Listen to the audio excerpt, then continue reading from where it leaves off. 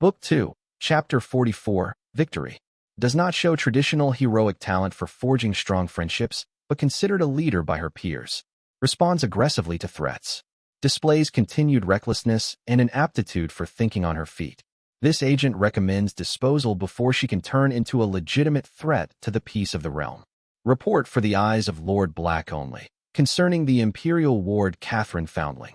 Gallowborn, Titan ranks. My personal guard dragged the wounded behind their shield wall and began retreating in good order under the bellowed instructions of Captain Ferrier. They'd held up surprisingly well against the assault of the devils, I saw. Less than a line of casualties. Some of that could be attributed to the fact that they'd fought defensively and not been the focus of the Hellspawn to start with, but there was more to it than that. They'd held the line against devils before, at Marchfort. They'd been through the crucible already, and all the soldiers who would have flinched in front of the howling horde were already dead. To borrow one of the more brutal sayings of the Queen of Blades, war had separated the wheat from the chaff. I fell back behind the protection of the shield wall, adjutant swatting down anything that came even remotely close to us. Masigo, I saw, had already done the same. My Calawan soldiers gave him as wide a berth as they could. Apprentice had shown enough of what he could do that my rank and file stepped lightly around him. Getting back to my personal guard had been a matter of running more than fighting. The Gallowborn were now at the back end of the avenue where most of the fight had taken place, backs against a stone guildhouse to limit how many angles they'd have to defend. I took a look back to where I'd done most of my fighting today and grimaced. It was packed with devils, milling around and beginning to mass for an offensive against my men. No sign of William, though there was no doubt the bastard was still alive. It would take more than devils to do in the lone swordsman, even if he didn't have his creepy sword. I bit my lip and considered my options. Eris had either run off on a horse northwards or tried to fake me out again by continuing on foot to the east. I was inclined to believe she'd been on the horse. She wouldn't be as sanguine disposing of her Presime minions as her hired ones, and Fadila had followed her on the ride. Could be how she's selling this, though. I resisted the urge to spit and set the matter aside. Wasting time to speculate on her tricks was playing right into her hand. North or west? North of us, there was the ritual site the lone swordsman was using to bring the angel into creation, which my gut told me was her target. Whatever she was intending to do to that ritual, it couldn't be allowed to come to pass. She was dangerous enough without having stolen an angel's power or worse, corrupted it. There were precedents for that, though they were legend and not recorded history. Not that the existing Presci records were all that reliable, considering tyrants were the ones who decided what got written. Even worse, with Calawan histories largely put to the torch or confiscated after the conquest, there were no other record to cross-examine them with. North, I decided. It would have to be north. Trying to force our way through the devils was a recipe for a rout, even with 3 named on our side, so we'd have to swing around. What was it Eris had said when she'd fucked us over? 200 paces. How much ground would that actually cover? Was it centered around her? It made most sense as a circle, but even if that was the case, that didn't tell me whether those 200 paces were the radius or the diameter. That's why we bring specialists, Catherine. Masigo, I said, jolting the mage out of his thoughts. What Eris did with the devils. How does it work? The dark-skinned mage pushed up his glasses. In layman's terms, she put down a metaphysical banner where she stood that formed a ward. Inside that ward, the 8 binding for devils she summoned is lifted. In the distance, a crossbow bolt caught a jackal head in the chest. The devil yelped and retreated, but they were beginning to test our defenses. We couldn't linger here much longer. What's the shape of the ward? Circle, he immediately replied. Cast this hastily, it can only be that. And the 200 paces. Diameter, he frowned. I'm assuming, considering the amount of sorcery she used to create it. Good news. 5 streets to the right should be enough, maybe 7 if they were too narrow. We'd lose time going around, but that couldn't be helped. I closed my eyes, visualizing what Eris had done. Wait, Masigo had said a ward. A fixed point, then, that she wouldn't be able to control after she'd made it unless she was on hand. Apprentice, I said slowly. That ward, can you affect it? He blinked. Given enough time I could break it, if that's what you're asking. Would there be a point to that? They can't misbehave outside its boundaries, and what she did to lift the binding seems to be attracting them. Yes, I'd noticed that last part. I almost smiled, showing my teeth. Hakram let out a bark of laughter, and Moshgio looked confused. Apprentice, when she lifted a binding she made a hole right. You want me to lay a binding of my own? The mage immediately understood. It was always a pleasure to work with clever people. Right now, every devil in Lys is drawn to this ward like it's a beacon, I said. Let them. When they get here, though, make them fight. Modifying the ward was much faster than dismantling it, though not without problems. Eris had laid traps into its structure, because of course she had. Masigo took the precaution of creating a small levitating orb of light that sucked in the torrent of black flames that spewed out the moment he accessed the ward structure. He also had to take apart a set of fake runes he assured me would have rotted my eyes in their sockets if I'd looked at them. Still, before the devils mounted a proper attack, he finished the job. What I saw afterwards was a sight I would take to my grave. I'd witnessed great and terrible things since leaving Lore, walked the grounds of the tower, and passed through the Hall of Screams. I'd watched a battlefield turn into a hellish wasteland of green flames at Three Hills, fought a fully incarnated demon in the ruins of Marchford. None of those held a candle to seeing 1,000 devils rip each other apart gleefully in a massive melee, rending each other's bodies apart with tooth and claw. I felt a shudder go through the Gallowborn as they watched, awed by the sight of the monsters turning on each other mercilessly. We didn't stick around to see the fight play out, turning west to swing around the ward. There was no banter, not after the mess we'd just left behind. My soldiers were in a subdued mood, and as I rode zombie, I kept an eye out on our surroundings. Twice I glimpsed goblins on rooftops, nodding back to their salutes before they scampered into the shadows. Robber's cohort had been given a very specific task, and it was pleasing to see they were on top of things. This particularly plan I'd hatched with Aisha's help, and though events had conspired to complicate its completion, I'd also been handed a golden pretext to use it. By the time we'd begun marching north again, we'd gotten deep enough inside the city, I was surprised we weren't running into rebel soldiers. They must have retreated past the second ring of defenses, though who had actually given that order was anyone's guess. William must have been in overall command by sheer virtue of being a hero, but he wasn't a battlefield commander. My money was on the Baroness Dormer, which wasn't a bad thing for the 15th. As far as I knew, she hadn't fought in the conquest and had no real military experience. She was the kind of opponent Juniper would eat for breakfast. The narrowness of the street we were in had forced the Gallowborn into a column instead of a stronger formation, which made me uncomfortable. These would not be good fighting grounds if we ran into the enemy. I was considering moving us to a broader avenue when I saw a single silhouette ahead of us, walking calmly towards my men. Trouble, I thought, calling a halt. There has to be another way, Adjutant said quietly. We've discussed this before, Apprentice replied flatly. We had, and it was too late to back out now. I tried talking first, but my history with talking sense into people was a little checkered. Still, who knew? There were a lot of ways for the third encounter between a hero and a villain to go. Few of those to my advantage, but sometimes you had to roll the dice even if the game was rigged. William paused 4 city blocks away from my forces, casually sweeping his sword along the ground. The brute strength and speed of the sweep created swirls of wind in front of him, scattering dust. The message was clear. The Gallowborn were not to advance any further. I dismounted zombie, idly checking my weapons. My throwing knives were safely secured, and the satchel on the back of my belt held tight. Passing the shield wall, I strode forward to meet the lone swordsman on the field. His scrap with the devils had cost him no wounds, I saw. His long coat was torn in several places, but somehow that just made him look rugged. The chainmail under was still pristine, and his dark hair stylishly tousled. I was drenched in sweat under my plate. My bad leg ached and my hair had knotted against the edge of my open-faced helmet in a way that itched. Fucking heroes. He probably smelled like flowers, I thought bitterly, while I smelled like horse and blood and being in over my head for at least the 10th time this year. And so we meet again, William said, green eyes cold. That's usually what happens when you go looking for people. I spoke drilly. As Eris is no within my reach at the moment, I must call our truce at an end, the lone swordsman said. Who would have seen that coming? I spoke in a monotone. Alas, you've taken me by surprise. Curse your unexpected betrayal. Apparently the hero hadn't foreseen quite this much mockery when he'd prepared for this conversation in his head, because he did a piss-poor job of hiding how irritated he was. Honestly, that was on him. I'd never shown him any respect before. Why would I start now? Die, he said. And not nicely. Villains have limited retirement options. William, I said gently. This isn't exactly a revelation to me. What I'm curious about, though, is what happens after. Say you manage to kill me. What then?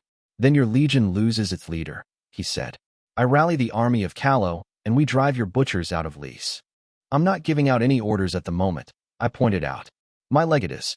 And as for you driving the 15th out of this city, well, the last time it fought a battle against a proper army, it spanked a force twice its size of professional soldiers, half of which was mounted. You think levies and a bit of southern retinue is going to stand up to veterans like them? William, my soldiers brutalized devils when they were just a bare skeleton of a legion. They're led by a woman so clever she sometimes scares me.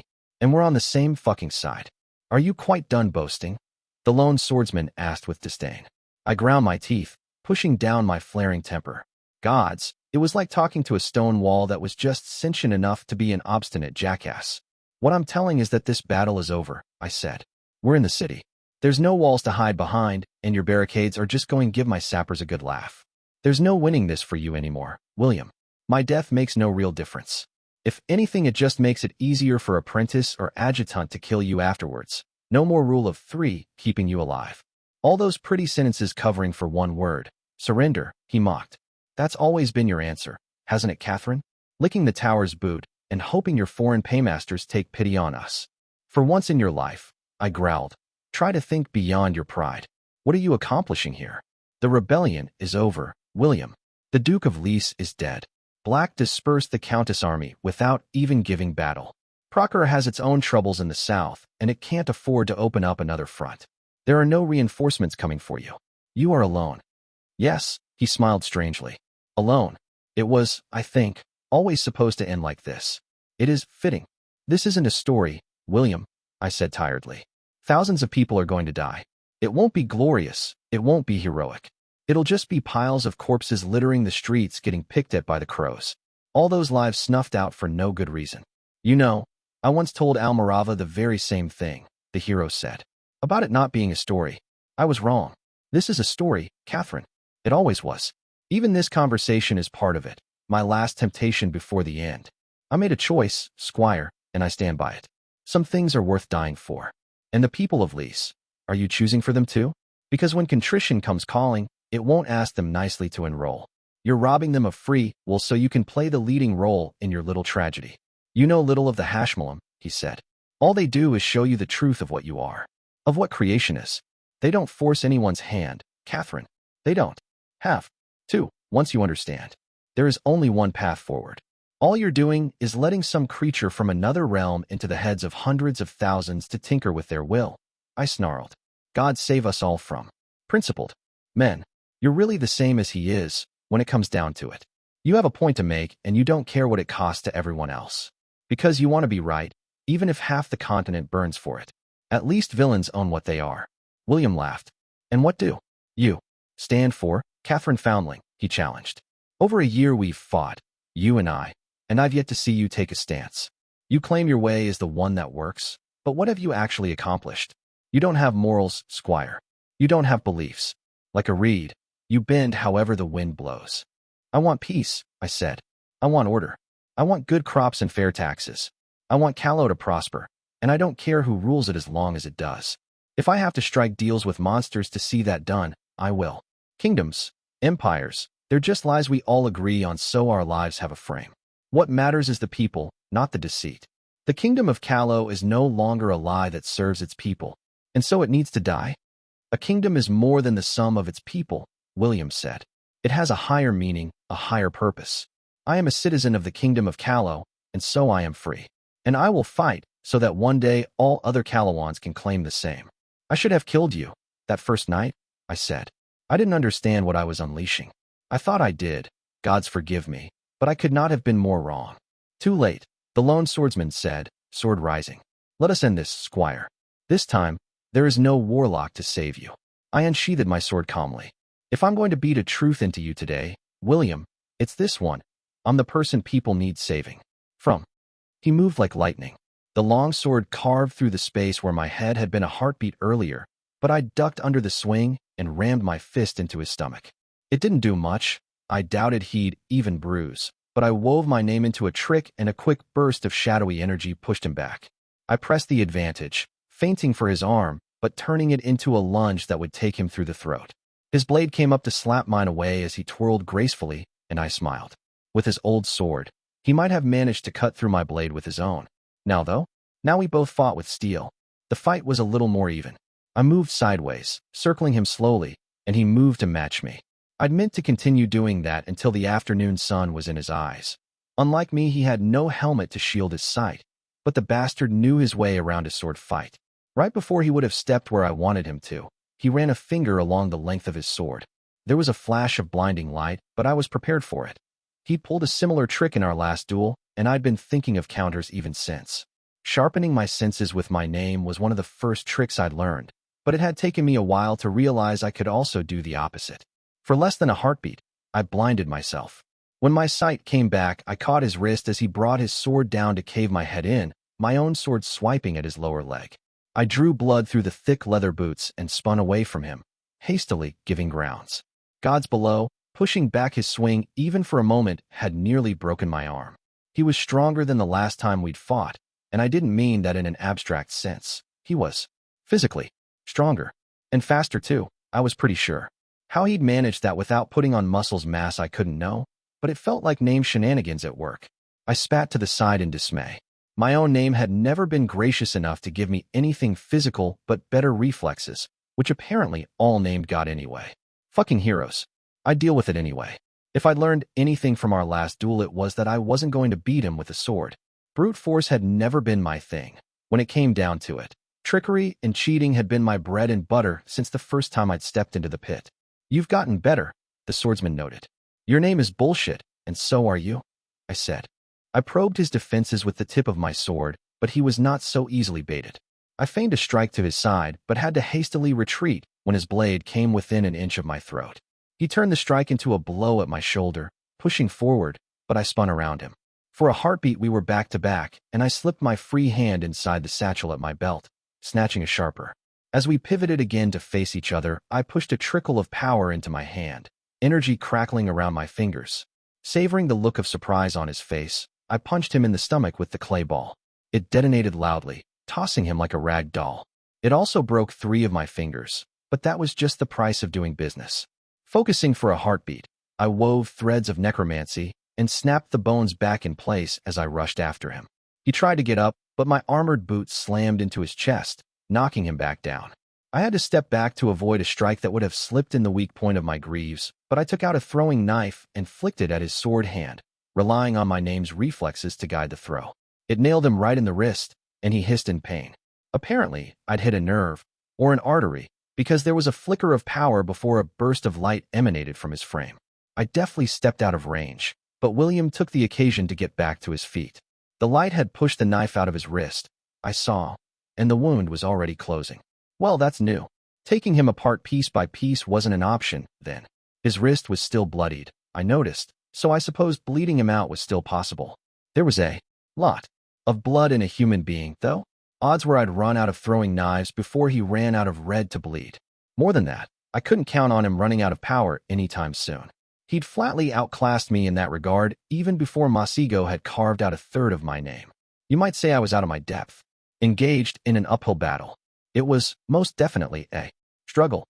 Something dark rose in the back of my mind at the thought, howling in rage at the heavens as my name finally woke up. My veins warmed with power, and I grinned. Let's try that again, I said. I dashed forward, the pain in my leg gone as the pavement stone gave under the pressure of my charge.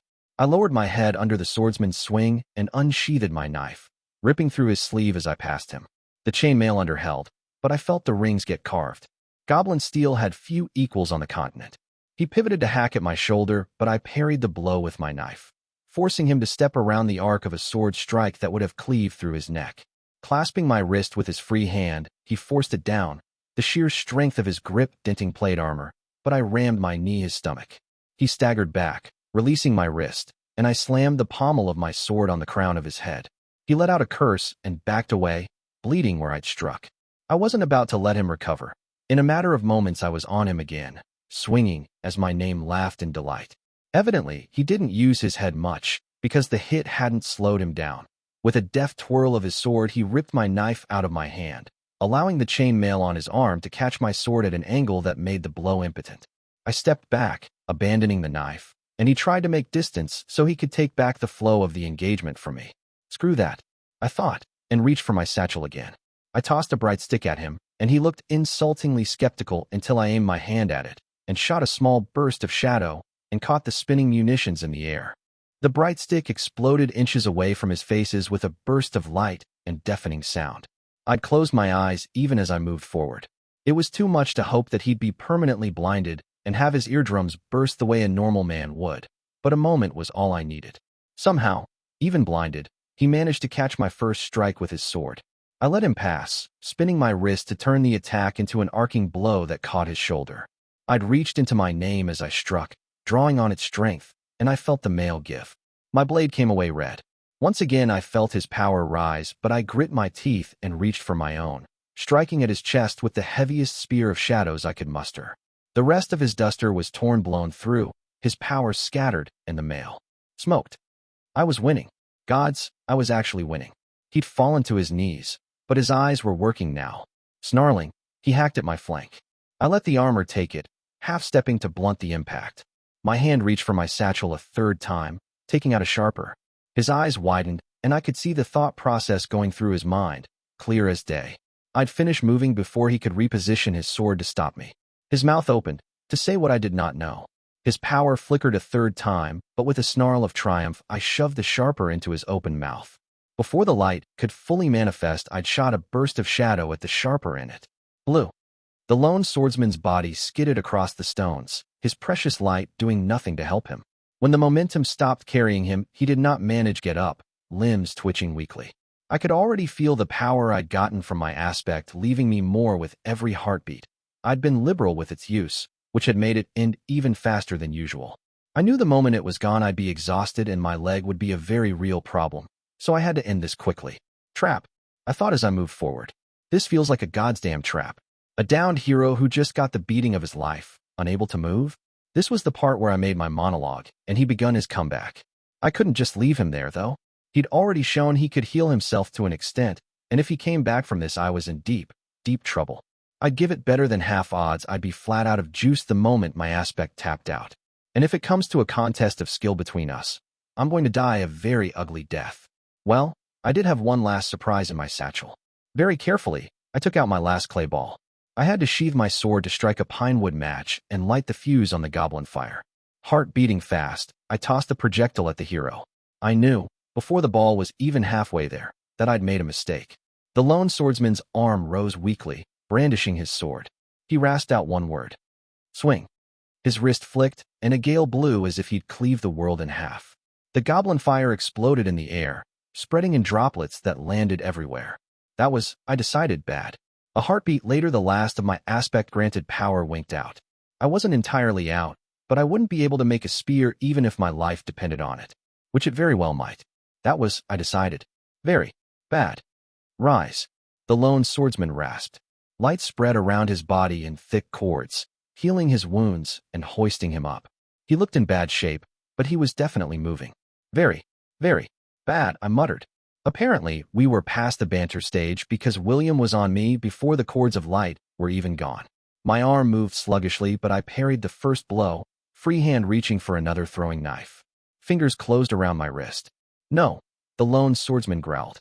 Yes, I hazarded, the word drowned out by the plate covering my wrist breaking apart completely under his grip. I slugged him in the face with the pommel of my sword, but he took it unflinchingly, pushing me back. I'd settle for a maybe, I said. My cutting sarcasm, unfortunately, failed to draw blood. Weeping heavens, I was pretty sure he'd sprained my wrist under the steel.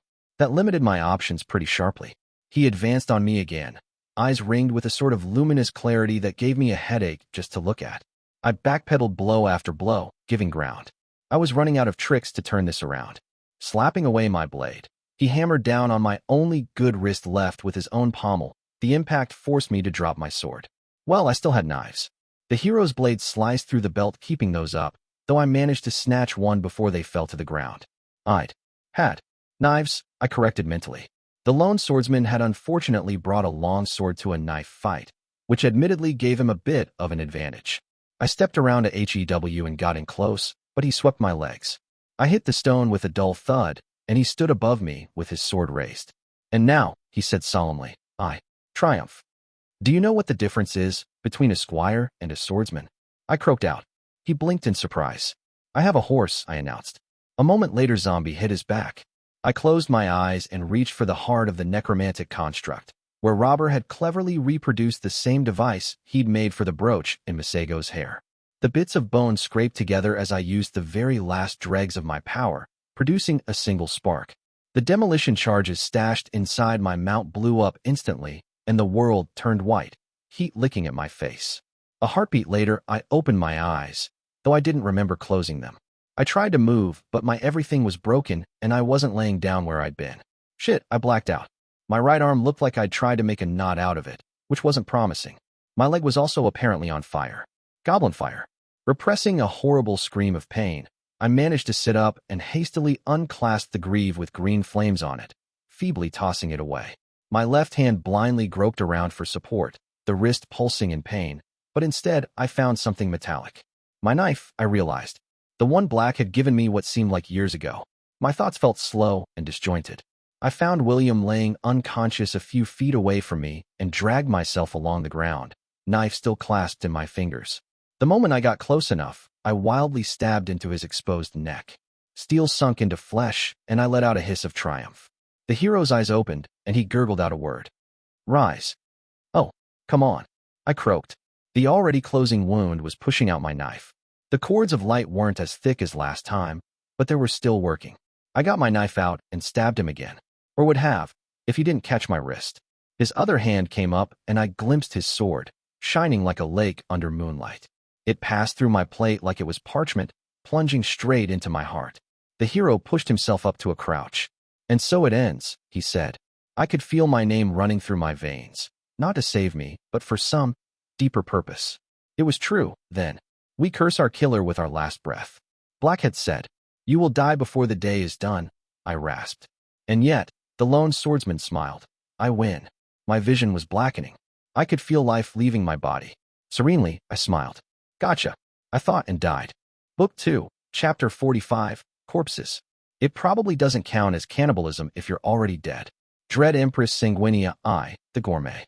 Nefarious corpse hadn't even cooled before they dismembered and burned it, scattering the ashes so broadly not even a wraith could be formed from the remains. A lesson the court learned centuries ago at the knees of the first dread Empress Sanguinia, whose reign of terror had not ended with the cup of poison she drank. She had, if anything, become even more dangerous after her death. The Chancellor was a thorough man, for all his flaws, and had no intention of giving a sorcerer as accomplished as nefarious a foot on the land of the living. The hall on the 24th floor of the tower had long been used for official court sessions, and that the Chancellor had chosen it as the place for his summons spoke openly to the man's intentions. He'd been ruling the empire in all but name for the last decade anyhow. No doubt he saw actually taking the throne as a mere formality. He had the backing of the High Lords, the legions, this sad, ugly sister of what the legions of terror had once been, were in his pocket, and he controlled the tear. Ascensions to the throne had been built on a third of that kind of support. And yet, Amadeus gazed at the sprawling mosaic that made up the entire floor, lost in thought. The centerpiece was arguably the depiction of the First Crusade and Dread Empress Triumphant's fall, but that wasn't what interested him. Closer to the bronze and gold doors there was a motif about Dread Empress Maleficent I, the founder of the empire. It showed her driving out the Mesons, a historical inaccuracy, as there had only been one bare skeleton of a legion left, but the lie was central to the creation myth of praise, and uniting the Sonic and the Tagreb. She'd been Tagreb herself, governor of Cotton under the foreign occupation. The more numerous and politically powerful Sonic had her assassinated within the decade, and one of their own took the throne, but you'd never guess it from the way the High Lords were smiling at her side. Behind the humans knelt greenskins, orcs and goblins mingling in abject adoration of their superior. Another lie. The clans had only been cajoled into joining the declaration by bribery, and the tribes had to be forced into the fold by violence. So many lies, for a single floor. A pack of gilded ornaments hastily slapped over an inglorious beginning, carefully polished over the millennia since until they became accepted as the truth of history. What would they say of today in 1,000 years, the Black Knight wondered. Would they speak of it as the beginning of a golden age or the whimper of a stillborn rebellion? The nobles and sycophants milled about the hall, clumping together in whispering circles. None of them approached him. Some had tried to play him the fool when he'd been younger, thinking Aduni would be easy prey, but the trail of corpses he'd left behind since had dissuaded them of the notion. Still, at least some of them should have been trying to forge an alliance with him to better their fortunes under the new regime. Word of his many disagreements with the presumptive emperor must have spread. Was this the prelude to an attempt to remove him from the game entirely? He found the thought amused him. Chancellor's intentions upon taking the throne were still a mystery to him, though he could make some educated guesses. He was shaken out of his thoughts when the man in question strode through the open doors. The whispers stilled, and the crowd parted reverently as the Chancellor walked to the throne. Running a hand on the stone and iron, the man stood there for a moment, smiling. Finally, he sat, and the crowd let out a single breath. Relief, envy, admiration. Already vultures were gathering behind the curtains of professed loyalty, scheming how they would carve out an advantage from the succession. There would be need for a new chancellor, and that name was ever brimming with claimants. For now, though, they knelt. Like a wave washing upon the floor, the mighty fell to their knees, until the wave reached him. Amadeus stood, leaning against the wall. "You take liberties, Black Knight, that I have not allowed," the Chancellor said. The rebuke resounded like the crack of a whip in the silence of the hall. Black pushed himself off the wall and strolled to the center of the crowd. "I," he said, "do not kneel." The Chancellor chuckled.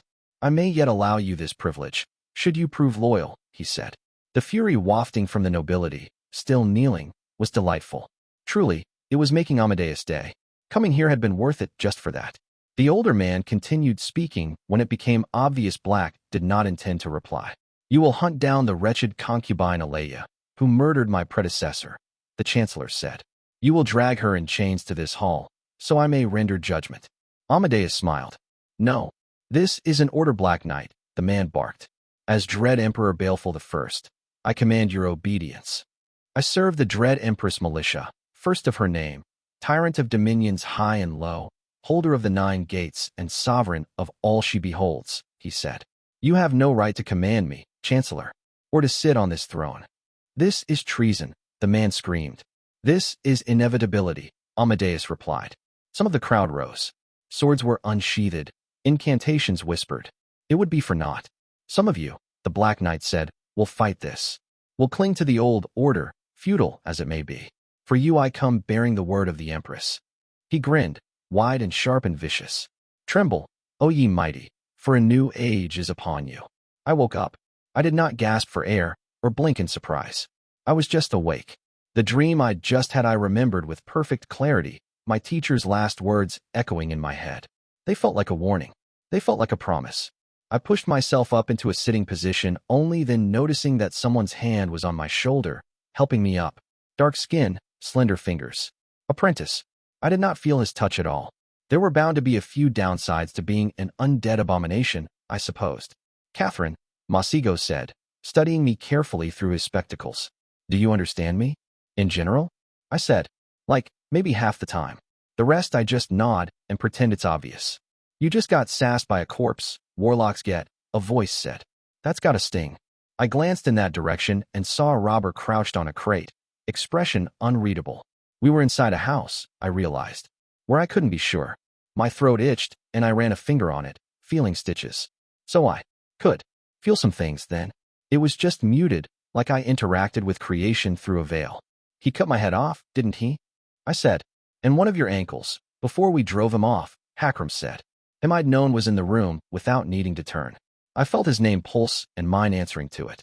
There was a connection there, one I did not yet understand. So much about name lore still remained hidden to me. Was it the same for Black and Captain? Hakram was, I supposed, my equivalent of the gargantuan Tagreb, with perhaps a little of scribe thrown in for good measure. "I guess he learned from the last time," I said, looking at my similarly stitched-up right leg. Damn, I'd run out of usable limbs at this rate. Of all the habits I could have picked up, why was getting crippled the one to stick? "Doesn't seem to be hindering me any." "You shouldn't be able to feel pain anymore," Masigo said. "Or pleasure, for that matter. You're essentially a cadaver with limited sensory abilities." "You sweet talker, you," I said, getting up. How long was I dead? Even with the amulet I was wearing under my armor. A receptacle to catch my soul after I died. The way Apprentice had put it, his most conservative estimates had been that it would take him a little over a bell to raise me from the dead. Well, raise me was a bit of a misnomer. I was still dead, just walking about, with my soul stuck in a piece of amber hanging off my neck. I'd had better weeks. "About an hour," Hakram said. I blinked in surprise, or would have if my body still worked that way. My eyelids didn't move until I consciously made them do it. Gods, that was going to be weird. Masigo, I prompted. Robber tossed me by sword belt, which had been taken off me at some point. I buckled deftly, noticing my men had even brought a replacement greave for the one I'd lost to goblin fire. It didn't match the rest of the gear, but unlike Eris, I didn't have half a dozen spare suits of armor to draw from. A force was helping me along, the bespectacled mage said. Your name, and something else. It was like creation did not want you to be dead. Ominous, I said, tightening the strap on the greave Hakram had handed me. Says the undead abomination, Robber pointed out cheerfully. At least I don't own a jar full of eyeballs, I said absent-mindedly. Speaking of dodgy business, Tribune, how's your progress? Shouldn't you be out in the field? The goblin preened. No need. We've got 2 out of 3 already, and the 3rd one's been found. Just a matter of time. Your little trick with the devils made it much easier to get around the city. Don't posture. It makes you look like the bastard child of an inexplicably green gargoyle and a pigeon, I said. Still good work. I want all 3 behind our lines the moment you can manage it. No fuck-ups. There's a lot riding on this. So I've heard, the goblin said, grinning malevolently. Up to no good, boss. Good cut my head off not an hour ago, I muttered peevishly. We're not exactly on speaking terms at the moment. I turned towards the more productive members of my posse. Where are we exactly? It looked like a house, but too small to be one from the street where I'd gotten stabbed to death. That was still a thing that had happened. I'd call this the worst week of my life, but that would just be taunting fate. Past the first barricade, Adjutant said. In the forward beachhead of the 15th. When it became clear the devils weren't going to be a problem, Hune marched deeper into the city and smashed through their first line of defense.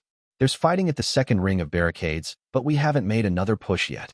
I raised an eyebrow, having to gauge approximately how high it was supposed to go. Gods, this undeath business was a pain. It was a good thing I didn't intend to stay like this for long. Nox Kabili has been sent further east to assault through there. Juniper thinks if we hit them on 2 points they'll collapse and fall back to the ducal palace, Hakram said. If the swordsman shows up, dividing our forces is gonna be costly, I said. There's been no sign of tall, dark, and very stabbable, Robber said. Or Queen Smug. I'd put good money on them tangling as we speak.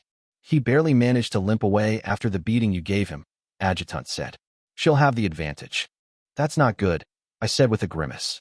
She'll be wanting to meddle with the ritual. And I need it. I didn't say. Only Masigo and Hakram were fully in the loop as to the end game of the gambit I'd run by getting myself killed by William. Apprentice had made it clear from the beginning that while he could raise me from the dead, he couldn't actually resurrect me. True resurrection was the province of good. That was the underlying pattern.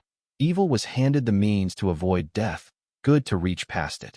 Staying undead wasn't an option, as far as I was concerned. Masigo could currently puppet me if he so wished, since he held the leash on the spells that had me walking around, but in theory someone could wrest that leash away from him. Warlock definitely could, and given Eris' talent with sorcery, given enough time, I was pretty sure she'd be able to work out something too. There were advantages to my current state, but way too many liabilities came with it. Not to mention the whole being a moving corpse aspect. That would put a hamper on quite a few parts of my life, I thought, a certain redhead coming to mind. I clenched my fingers experimentally. That part seemed to be working fine, and being able to take ridiculous amounts of punishment would come in useful. I reached for my name and found it weaker than it had been before my death. No, not weaker. Looser. If before it had been a mantle draped comfortably on my shoulders, now it was hanging by a thread. Squires weren't supposed to die, I supposed. That I was still a squire at all was something of a disappointment, to be honest. You're frowning, Adjutant said. I was hoping getting myself off would serve as a shortcut in some ways, I said. Maybe lead into another name. Masigo chuckled. You've the wrong role for that, he said. You are meant to be the successor to a knight, whether black or white. Unless one of them dies, you're quite out of luck. Figures it wouldn't be that easy, I said.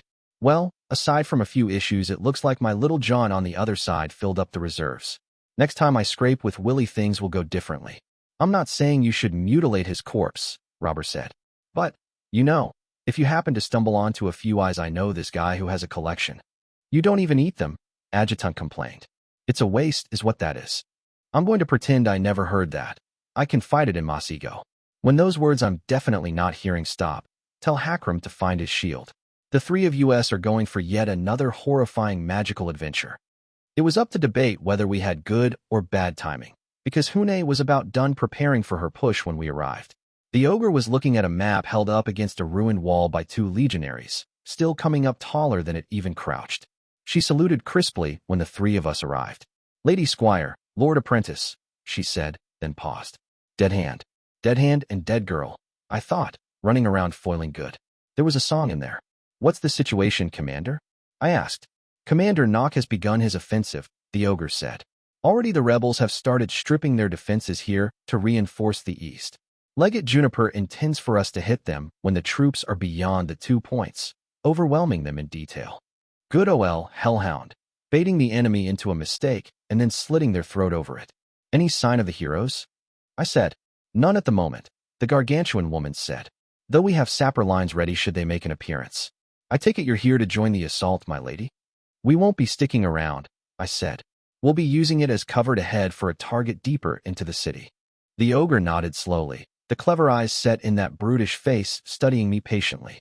"The place where the ritual is," she said. "You believe the Lady Heiress intends further mischief?"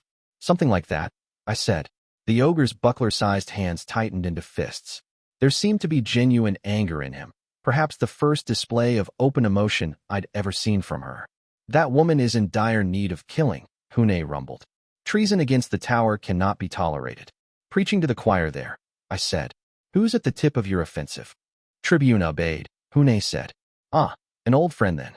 No doubt the former captain would find this scrap a pleasant stroll after our fun little evening with the devils near Marchford. Interesting choice to put regulars in front, but I suppose that with all the fresh recruits in the 15th, Hune was looking to blood some of her legionaries. "I'll get out of your hair, Hune," I said. "Good hunting, Lady Squire." "One sin," the ogre said, hammering a hand against her breastplate. "One grace," I replied, doing the same. Finding Abaid was easy enough. His legionaries were already formed up, the rest of the Kabili falling in line behind them. The Sonic was inspecting the gear of his first line, handing out praise and criticism freely. His cohort of 200 milled with excitement as we approached, smelling the blood to come. The man himself snapped a sharp salute. "Lady Squire." "Abaid," I said warmly. "We'll be joining you for the assault." "An argument could be made they'll be joining us," Masigo said. "Don't mind Apprentice," I said. "He always gets crabby right before the swords come out." "I do. Not. Dash. You're making her point for her, Masigo," Hakram whispered loudly. The mage closed his mouth with a snap, looking disgruntled. Abaid looked like he badly wanted to be somewhere else, but was too polite to flee. It would be strange going into battle without the Gallowborn at my back, but I'd elected to leave them behind since I wouldn't be taking them with me to the ritual site anyway. Currently, they were with Juniper at the central command node, charged with guarding the trump cards I'd tasked Robber with finding me. I took the lead as we began the march, the other 2 at my side. Hune had chosen one of the main arteries as her angle of attack, though I could glimpse legionaries spread out over the 2 adjoining streets as well. Tribune Abaid's cohort remained concentrated on the avenue we were using, as per Legion doctrine. It was a short walk to the second ring of barricades, and when we got there I saw there were already sappers in place. A company at most, but they were keeping the rebels busy by taking crossbow shots whenever a Calawan peeked out from behind the barricades. I was reluctantly impressed by what the defenders had managed to build as their rampart. Unlike the upended carts and sacks of sand and grain of the first barricades, these ones had foundations of stone pulled from God's new ware. There was narrow path through the rampart leading straight into a smaller barricade, which would force my legionaries to split between 2 sides when trying to overwhelm it. I couldn't see what the defenders were standing on from where I was, but some sort of scaffolding must have been built behind the wall. A handful of men were watching us, crouching down behind the walls whenever one of the sappers took aim at them. Taking this promise to be costly, I assessed, and the numbers were on the side of the defenders. As far as I could figure, Hune was going to collapse the barricades with munitions and charge through the wreck as soon as the defenders were positioned to stop Abaid's cohort, catching them flat-foot. It should work. The prospect of the losses displeased me, though. On both sides. What point was there in continuing to kill the rebels when the battle was as good as done? Without William around to stiffen their spines, I might actually be able to talk them into a surrender. It was worth a try instead of jumping straight into the slaughter, anyway. I signaled for Abaid's cohort to slow and went for the wall, sword still sheathed. From the corner of my eye, I saw one of the archers knocking an arrow and waited. The shaft was released, and I tapped into my name. watching it come closer. Snatching the arrowhead out of the air was what I was intending to do, but it ended up being more along the line of catching it with my palm. There was, I reflected, no real way to play that off as if it had been my intention all along. I didn't feel any pain from the wound, so simply sighed and broke off the shaft before wiggling the rest out. There was a gasp of horror from the barricade, and I heard someone say the word Squire. Good, there'd be no need for introductions. Some of the sappers were about to answer the shot in kind, so I immediately spoke up. Hold, I said. You, behind the walls. I'm Catherine Foundling, ranking commander of the 15th. Who's in charge here? There was a round of hushed conversation behind cover until a confident voice quieted it. A few heartbeats later, a woman rose to the top of the barricade, dressed in good plate. Even under the helmet, I recognized those silvery strands of hair and that pale, strikingly beautiful face. It appeared I was in front of the Baroness Dormer herself. I'd seen her exactly once before, when I'd been a child. She'd visited Lore to settle a trade dispute, and I'd managed to be part of the crowd watching her ride into the city. I'd skipped lessons for it, if I remembered well, because I'd wanted to see the noble so many people said was the loveliest woman in Calla with my own eyes.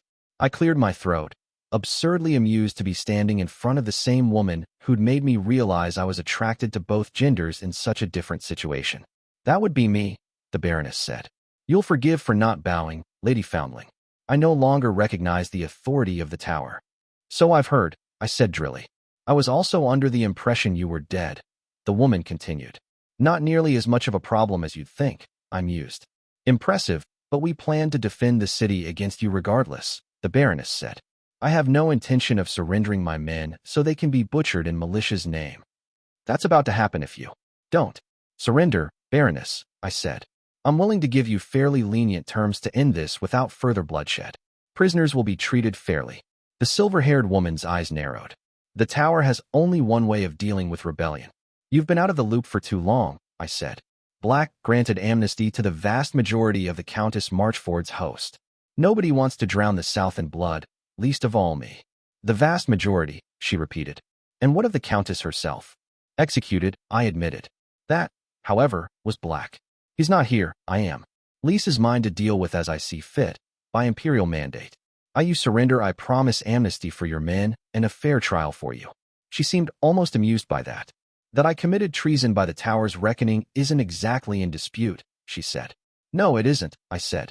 But all I've heard of you leads me to believe you got involved in this, because you believe Calla would be better off for the rebellion. That rebellion is over, Baroness Dormer. But you can still spare the people who fought for you. She hesitated. We could hold you off behind the barricades, she said.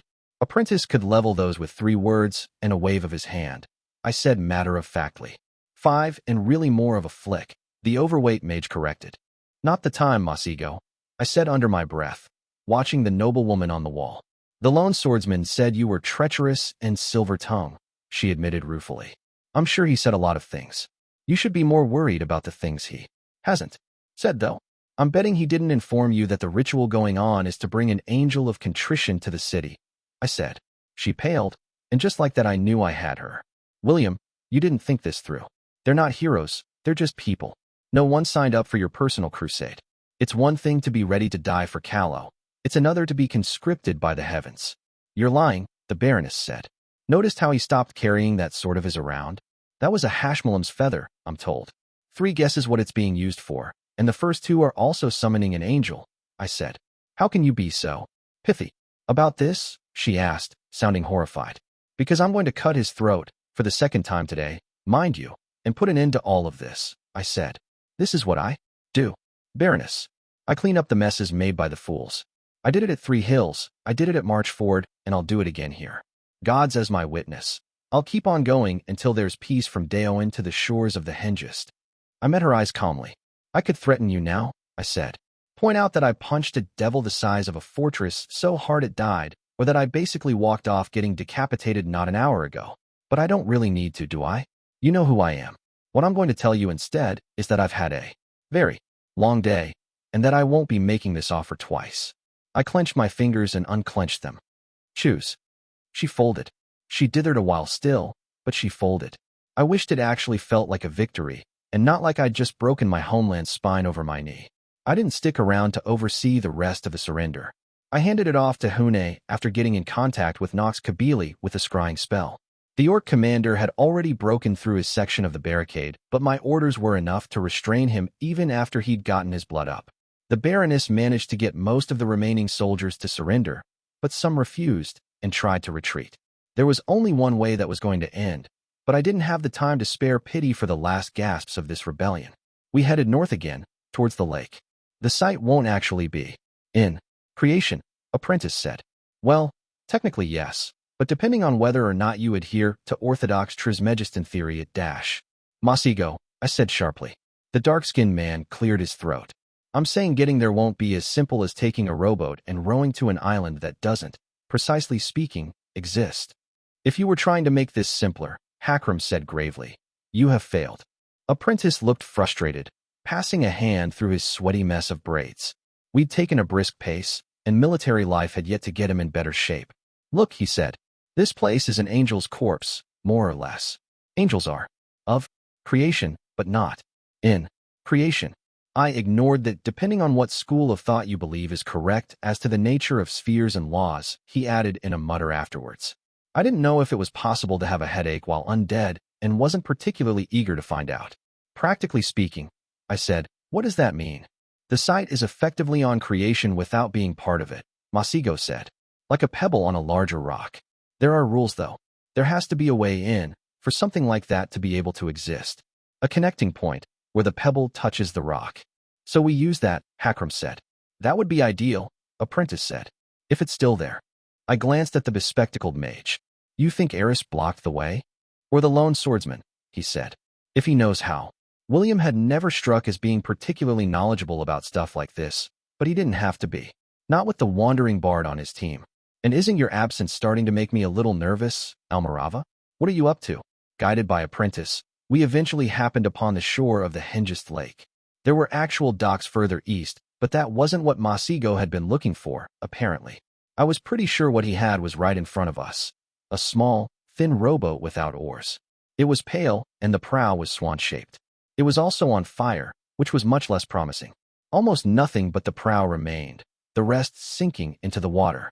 I'm thinking Eris, I said. It does bear her tender and delicate touch, Adjutant said. Apprentice, I hope you have another way to get us in. No. The Sonic said, then remained silent for a moment. Not us. Anyway, you made that unnecessarily tense, I told him gently. He blinked in confusion, and I decided there were more pressing matters at hand. Explain, I said. Pebble, larger rock, he said. Many syllables, I said, Catherine confused. And so they all died, because the Squire couldn't ever miss an opportunity to be sarcastic, Hakram said gravely. I cleared my throat, or at least tried.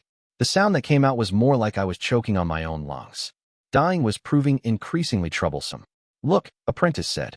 The rule is, there must be a connection. There's none available, so creation will work with me if I try to make one. I'm creating a second, smaller pebble that touches both the larger pebble and the rock.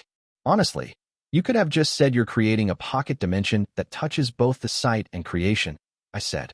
Gods, why am I even on your side? Masigo complained, throwing up his hands in the air. You like us, though hells if I know why, I said, patting him on the back. Now about that metaphorical smaller pebble. You went all exacting in a way I'm guessing means not all of us can go. I'll be casting, Apprentice said. And I need an anchor, temporary as it will be. Does it have to be Hakram? I asked. That depends, he replied. Do you want the pocket realm to collapse on you while I get non-named smear on my boots? No. Adjutant interrupted before I could reply. No, she does not. I shot the orc a look. I'd been going to say as much. Eventually. So just me then, I said. This doesn't feel even remotely like a coincidence. 3 named want this city, Hakram said. 3 named fight for it. The pattern comes to a head. This is about more than just Lys, I said.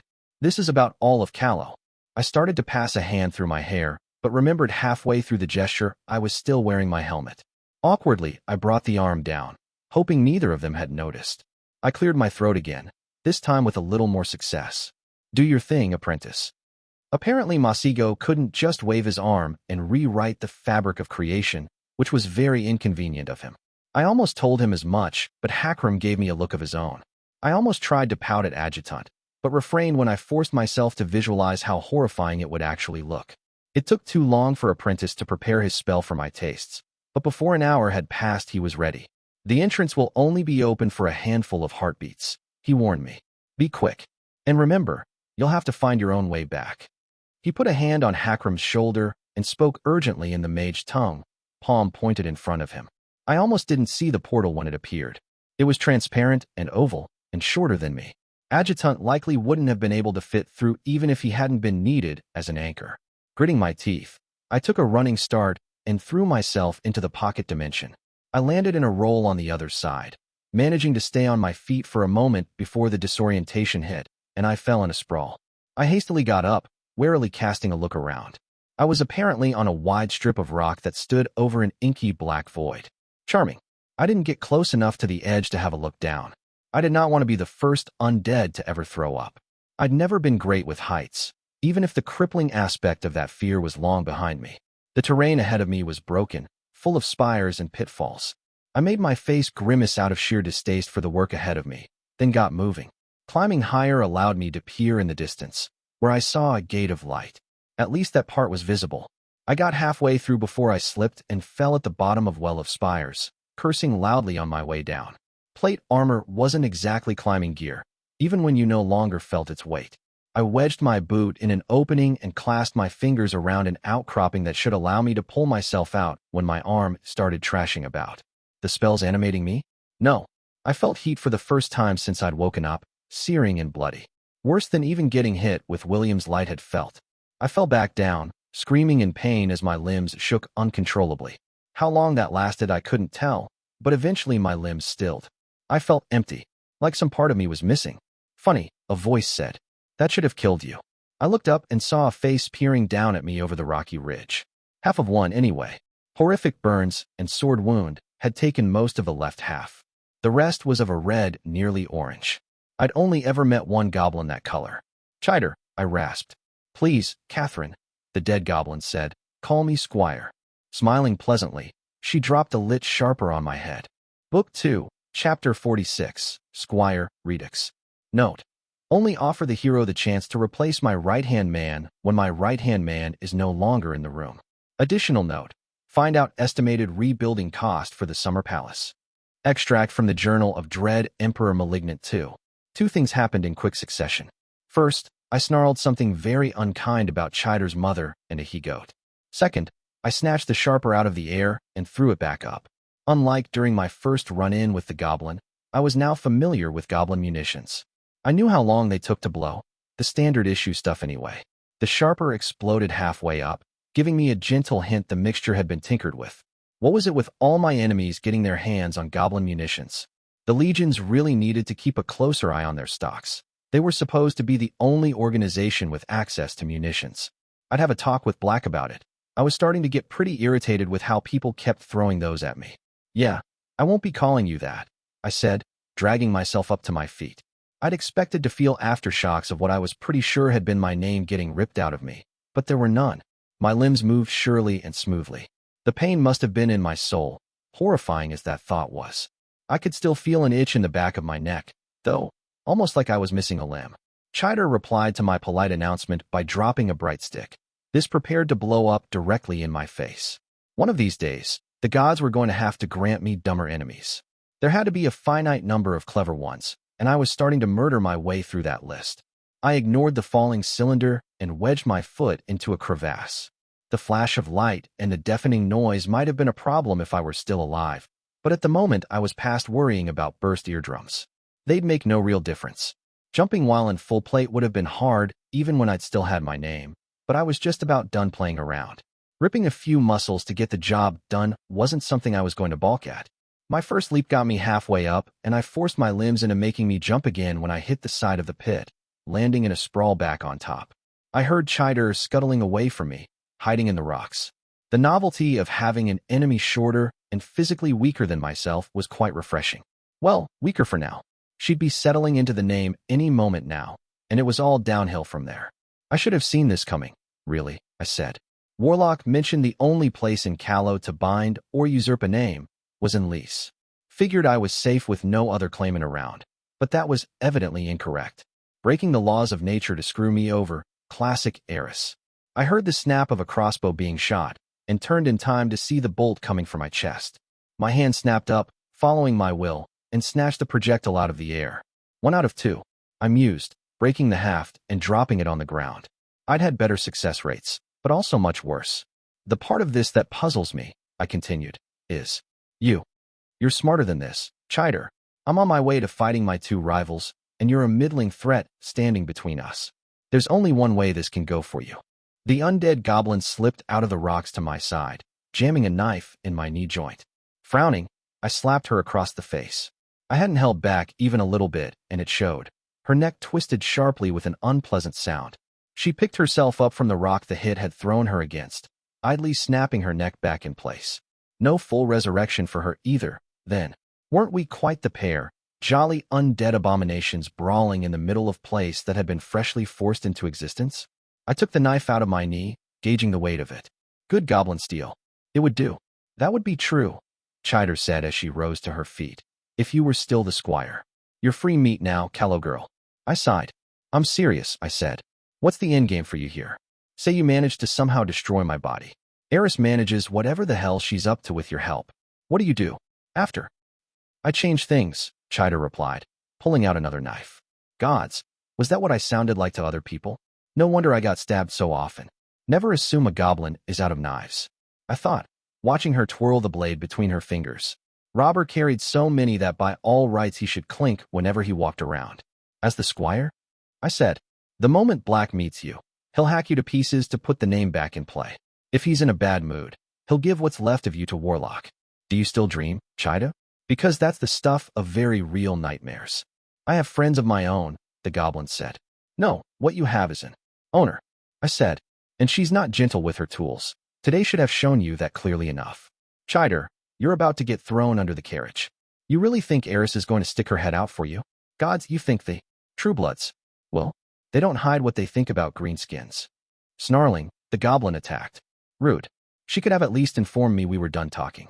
What was it with telling people they were wrong about everything that made them so aggressive? Already Chider was faster. Quick enough, she was hard to follow with the naked eye. I felt the blade scrape my chest plate, but it failed to go through, and I kicked her before she could stick it into my neck. Honestly, I wasn't sure what she thought that would do at this point. Make me bleed out? My heart wasn't beating anymore, and the stuff inside my veins was basically red water, giving me a little more mass. I caught her wrist when she came for me again, initially forcing it back, before something dark flared in her leering eyes. She begun turning the struggle around. Name strength, I decided, was a lot less pleasant from the other side. I spun around her and helpfully handed her back her knife, sticking it into her neck. Didn't seem to have much effect, but my boot on her back did. She was sent sailing again. You think I don't?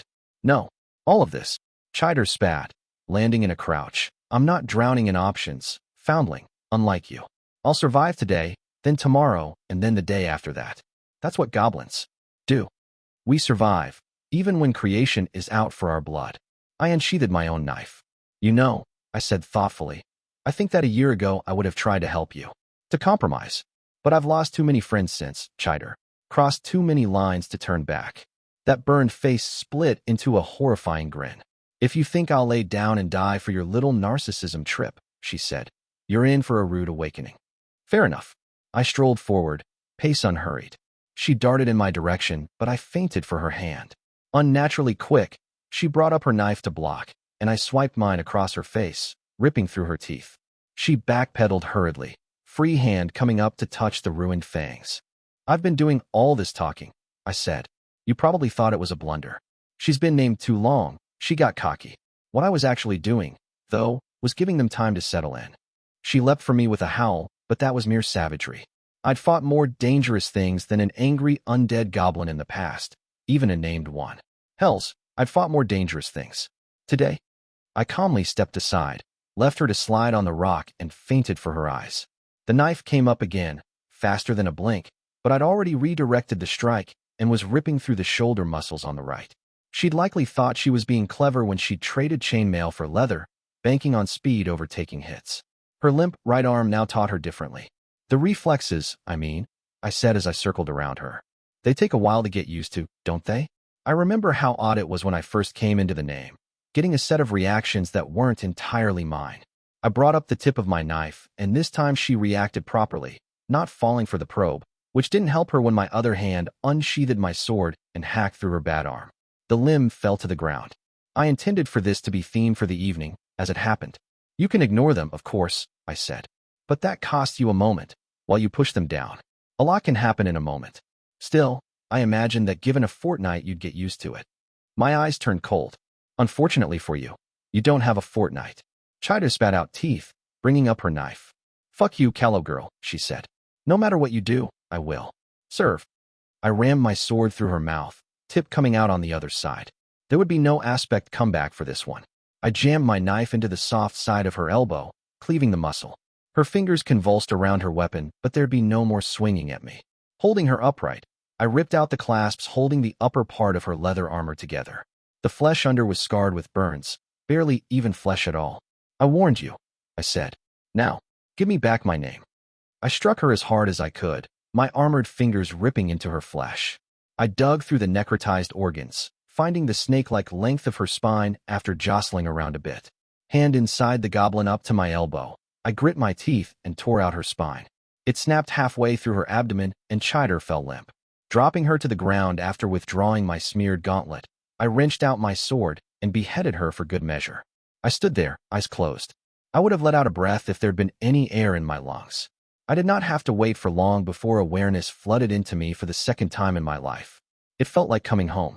I was Catherine Foundling, daughter of no one and nothing. I'd broken armies, snatched victory from the jaws of my enemy.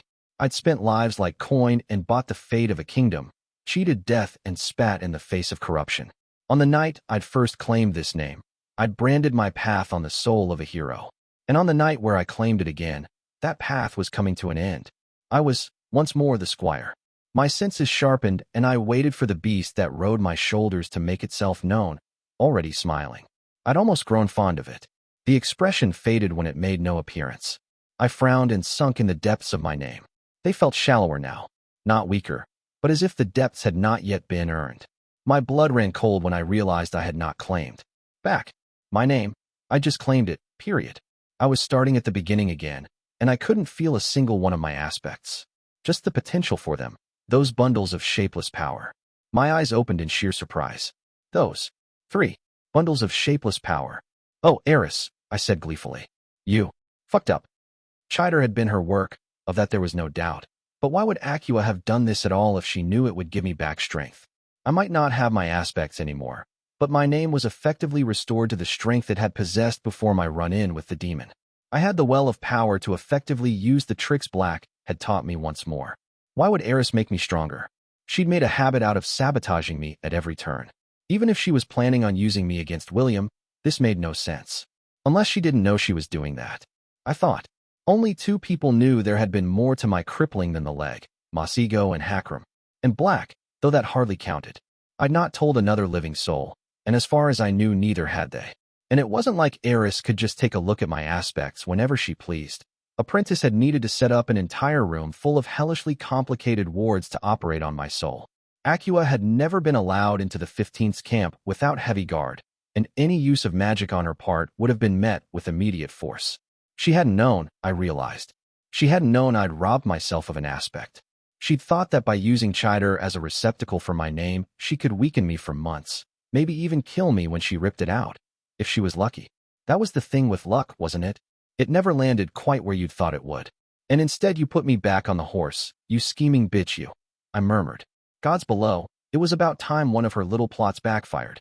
Now I just needed to cram her next one down her throat and make her choke on it. I knelt by Chider's twice-dead corpse, wiping my sword on her before sheathing it. I did the same with my knife after wrenching it out. If I'd had anything to set her on fire, just to be sure I would have. But for now this would have to be enough. I didn't have any munitions on me, much less goblin fire.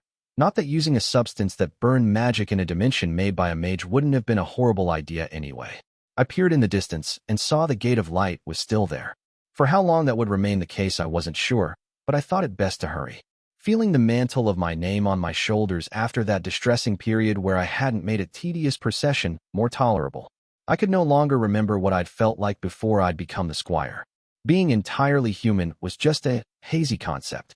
I was beyond sickness now, beyond the old limitations of my body like heat and cold or not being able to tinker with my own senses.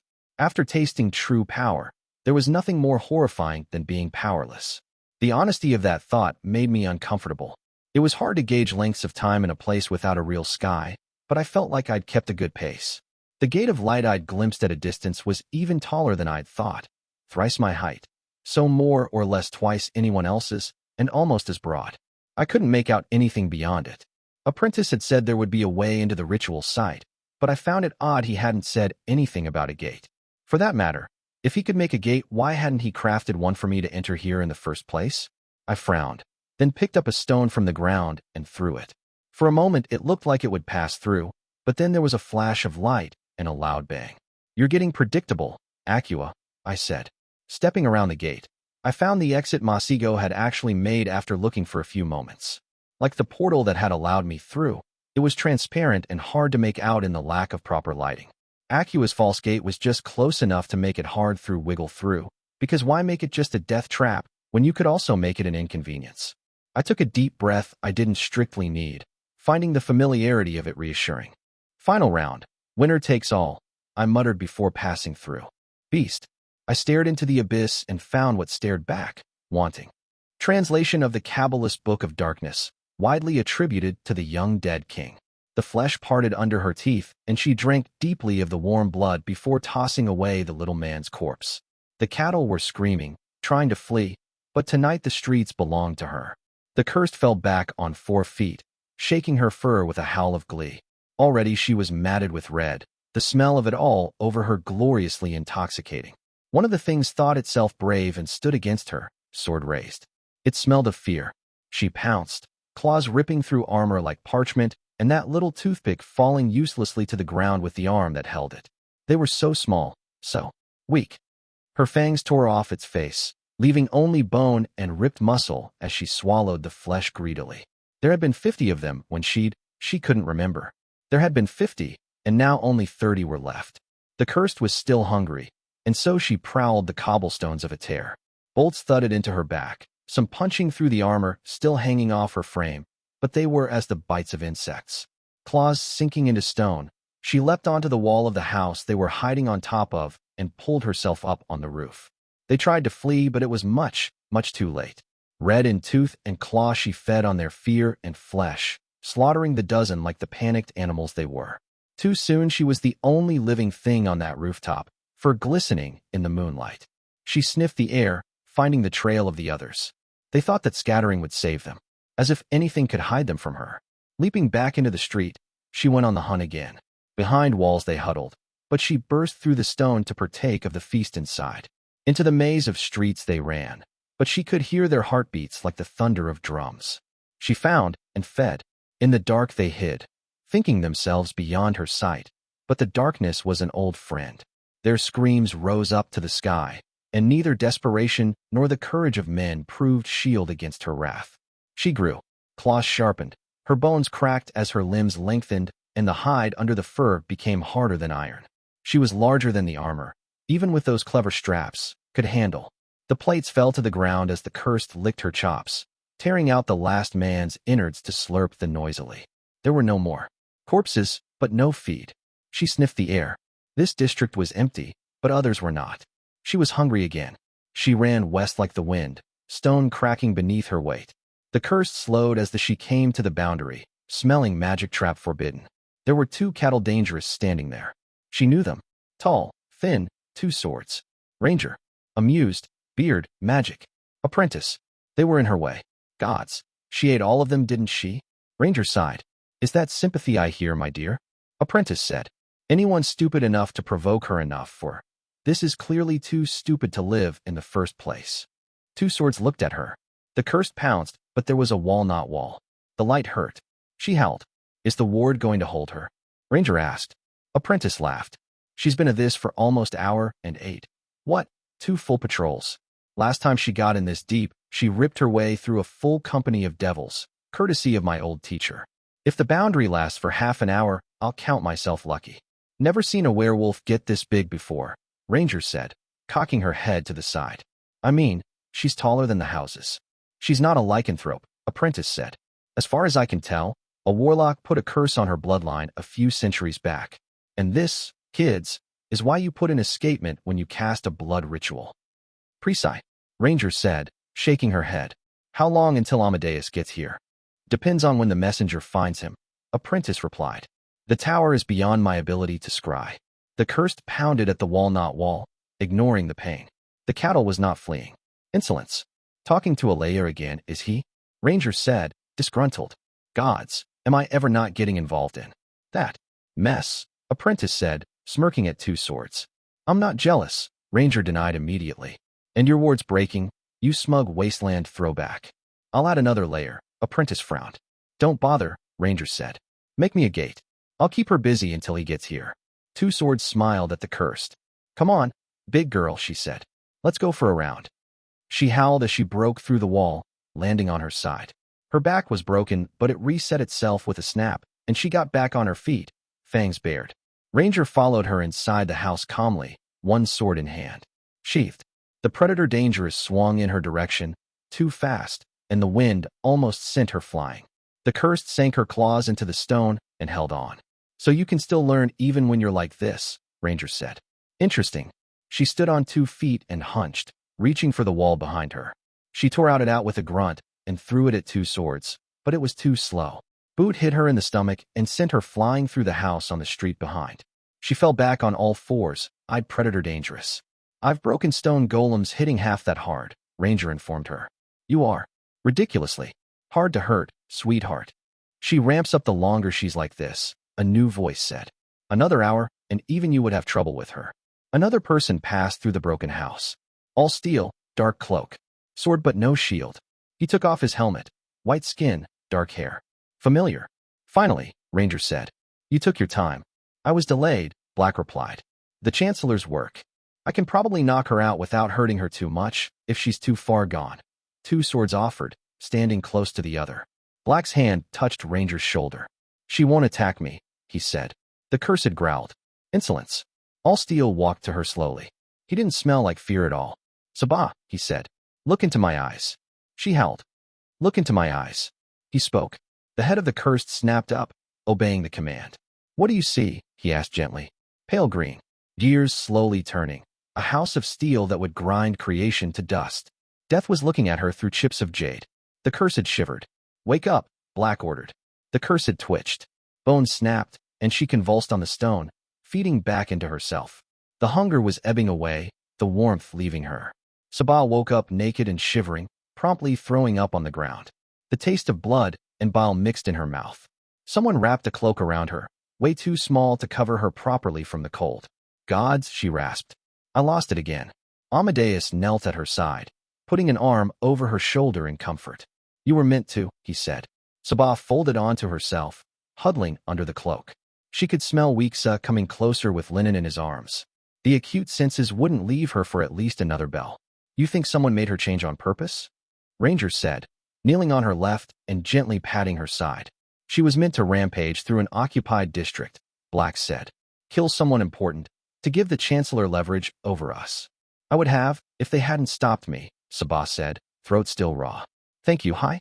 Things got. Don't worry about it, Ranger said. I've been itching for a good spar anyway. Sabah tried to laugh, but it came out half a sob. It's getting harder to keep it under control, she admitted. I know, Black said quietly, but I may have a solution. Remember Istrid, the chief of the Red Moons? The one who wrestled you? Sabah vaguely recalled. Amadua nodded. She told me about a place in the steppes, he said, where those who can't control the red rage go to learn how. The Chancellor told you to go to Stygia, Sabah said. The Chancellor can go fuck himself, Black replied frankly. We leave tomorrow. It was an old saying among the orcs that hard lands bred a hard people. The northern steppes proved the truth of that, particularly in winters. Snow and ice as far as the eye could see, burying the unprepared in vicious and unexpected storms. Wolves the size of a horse stalked the cold, taught over centuries that travelers made for an easier meal than the well-protected orc cattle herds. It had been the better parts of a month since they'd left the territory of the Red Moons behind, following the directions Istrid had given them.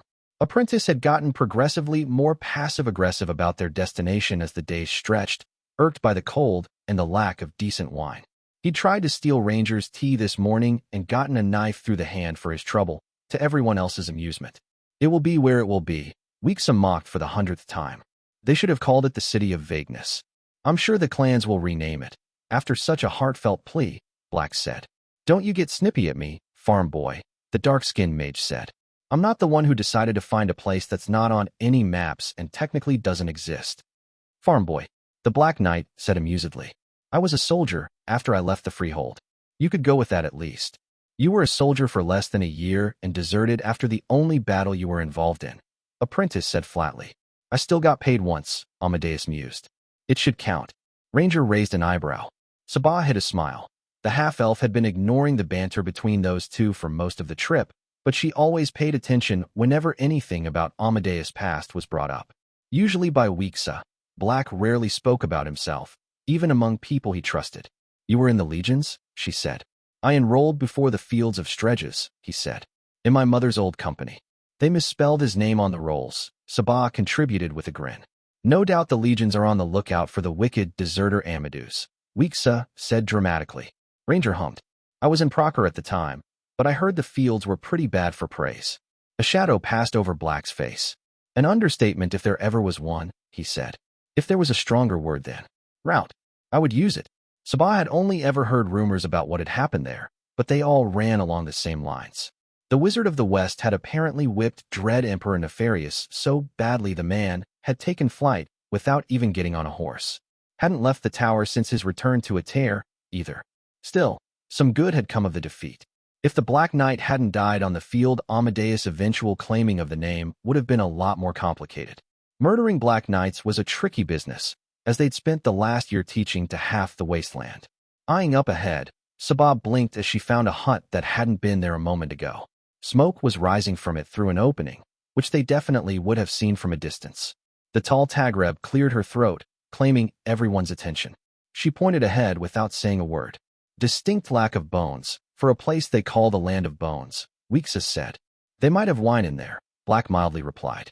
Apprentice cheerfully took the lead without any more need for convincing. Sabah had been worried they wouldn't all fit inside. She was taller than the hut by a full foot, but that worry proved unfounded. The structure was much larger on the inside than it looked from the outside, which apparently was enough to distract Apprentice from his quest to get sauced for a moment as he prodded at the walls curiously. There was someone inside, behind a fire pit. It was hard to make out too much under the pile of blankets and furs smothering the silhouette, but it looked like an orc. A woman, and an old one. Pulling at a dragonbone pipe, the stranger watched them in silence. A hint of fangs and wrinkled green skin could be made out, under sunken yellow eyes. You're not one of mine, the orc finally said in lower Mizan when they were all seated. Weeksa had been about to reply when Ranger discreetly elbowed him. I've been told this is where orcs come when they want to learn how to control the red rage, Sabah said. The creature's attention fell entirely on her at that. She had an unsettling gaze, and now Sabah wasn't sure it was an orc at all seated in front of her. I see the curse in you, girl, the stranger said. It is not the blessing. And yet, Sabah said quietly, here I am. You are not of the clans, the creature said. How do you know of the Land of Bones? Sabah glanced at Black, and he nodded. Istrid of the Red Moons told us the way, she said. The stranger scoffed. She knows not what she has done. Do you know what this place is, Southern Devil? It is the graveyard of our greatness. These are the holy grounds of the Broken Antler Horde, destroyed by the same people whose language you ape, the Mizans. In praise, the histories spoke of the War of Chains, when the Sonic and the Tagreb had been brought to heel, but little of the war that had come after to force the submission of the orcs. They'd been one of the most powerful nations on Calernia at the time, she knew. They'd ransacked the Sonic kingdoms with impunity and returned to the steppes with gold and human slaves. Even the elves had tread lightly around them. I am not Mizan, Sabah said. I come from the same people who rebelled to drive them back into the sea. The creature pulled at her pipe, blowing out a stream of red-colored smoke. The smell of it was heavy, almost like incense. There is a truth in that, she conceded. Before there was the tower, Maleficent was Amina, and Amina was a friend to my people. It was not her who broke the promises of the declaration. She cast a look of thinly veiled hatred at Weeksa, who was the only Sonic in the hut. It was an old story, this one. Maleficent had founded the Empire but ruled it for less than a decade before the High Lord of Wolof had murdered her and stolen the throne. The Sonic nobles would not brook a Tagreb ruler when they were so much more numerous and powerful than the people of the desert. For this, You may enter. You and no one else. The stranger said, then suddenly cackled. Though you may not find what you think you will. Well, that's helpful, Weeksa said. Clearly coming here was the right notion all along. You can wait in the cold, boy, the creature said. As for you, Sabah the Cursed, you must pass behind me. There was a flap there in the leather. It hadn't been there before she'd mentioned it.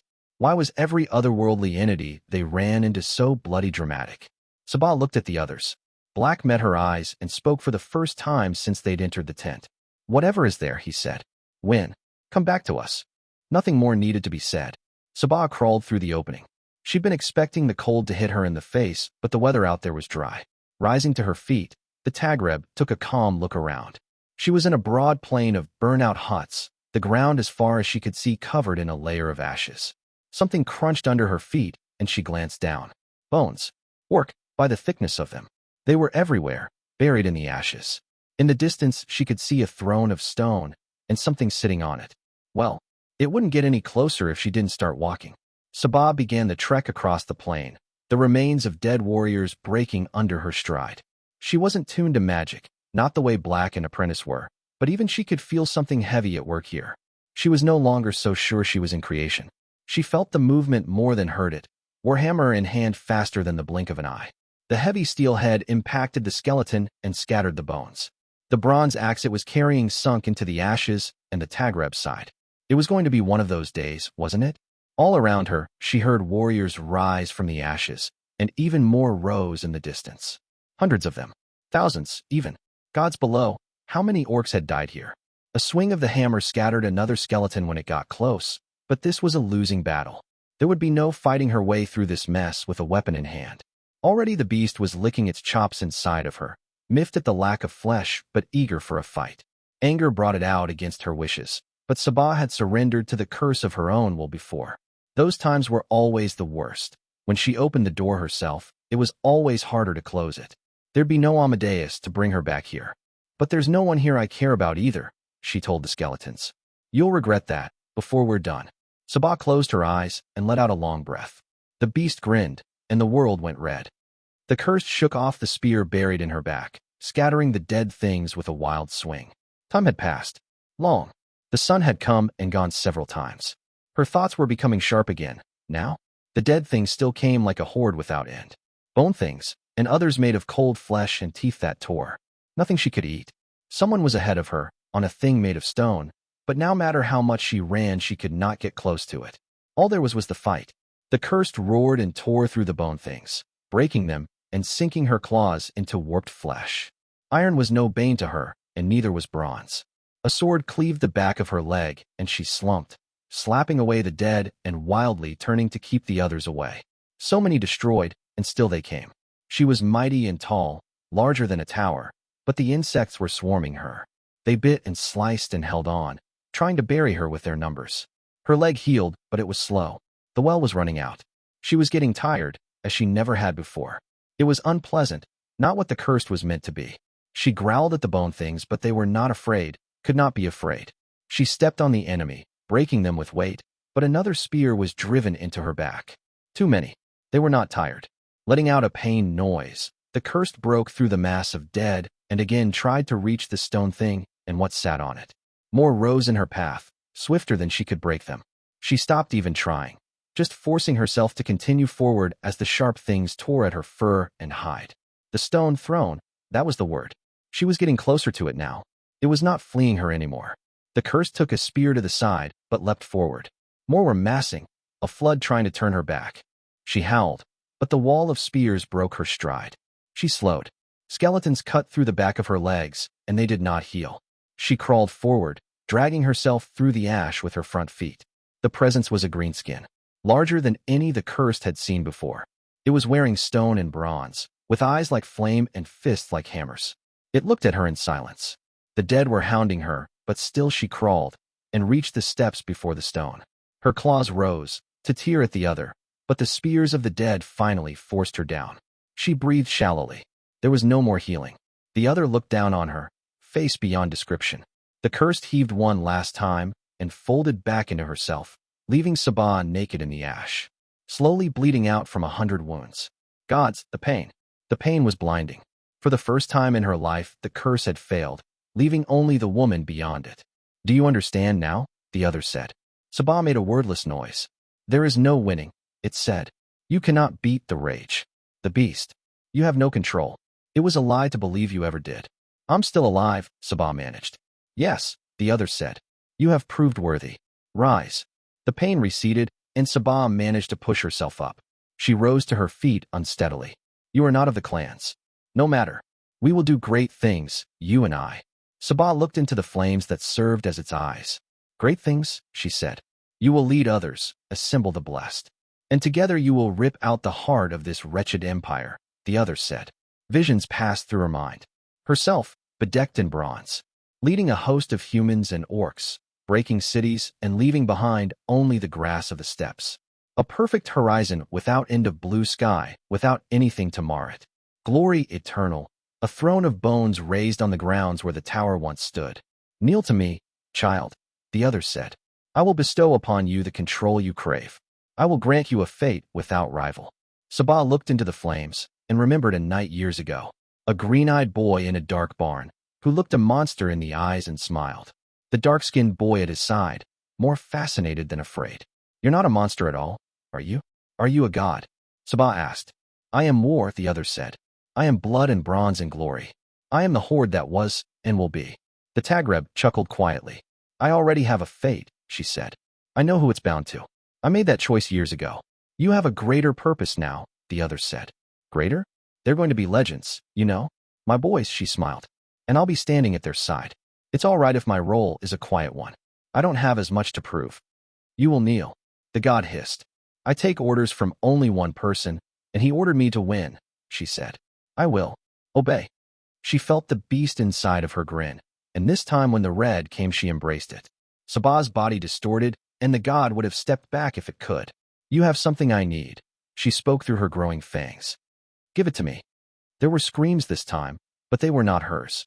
She parted the flap. The thing in the blankets shrieked at her the moment she came in. What have you done? The Tagreb dropped the corpse she'd been dragging by the hair onto the floor. Its rib cage had been ripped open, missing the heart that still stained her lips red. You're going to need another god, she told the creature. I broke this one.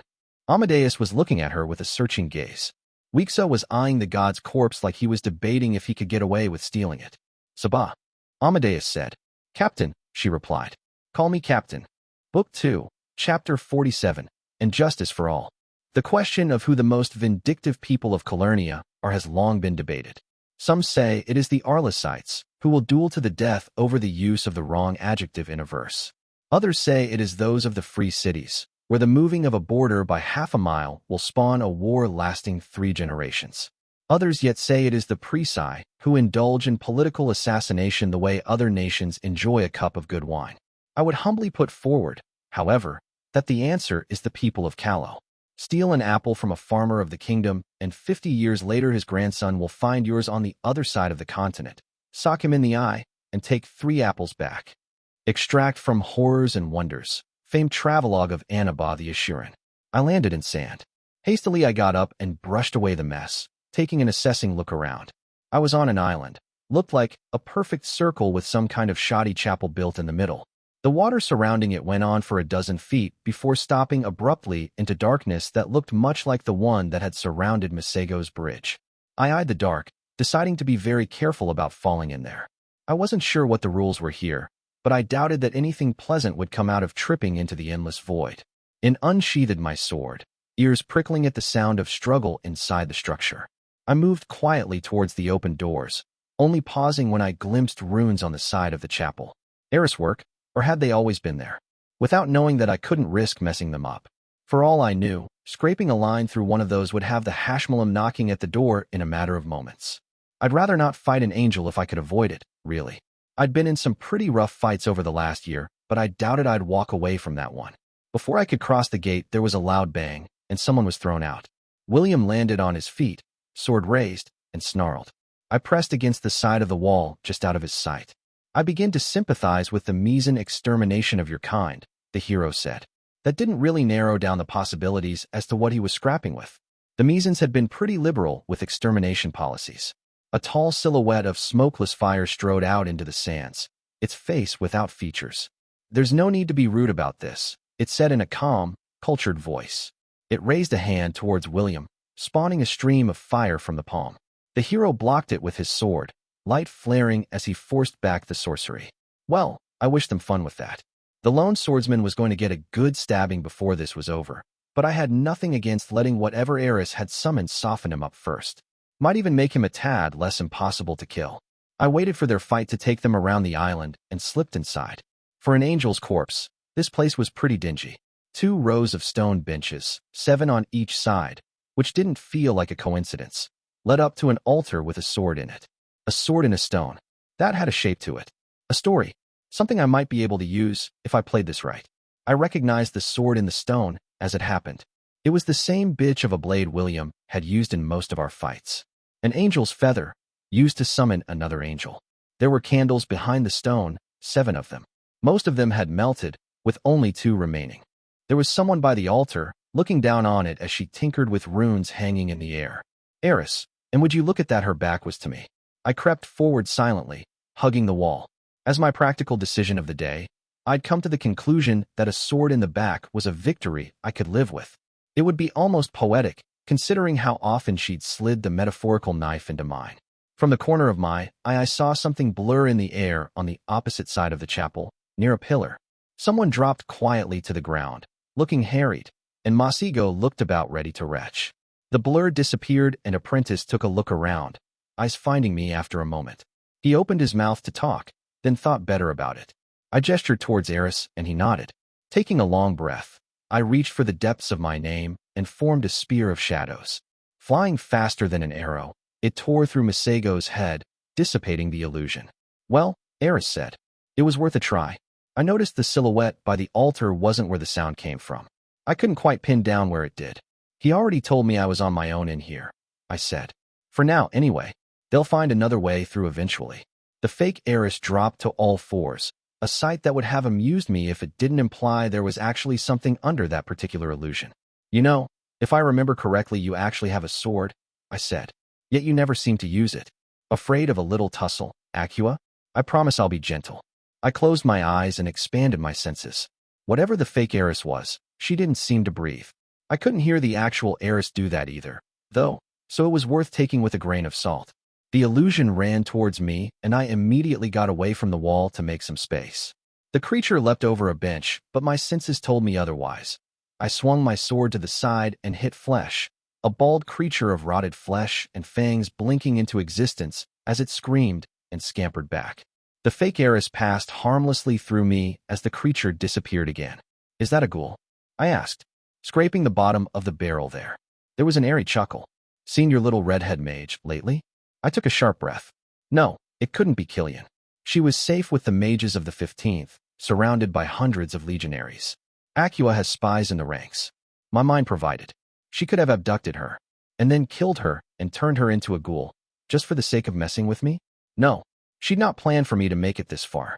Chider had been her trump card to get me out of the game, make me unable to interfere with whatever she was up to.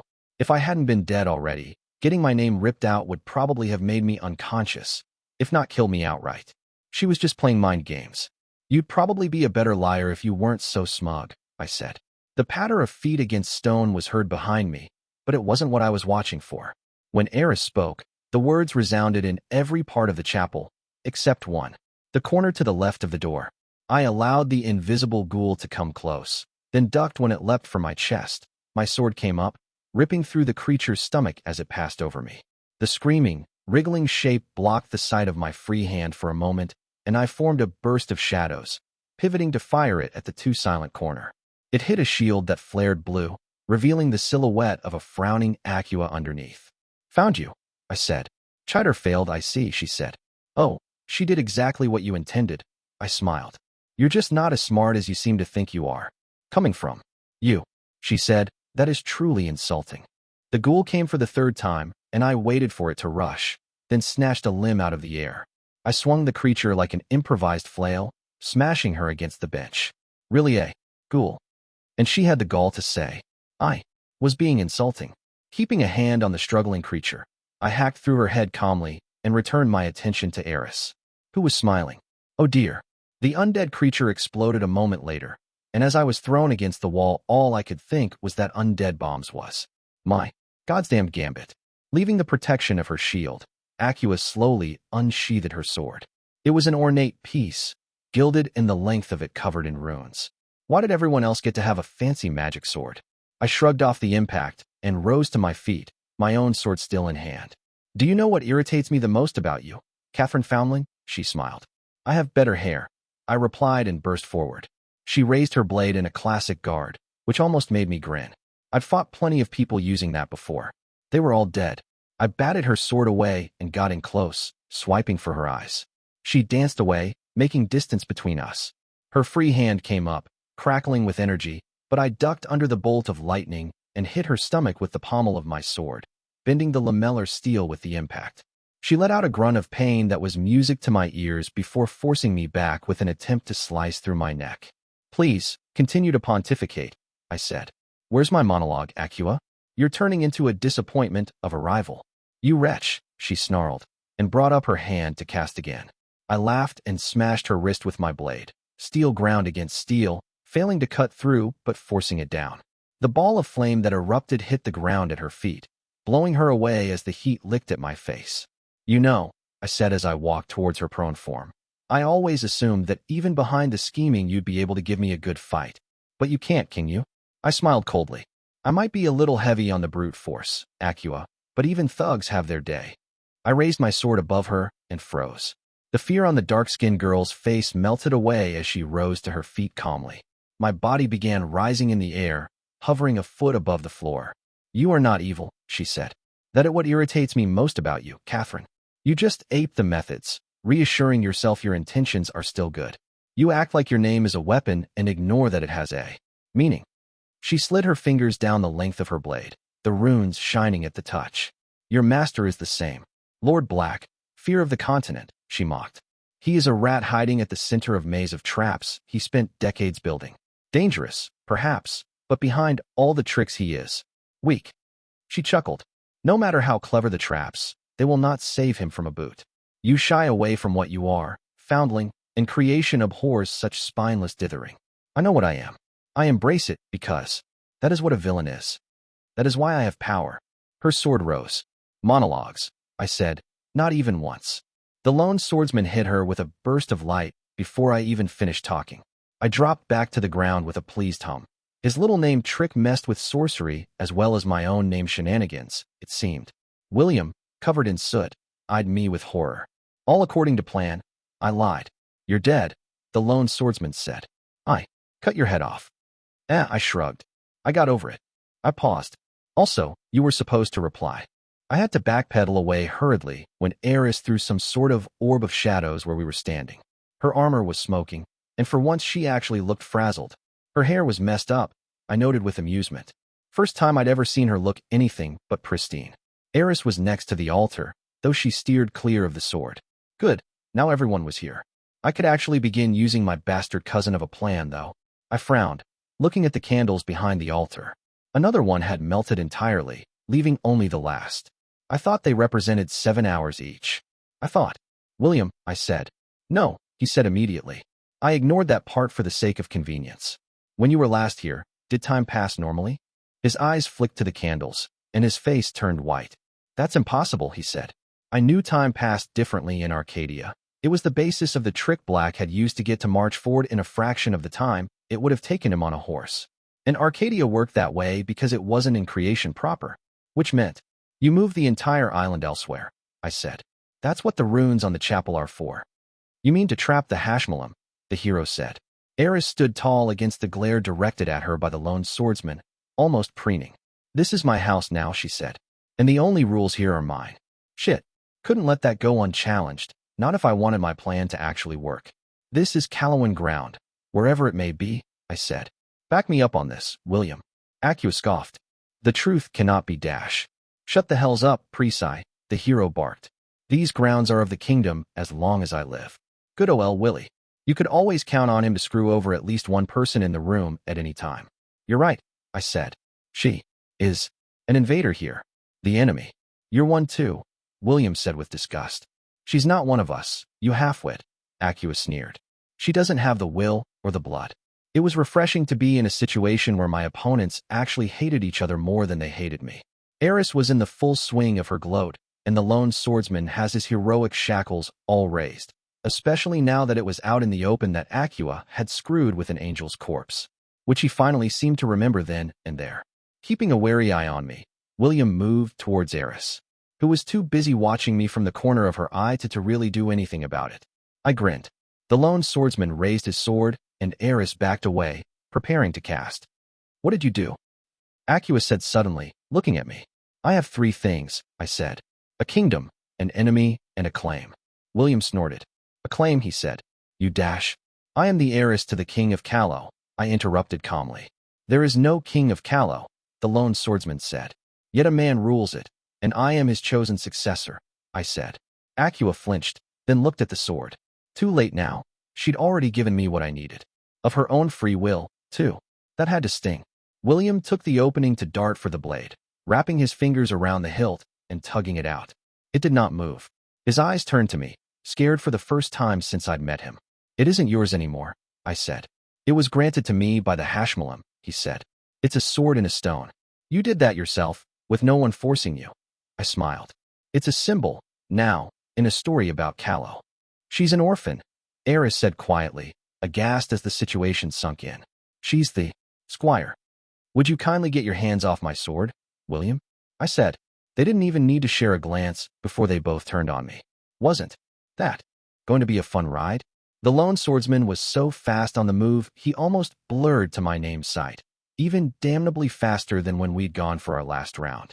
This time, though, he wasn't predestined to win. That made a difference.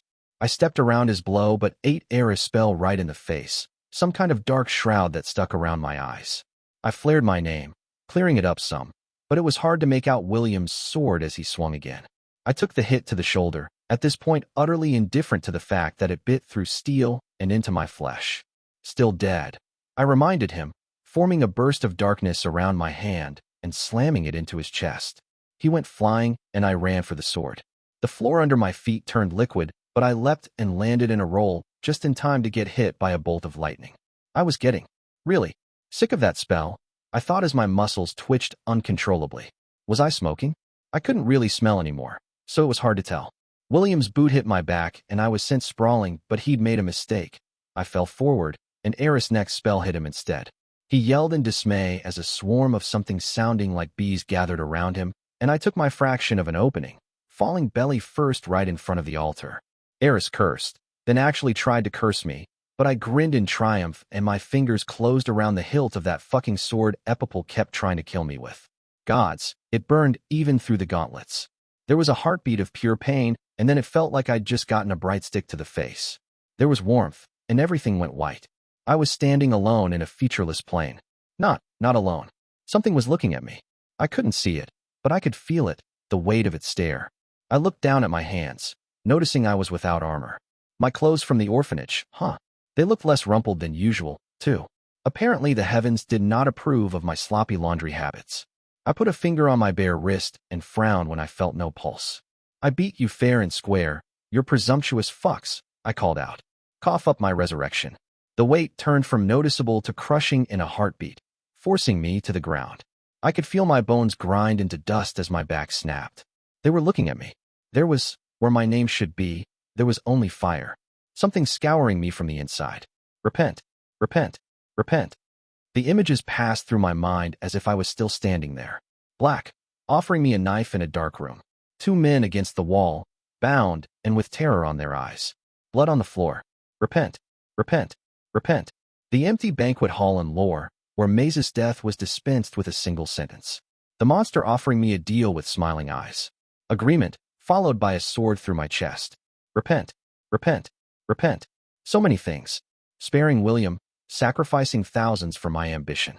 The innkeeper's daughter, swinging on the gallows. Breaking a man for supplies in a tear. Ordering those men dead in the cells at Summerhome, on suspicion alone. Leashing the Gallowborn with the threat of destruction. The dead, oh so many dead. 3 Hills. Neeline, the traitor, my friend. All those I'd failed against the devils in the night. Marchford, Hunter, who'd fought and died for strangers. The people of Lys, at the mercy of devils because I hadn't seen the betrayal coming. The light going out of Baroness Dormer's eyes as she surrendered. Repent. You will not be forgiven. Repent. I saw things that had not happened now. Yet, rising alive from the altar, a crown of light on my brow. Eris dead at my feet. The swordsman, kneeling. My red right hand. Lys rebelling, weapons taken out of hidden cellars, exhumed from hidden stashes. A host sweeping across the south, ranks swelling as cities revolted one after another. Taking back the blessed isle, burnt-out towers remade in marble. Breaking the 9 gates of Aether, and pulling down the tower on my enemies. Repent, Queen of Callow. I gurgled out a wretched laugh. You can't ever lose, can you? Even when you're beaten, I have to become one of yours. I forced myself to remember something else. They tried to struggle, but it was just as much a part of me as the rest had been.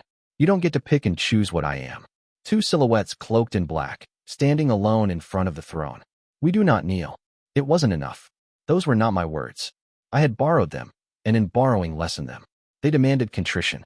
They demanded justification for all my many sins. I had none. I clawed desperately into the depths of myself, looking for something, anything. What I found was a starry sky, in ruins that moaned in the wind. A dark-skinned girl, tempting me with a way out. For dead on the floor as she fled. A lesson learned, a question answered. Justification only matters to the just. They flinched. I swore it, I croaked.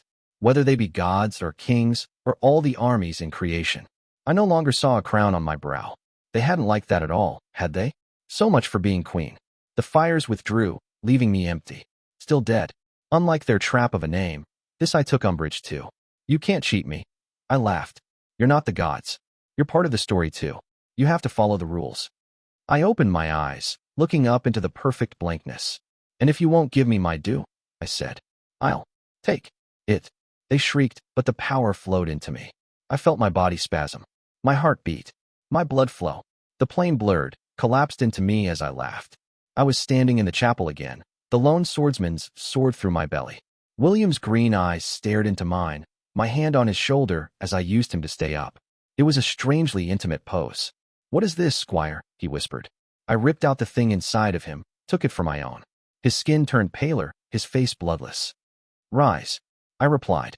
Shadow spread across my body in thick cords, healing me, pushing his blade out of my flesh. I could feel my heart beat, and it was glorious. All the little things I hadn't realized were gone, now returned to me. The sword was still in my hand, the blade that has once been his. I rammed it into his neck, biting deep as he fell twitching to the ground. My boot rose once, twice, thrice. The skull gave the 3rd time, breaking like an overripe fruit. My gaze swept across the room, finally falling on Eris.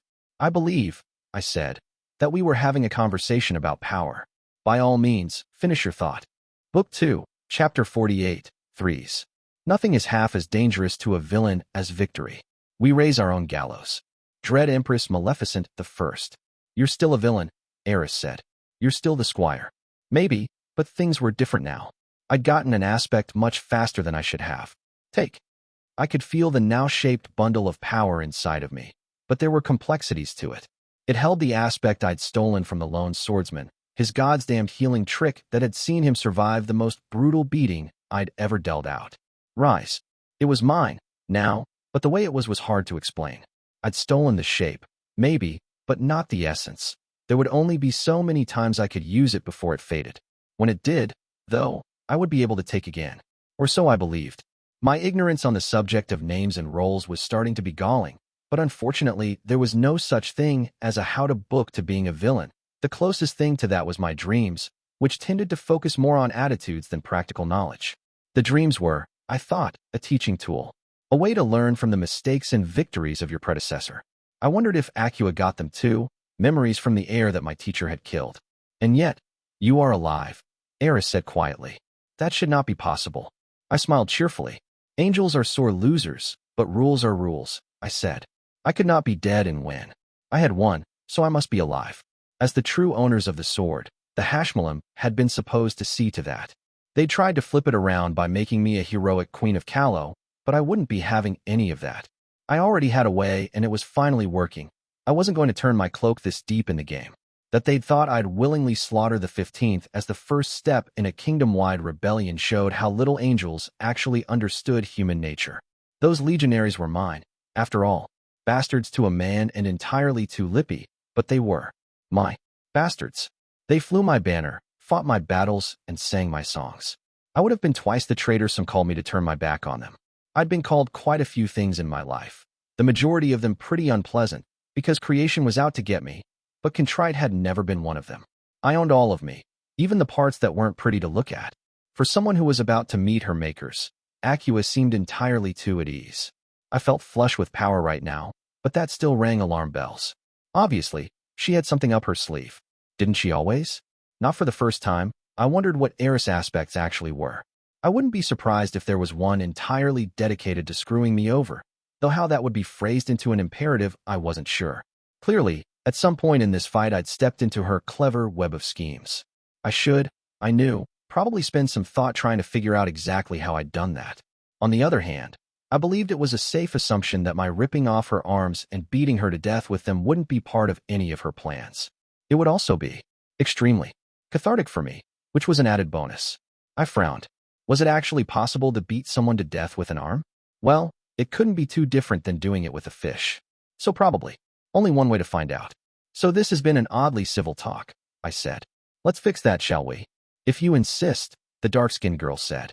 Runes formed in the air around her hand and lit up. Nothing happened. She didn't hide her dismay quite fast enough for me not to notice it. Tried the demon, huh? I said.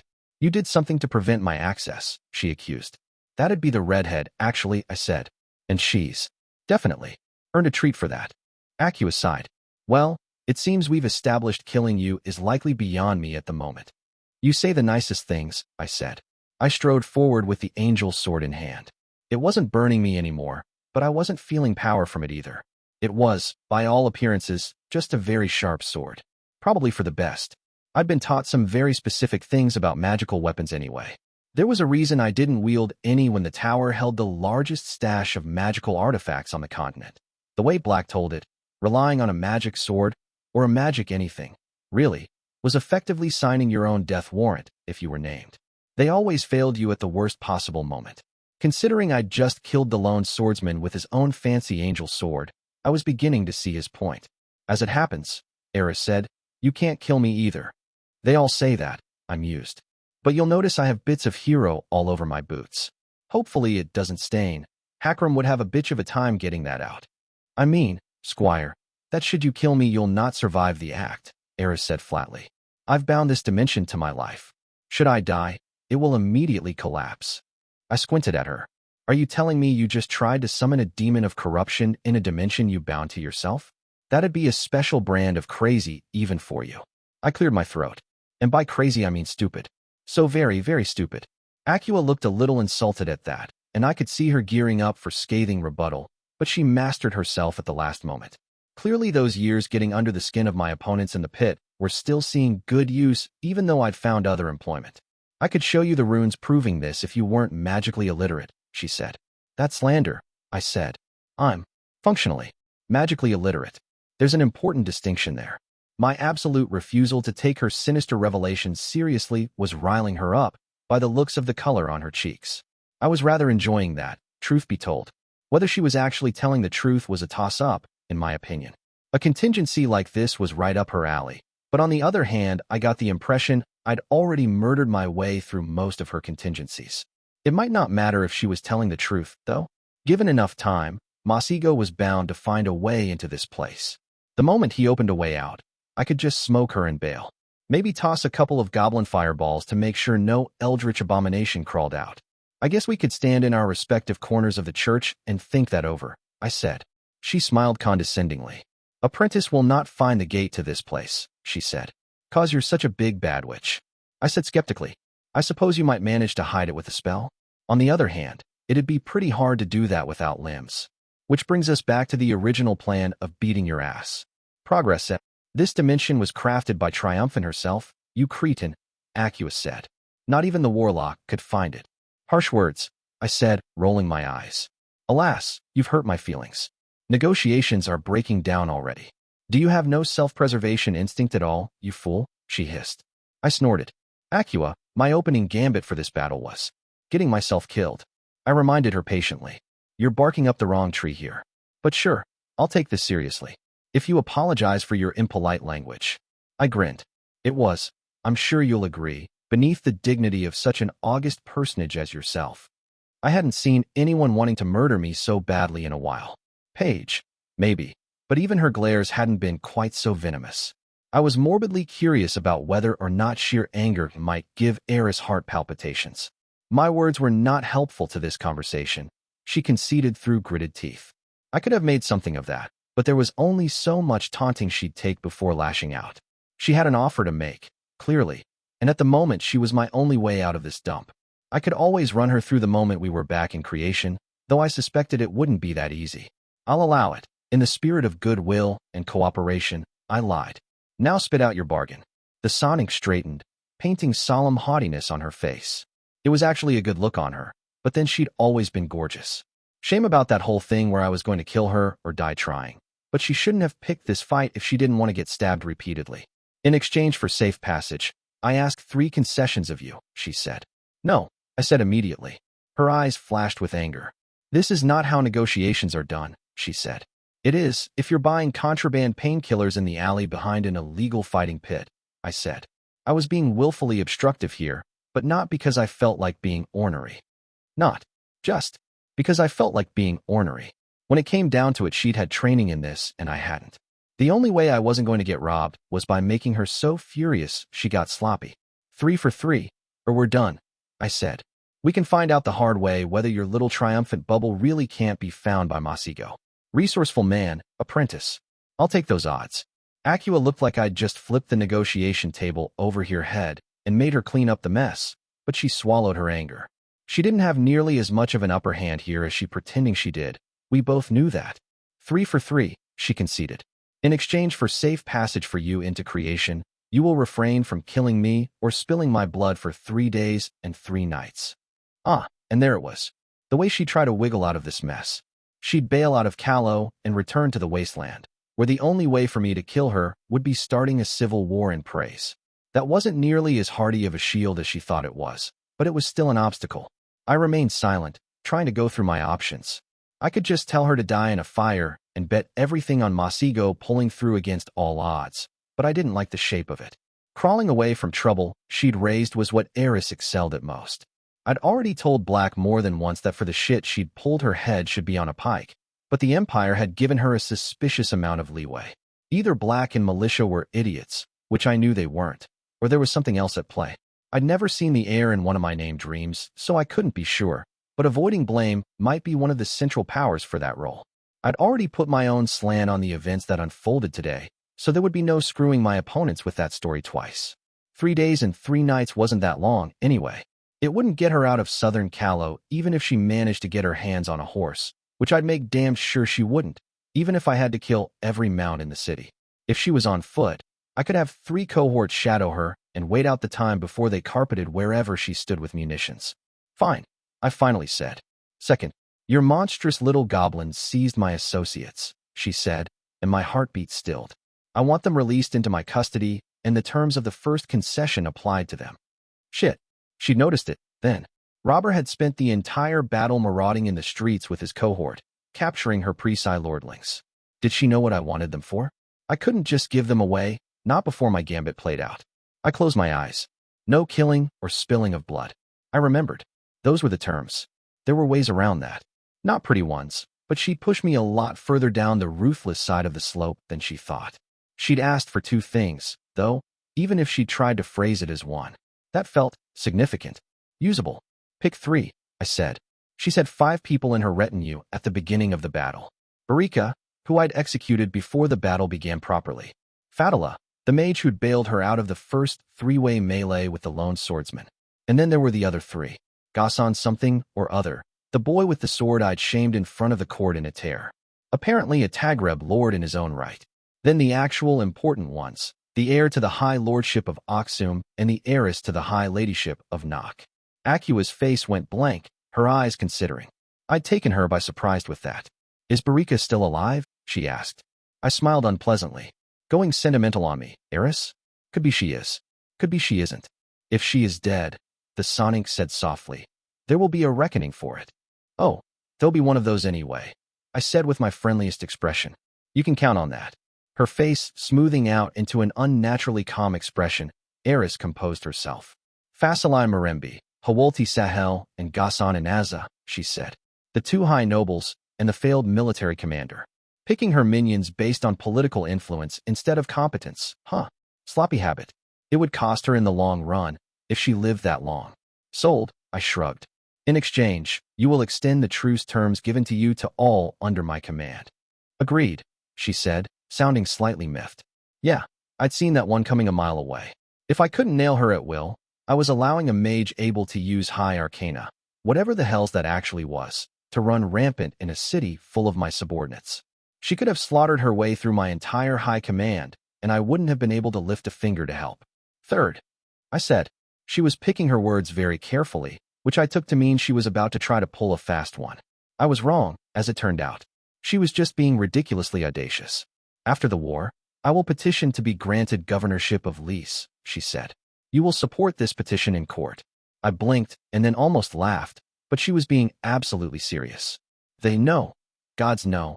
Are you even serious? I didn't hit you on the head nearly that hard. Was halfway to being spoken when I paused. She didn't know what I'd taken her minions for, I realized. Otherwise, she wouldn't have angled for this. I had actually managed to put together a plan she hadn't seen coming. I forced my face to be completely blank. It would be suspicious as all hells, but not as suspicious as my starting to smirk. Eris as governess of Lys had possibilities. For one, she didn't have to stay the governess. And while she would be stuck in Callow, on my playing field instead of hers, away from all her allies and surrounded by a population that would utterly hate her guts. I clenched my fingers and unclenched them. I would be surrendering the population of Lys to the very woman who'd set a host of devils on them. But I'll have a whole arsenal of tools to make sure she behaves. My own support wouldn't guarantee she got the post, I told myself, but I knew deep down that she wouldn't have asked for it unless she thought it would tip the balance in her favor. I had thought, perhaps naively, that after starting a war to get in a position of power, I'd have sacrificed enough of my people to the altar of necessity. It seemed not. Part of me balked at the notion, but the rest had already decided it would be done. It was just a matter of deciding what I'd get in return. I could get the names of all the spies in the 15th. That was horribly, horribly tempting. There were problems with that, though. There could be others like Nilene, and my fingers clenched just at the memory of him, who'd been placed in the college by nobles years ago, and not all of them would be known to Acqua. I suspected all the True Bloods shared their information with Eris, but they likely didn't share their sources. I wouldn't be cleaning house entirely, and it wouldn't stop her from placing fresh agents afterwards, anyway. The 15th was going to be recruiting after all this, so it wasn't like she'd lack opportunity. Could I ask for an unspecified favor? No, she wouldn't go for that. It would give me too large of an advantage over her. I needed to strip away from her a tool she'd be able to use against me in the future. I tried to figure out a way to cut her off from True Blood support, but the phrasing would be too tricky. There'd be ways around it. What did she have that I didn't? Fancy armor. Curves. A magic sword. Hey, demon. Agreed, I said. You'll surrender the standard controlling your demon to apprentice before a bell has passed. I paused. With the same demon still bound to it, I added hastily. She'd been about to accept the terms when I spoke, and looked irked when I added the last part. Close shave.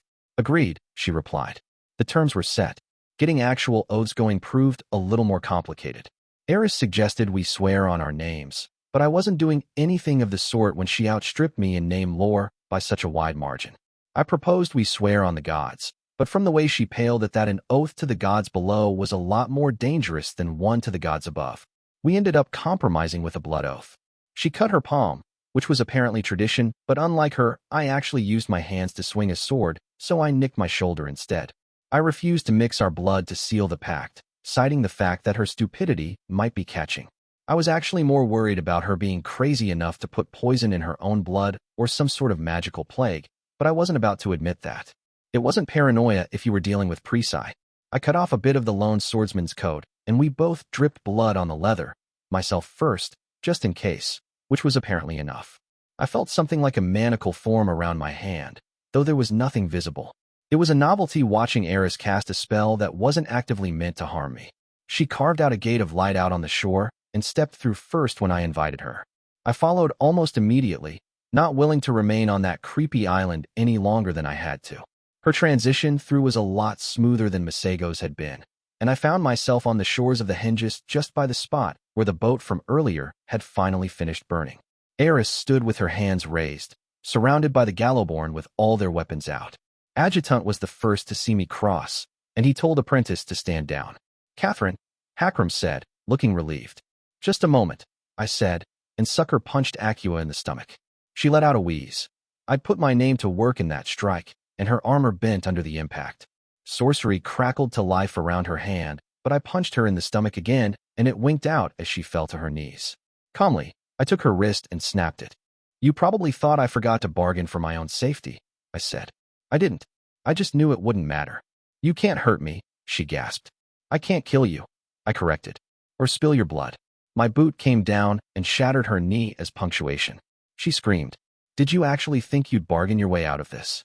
I said, "No, not after what you did." I smiled coldly. "What was it you called me when you sat down with Black in Summerhome?" "A nobody, I think, with a reputation as a brawler and nothing else to my name. Here's the thing, though, about brawlers."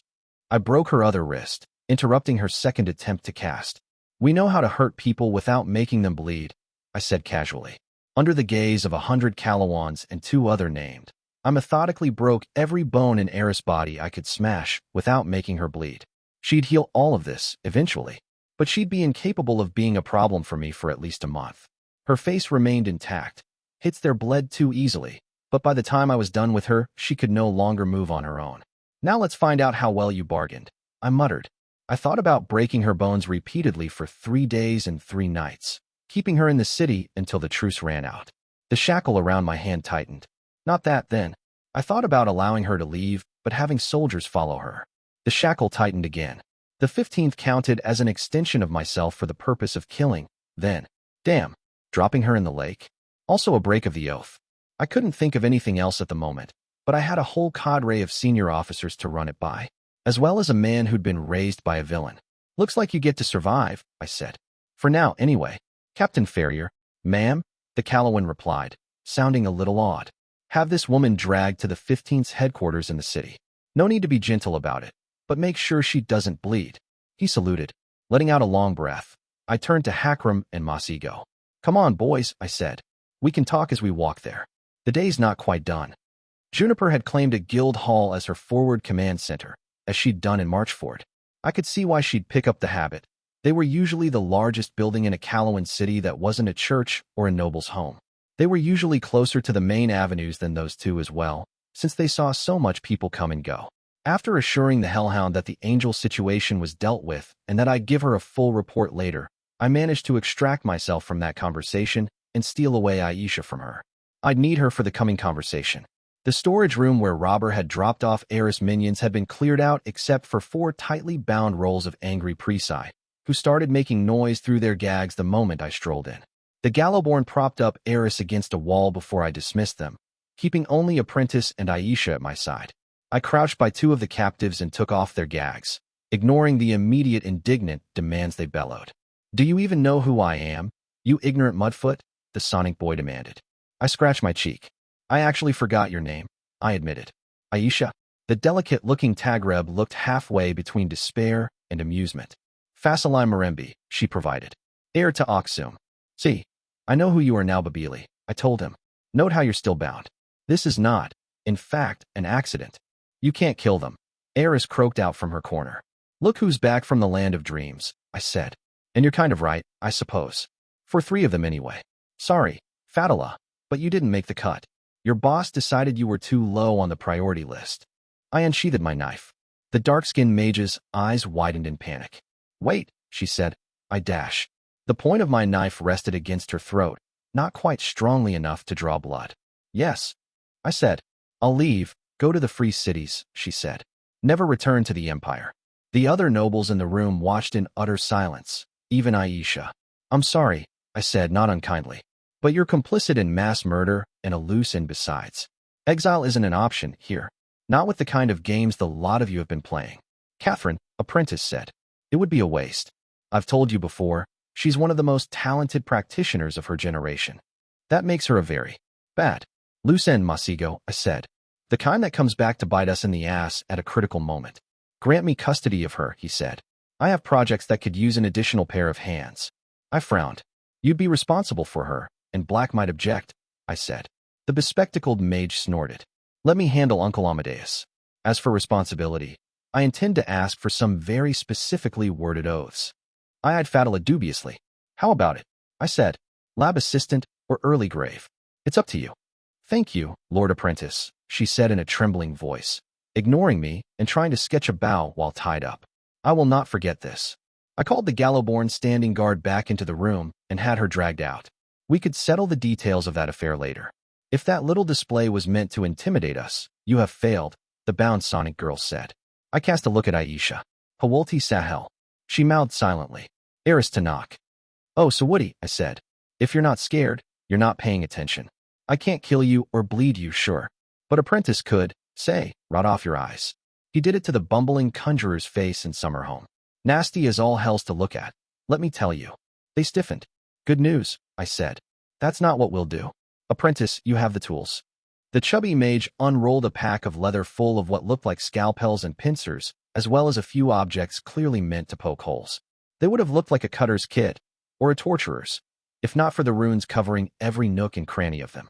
Hawalti let out a whimper. Mage, are you? I said. For the benefit of all you fellow ignorant bastards, those are tools used to extract and bind a soul. The terror in the room was now palpable. See, I continued.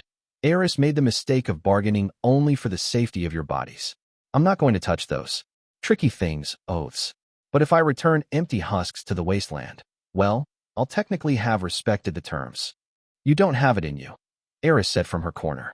A year ago, you might have been right, I agreed. That was before you started fucking around with demons and feeding civilians to devils. You escalated, Acua. We're not playing around with war games anymore. You'd start a civil war, Facile said. Touch one hair from our heads, and half the wasteland will rebel. You know, I sighed. I'm getting rather sick of this whole you can't touch me complex Preci nobles have. You seem under the impression it gives you free rein to do whatever you please without consequence. They genuinely didn't understand me. I saw. Consequences, for them, was what happened when another noble outmaneuvered them. Maybe when they fell for one of the Empress' own schemes. The idea that they might have to answer to a Calawan in dire need of a bath and 12 hours of uninterrupted sleep was completely foreign to their way of thinking. I might as well have been speaking in tongues. I'm not going to waste time on the lot of you, I said. You're not who I want to talk to. Masigo put the scrying bowl on the ground while I put the gag back on Gassan, and I saw the realization dawn in Eris' eyes even through the pain. She'd dropped the ball a few times today, but she wasn't an idiot. The point had never been to end her minions. It was to blackmail their parents, the ones with the real power. Apprentice claimed a drop of saliva from the two high nobles, mixing it with the water in the implement. He whispered an incantation, and the water turned to steam, hanging in the air like a sheet of parchment. It took a while for the connection to be made, but eventually the steam formed two images. A pair of faces looked back at me, surprised and furious. I glanced at Aisha. High Lord Dakarai of Nok, she said, inclining her head to the left, then to the right. High Lady Abriha of Oxum. The High Lord of Nok was a handsome Sonic in the prime of his life, a thin greenish scar running through an eye and lending him a dangerous edge. The High Lady of Oxum looked to be 100, dark skin wrinkled like a goblin's. She must have been prodigiously old for that to be the case, since Preci dabbled in rituals to keep their appearance young long past what creation had intended. Good evening, I said. I am Dash. The Squire, the old woman said. I see you have Facile in your custody. This should be interesting. You'll be releasing my daughter immediately, High Lord Dakarai said. If you want to survive the coming fortnight, anyway. Father, said daughter broke in. She's gone mad, she Dash. Shut up. I spoke. Her mouth snapped shut. The other prisoner got the message. I dislike repeating myself, High Lord Dakarai said, tone flat. We have that in common then, I said. This isn't a courtesy call as it happens. I'm going to blackmail you. There was a moment of silence, and I heard Aisha sigh deeply. That was refreshingly direct, High Lady Abraham mused. I'll grant you the same courtesy. No, release my idiot nephew, and I won't have everyone you love crucified. She can't kill them, Eris said from her corner. The eyes of both high nobles flicked to the side. Those two were old hands at wasteland games, and so there was not so much as a flicker of emotion on their faces. High Lord Dakarai raised an eyebrow. Is that the heiress? She's having a bad day, I said. It's about to get worse. She's correct, though. She bargained for the life of your successors. Unfortunately, the bargain didn't cover their souls. What I'll do with those I'm not sure yet. But I've been meaning to get a girl jewelry, and Nock keeps telling me offering the remains of common enemies is an essential part of all courtships. Masigo cleared his throat. They'll survive the extraction with few side effects, he said. At least one of them should retain motor control, should the soul ever be returned. Isn't that Warlock's boy trying to step into father's shoes? Dakurai said without a speck of humor. You should have advised your master better, apprentice. There will be consequences to your actions today. My nephew is a mediocre bargaining piece, Squire, the High Lady Abria said. I have others. Some of them are even less annoying. I didn't even glance at said nephew, though that must have been a little hard for him to hear. He's you acknowledged heir, though, I said. I suppose you could name another one. Say I ripped out his soul, though, and later shoved it in another body. One in Black's hands. Your nephew would still have a claim, no? And a backer. I smiled coldly. I imagine that might get a little messy for you. That part of it was courtesy of Aisha, since I'd had no idea how Preci inheritance worked. In short, anybody to ever have been acknowledged as the heir by the ruling lord or lady had a legitimate claim. Dying and rising as undead erased that claim, since those very angry undead high lords lost a civil war anyway, but neither of my prisoners would technically die at any point. The idea of an individual with a legitimate claim in the hands of my teacher, Aisha had explained, would have these two treading very carefully. Eris wasn't the only one with a political stick to hit people with, and mine was really more of mace. One covered with spikes, and with a noted distaste for the nobility. Your attempt at scare tactics are decent, if ultimately irrelevant, High Lord Dakurai said. The heiress might be fair game for you, but my daughter is not. Raise a hand to a member of the old blood, and the empire will rise in rebellion. You are trifling with forces beyond your reach, child. Release my daughter. I looked him calmly in the eyes, then laughed. Genuinely, honestly laughed. He was too confused to be offended, I thought. Gods, the lot of you. You keep saying there'll be a civil war if I do anything to one of yours, even if they try to kill me or my soldiers. Black and militia have gone soft on you, haven't they? They let you think that you're actually a threat. I grinned nastily. Do it, rebel. You think that would be a defeat for me? Preci nobility has been looting my homeland for 20 fucking years. Half of me is rooting for you to tell me to get bent just so I can take the 15th back across the river and bury all of you in a mass grave. The legions won't follow you, and the legions are where the power is. And let's be honest, half of Kala will be trying to enroll so they can set your palaces on fire as payback for the conquest. I shrugged. I imagine the Empress will be cross with me for a while, I said. Black, though? Black might actually smile. And if that doesn't scare the shit out of you, I don't know what will. I met their eyes, one after the other. How did that line go again? Ah, yes. Tremble, O ye mighty, for a new age is upon you. There was a heartbeat of silence. I'll back whatever petition you're pushing, High Lady Abriha suddenly said. I'll also withdraw my support from the petition on Orc Tribute, if you take his daughter's soul anyway. Abriha, you treacherous bitch. The other noble thundered. The old woman cackled. You were still suckling your ugly mother's teats when the calamities came knocking, Dakurai. I was in the room when that line was last spoken. I told Tasia I told her that militia would only tolerate so much. This is her hand, pulling the leash to remind us who rules. I glanced at Aisha, but she shook her head. We need both, otherwise we don't have enough backing, she whispered. For of the high lords and ladies, that was our target. There were only 7 of them overall, so anything backed by the majority needed to be at least seriously considered by the Empress. The current balance of power in the Empire was skewed against the Empress. 3 of them were loyal to militia, but 4 were part of the True Bloods. It was why they were giving her so much trouble at the moment. I'd been in talks with Black for over a month, and he'd been serving as a go-between between myself and the Empress, first to sell the idea of a ruling council over Callow, and then to get support from her allies. We'd gotten 2 out of the 3, at the cost of guaranteeing a seat on the council to a member of their family each. Now I needed to get my last 2 high nobles on board, and if the way to do that was threatening to rip out a few souls, I was willing to have that on my conscience. I can't accept that deal at this point in time, I politely told High Lady Abriha. She seemed unsurprised. High Lord Dakurai waspishly asked what exactly I wanted him to do, and without wasting, and more I told them. Another round of threats was exchanged, but with Aisha whispering more diplomacy in my ear, I eventually got what I wanted. Oaths were given on both sides, the exact wording already prepared by Masigo. When the scrying session ended, I was left feeling drained but thoroughly satisfied. Was that what actually pulling off a plan felt like?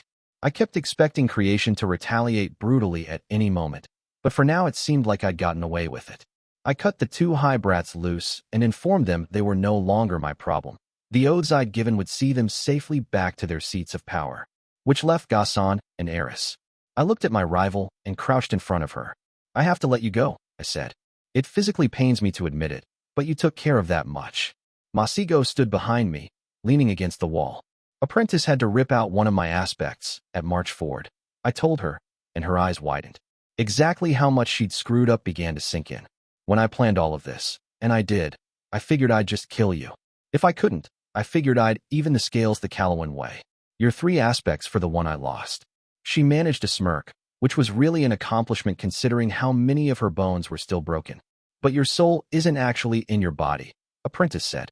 The ritual you must have completed for that to be the case, and your name still somehow function is, well, the most brilliant piece of sorcery I've seen done in my lifetime. He sounded genuinely admiring. So we can't touch you, I said. You might be feeling a little smug about that, I suppose. Wiggling out again.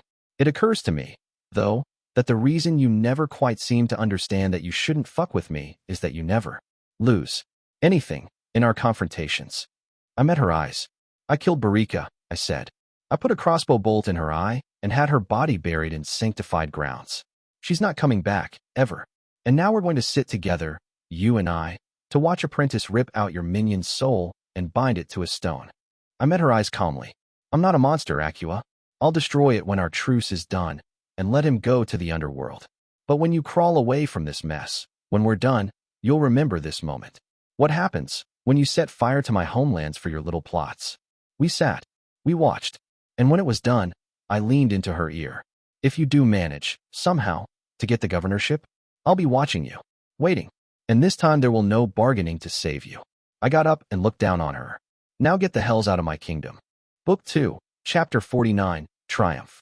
There's a degree of argument among scholars as to whether the Lys Rebellion was the underlying cause of the uncivil wars or the first of them.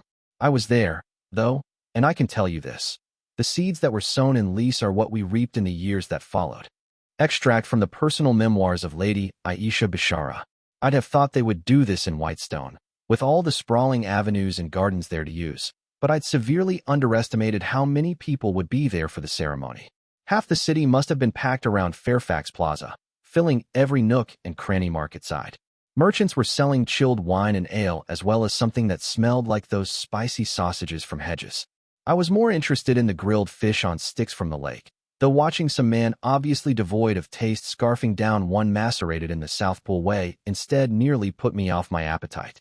Ratface had told me that in Praise the designated idiots in all the jokes were the people from Knock, but here in Callow, it was the South Polians. Too much mud in their part of the Silver Lake, it clogged the brains. The old rumor that their people mated with giant carps was a well-polished assertion in the rest of the country. The 5th Legion was out in force, today. They'd opened a cordon from the Green Gate to the plaza and kept it open by liberal use of clubs when the crowd got too enthusiastic. Which it had, much to my surprise. I'd been at the heart of the force that had ended the Lys Rebellion in fire and steel, but by the way people were cheering as I rode through the streets you'd think I'd restored the kingdom. Some people actually threw flowers, bell lilies, the same blooms Eleanor Fairfax had once worn a crown of. A symbol of victory old as the kingdom, now used to praise the girl who'd made sure that same kingdom would not rise in her lifetime. The irony of that was cloying, and I would have told Hakram as much were he not 3 steps behind me to my left. Apprentice, to my right, had somehow gotten his hands on a chariot pulled by 2 pale, silver-winged horses. I'd seen Warlock use a similar one back in Summerhome, running over the lone swordsman as his way of joining the fray. The horses were likely a pretty picture for the celebrants. They'd bring in mind the old tales about unicorns, now gone from Callow and into the waning woods, but from where I sat I could see them melded at the base of the wings. Clearly, those horses hadn't been born with wings. I suppose that I should count myself lucky they didn't breathe fire, like the flying pig had. Masigo clearly had no idea how to actually guide a chariot, much to my amusement, but there seemed to be spells on the reins that did the work for him. Still, now and then his hand jerked out of his control, and he tried very hard to pretend he'd meant to do that all along. Behind us the 15th filtered through the streets, the Gallowborn in front. The name had been officially sanctioned, and the paint on their shields depicting a golden noose was still fresh. The same emblem was on the banner Captain Ferrier carried, gold on red with the embroidered motto they'd picked themselves. Best of the worst. Robber already had several limerick couplets unflatteringly relating the words to their abilities in bed, which inevitably had spread like wildfire in my legion. Behind my personal guard, Juniper and her general staff were at the head of the column. The orc was looking unusually cheerful today, which more or less meant she wasn't actively scowling at anyone. I even knew why, since Black had passed one that bit before official word could come in. She was, today, to be made the youngest general since reforms. Before those didn't count, in my opinion, since there'd been quite a few high lords and ladies barely into their teens granted that authority for political purposes. Marshal Grim One Eye had only been granted the position officially in his 20s, though he'd ascended to the office of Marshal the same year. Still, she might yet beat that record too. There was always another war around the corner, and the old guard was beginning to be more old than guard. I caught a handkerchief floating through the air, thrown from a balcony. The pretty blonde girl who'd tossed it flushed deeply when I looked in her direction. Nice dress, I noted, and quite revealing. It was satin, so she was likely from lesser nobility or wealthy merchant class. I tucked it into one of the pockets sewn inside my cloak. It was still the same pitch-black garment Black had gifted me last year, but it had undergone modifications. There were 3 strips of cloth bordering the bottom of it now, taken from 3 banners, the silver spears, marchfords, and leases. Hakram had procured and sewn them himself on the march to Lore, since he was apparently a deft hand with a needle. I liked the effect, and it did not escape my attention he'd left room for many more stripes. The procession was slow, but eventually we arrived to the plaza. I dismounted from Zombie II, who for now remained a living creature, and let a sigh of pleasure out at finally standing on my feet again.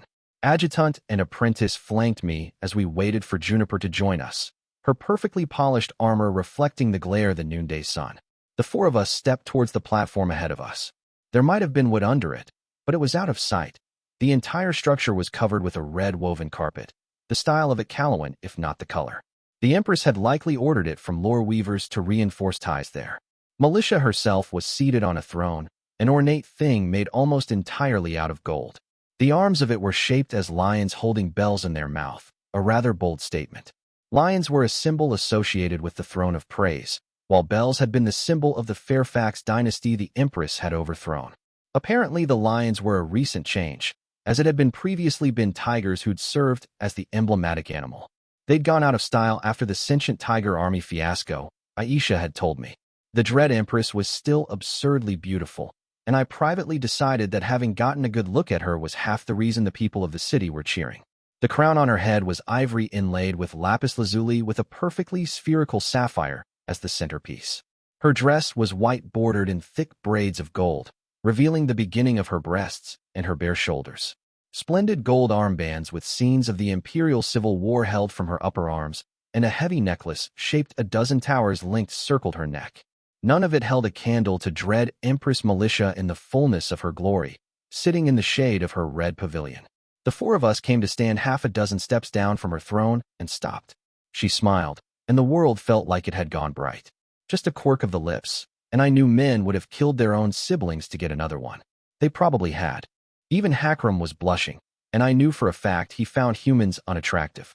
Masigo seemed a little surprised at himself for being affected at all, which made sense to me. I'd never seen him display any interest in anyone from either gender, and wasn't sure he had that in him at all.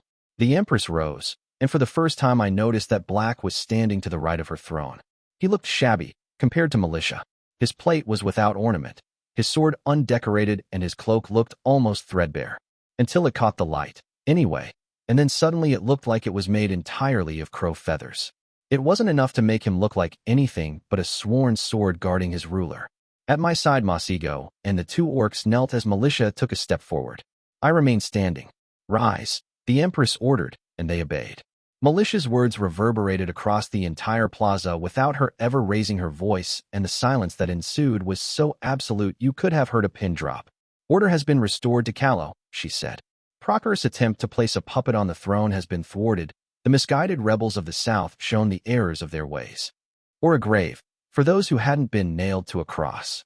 So that was the angle she was going to take on this whole thing. Poor Calawans had been tricked by the wicked Procerans, made to bite the hand that fed them by bribery and coercion. The Empire would, of course, be merciful, but no so merciful as to spare the nobles who'd masterminded the rebellion. Lore remained loyal, Militia said, her voice caressing the city's name in a way that almost gave me a shiver, as did so many of our subjects. For this, there will be reward.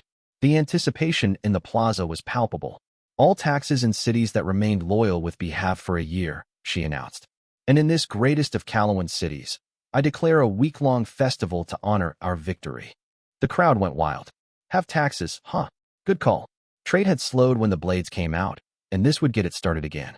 As for flattering the ego of Lorians, it was hard to go wrong with that. I was honest enough to admit that the people of the city I'd been born in thought of themselves as the only part of Callow that really mattered. Apprentice looked bored out of his skull, but Hakram and Juniper were listening with sharp eyes. The Hellhound had already pressed me privately on the subject of what the 15th would be doing in peacetime, and the Emperor's current focus on Callow was revealing. I knew my legion would be on assigned duty to a city, I just didn't know which one. Black had been even vaguer than usual, implying there were plans being hatched higher up in the ranks. Though I reward loyalty, I must also reward service. Militia continued when the cheers died out. Legate Juniper of the Red Moons stepped forward. The Hellhound did, and knelt when the Empress elegantly gestured for her to do so. For your resounding victories at Three Hills, Marchford and Lys, I name you a general of the Empire.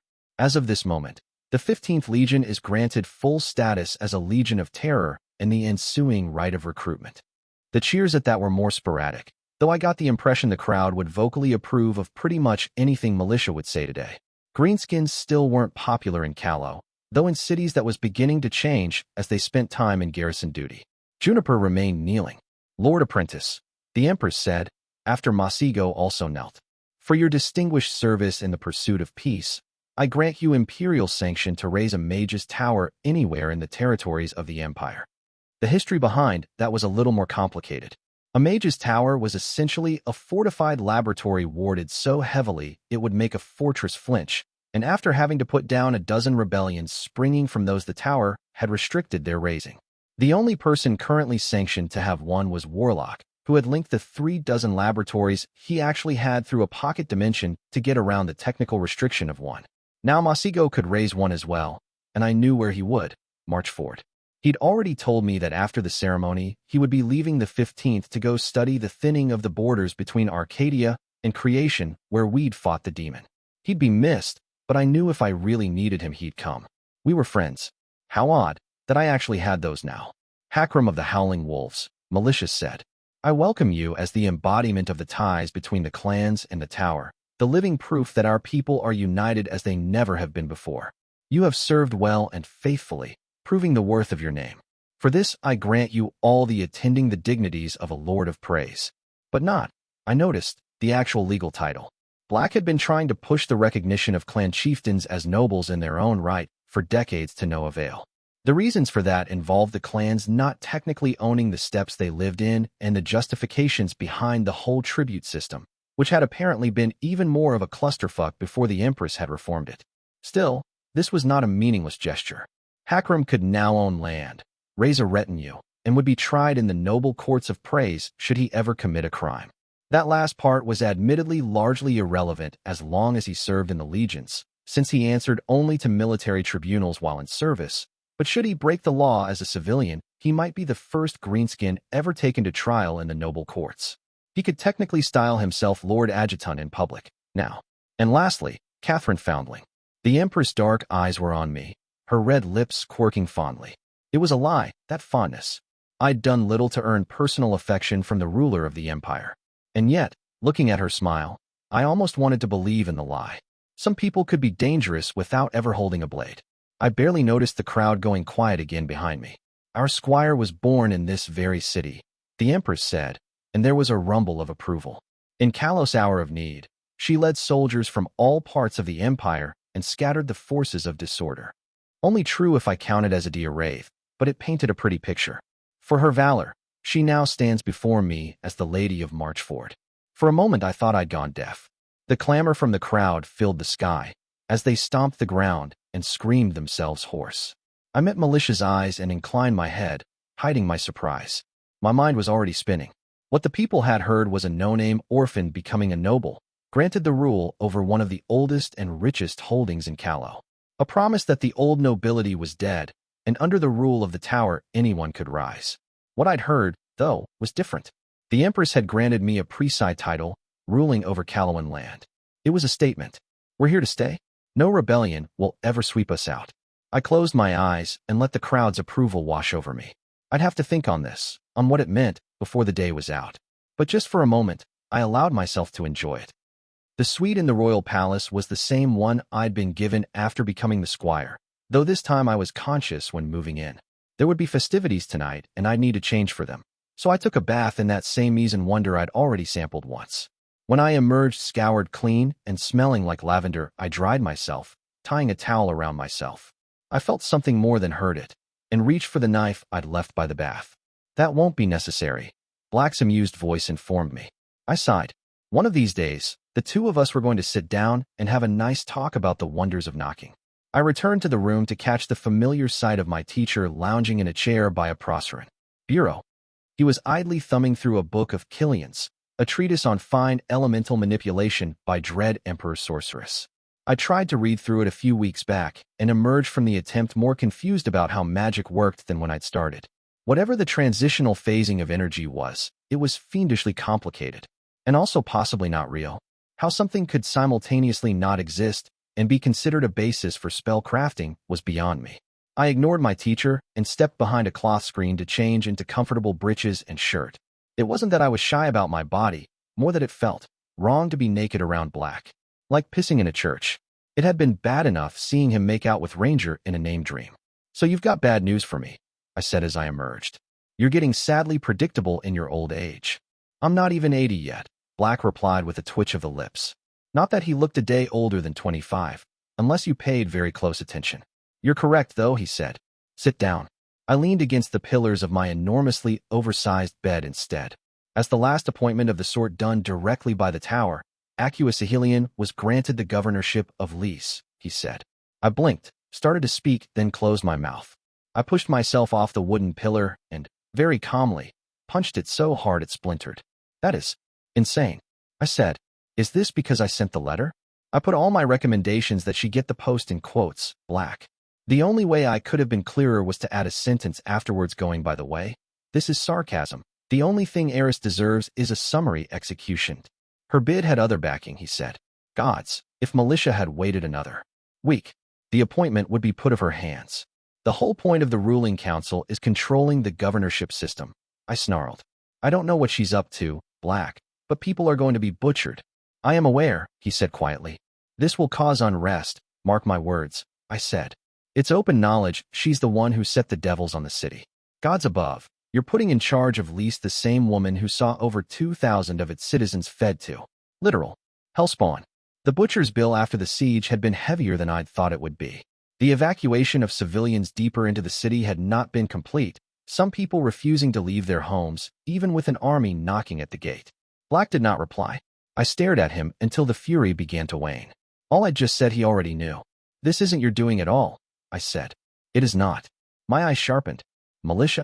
He grimaced, and that was all the answer I needed. Why? She must have reasons, I said. I would assume so, he replied. I sat down on the bed, my limbs feeling heavy. What he just said. Shit. That had implications. Black and Militia had been thick as thieves since I'd first met them, and though I'd known there were some fractures there, they'd always presented a united front. Disagreements were settled behind closed doors, where no one would hear, not even me. That my teacher was even willing to admit this was entirely the Empress game meant he disagreed with the decision so much he was not willing to put up that facade for the conversation. Is she cutting you out? I asked. He shook his head. I will be getting answers on the subject when we return to Ater, he said. She doesn't trust any defensive measures but the towers for this conversation. There were only so many people who would have the guts to eavesdrop on a conversation between these two. The True Bloods are up to something, I guessed. You kicked a hornet's nest when you forced them to back your petition, Black said. You were along for the ride the whole time, I reminded him. I was not criticizing you, my teacher said, lips twitching. Quite the contrary. I might still have to kill you one day, I thought as my cheeks warmed. The longer I knew the man, the more complicated my relationship with him grew. I'd thought, when I first became the Squire, that I would have to fight him tooth and nail for every scrap of power. Instead, he'd had my back every step of the way, battering down doors I couldn't open on my own. I loved him a little bit for that, for seeing something in me I'd always believed was there, but that no one else had ever acknowledged. I also hated him for it, because I could no longer think of him as the enemy. Warlock had said that one day I would have to make a choice, and I believed him. And when that day came, when the knife was in my hand, I knew that if I killed him I'd miss him. As a teacher, as a mentor, as perhaps the closest thing to a father figure I'd ever had. He was the Black Knight, and I was the Squire. "I'm your successor," I finally said. "You are," he agreed. "I've wondered why you have one of those at all," I said. "The Empress has a theory, but I don't think it fits anymore. If it ever did." Black rested his chin on the top of his hand, draped over his chair. "I have been doing this for a very long time," he said. "Villains live until they die," I said. "Yes," he said softly. "Until they die. Over the length of my career, I have myself killed 23 heroes and heroines.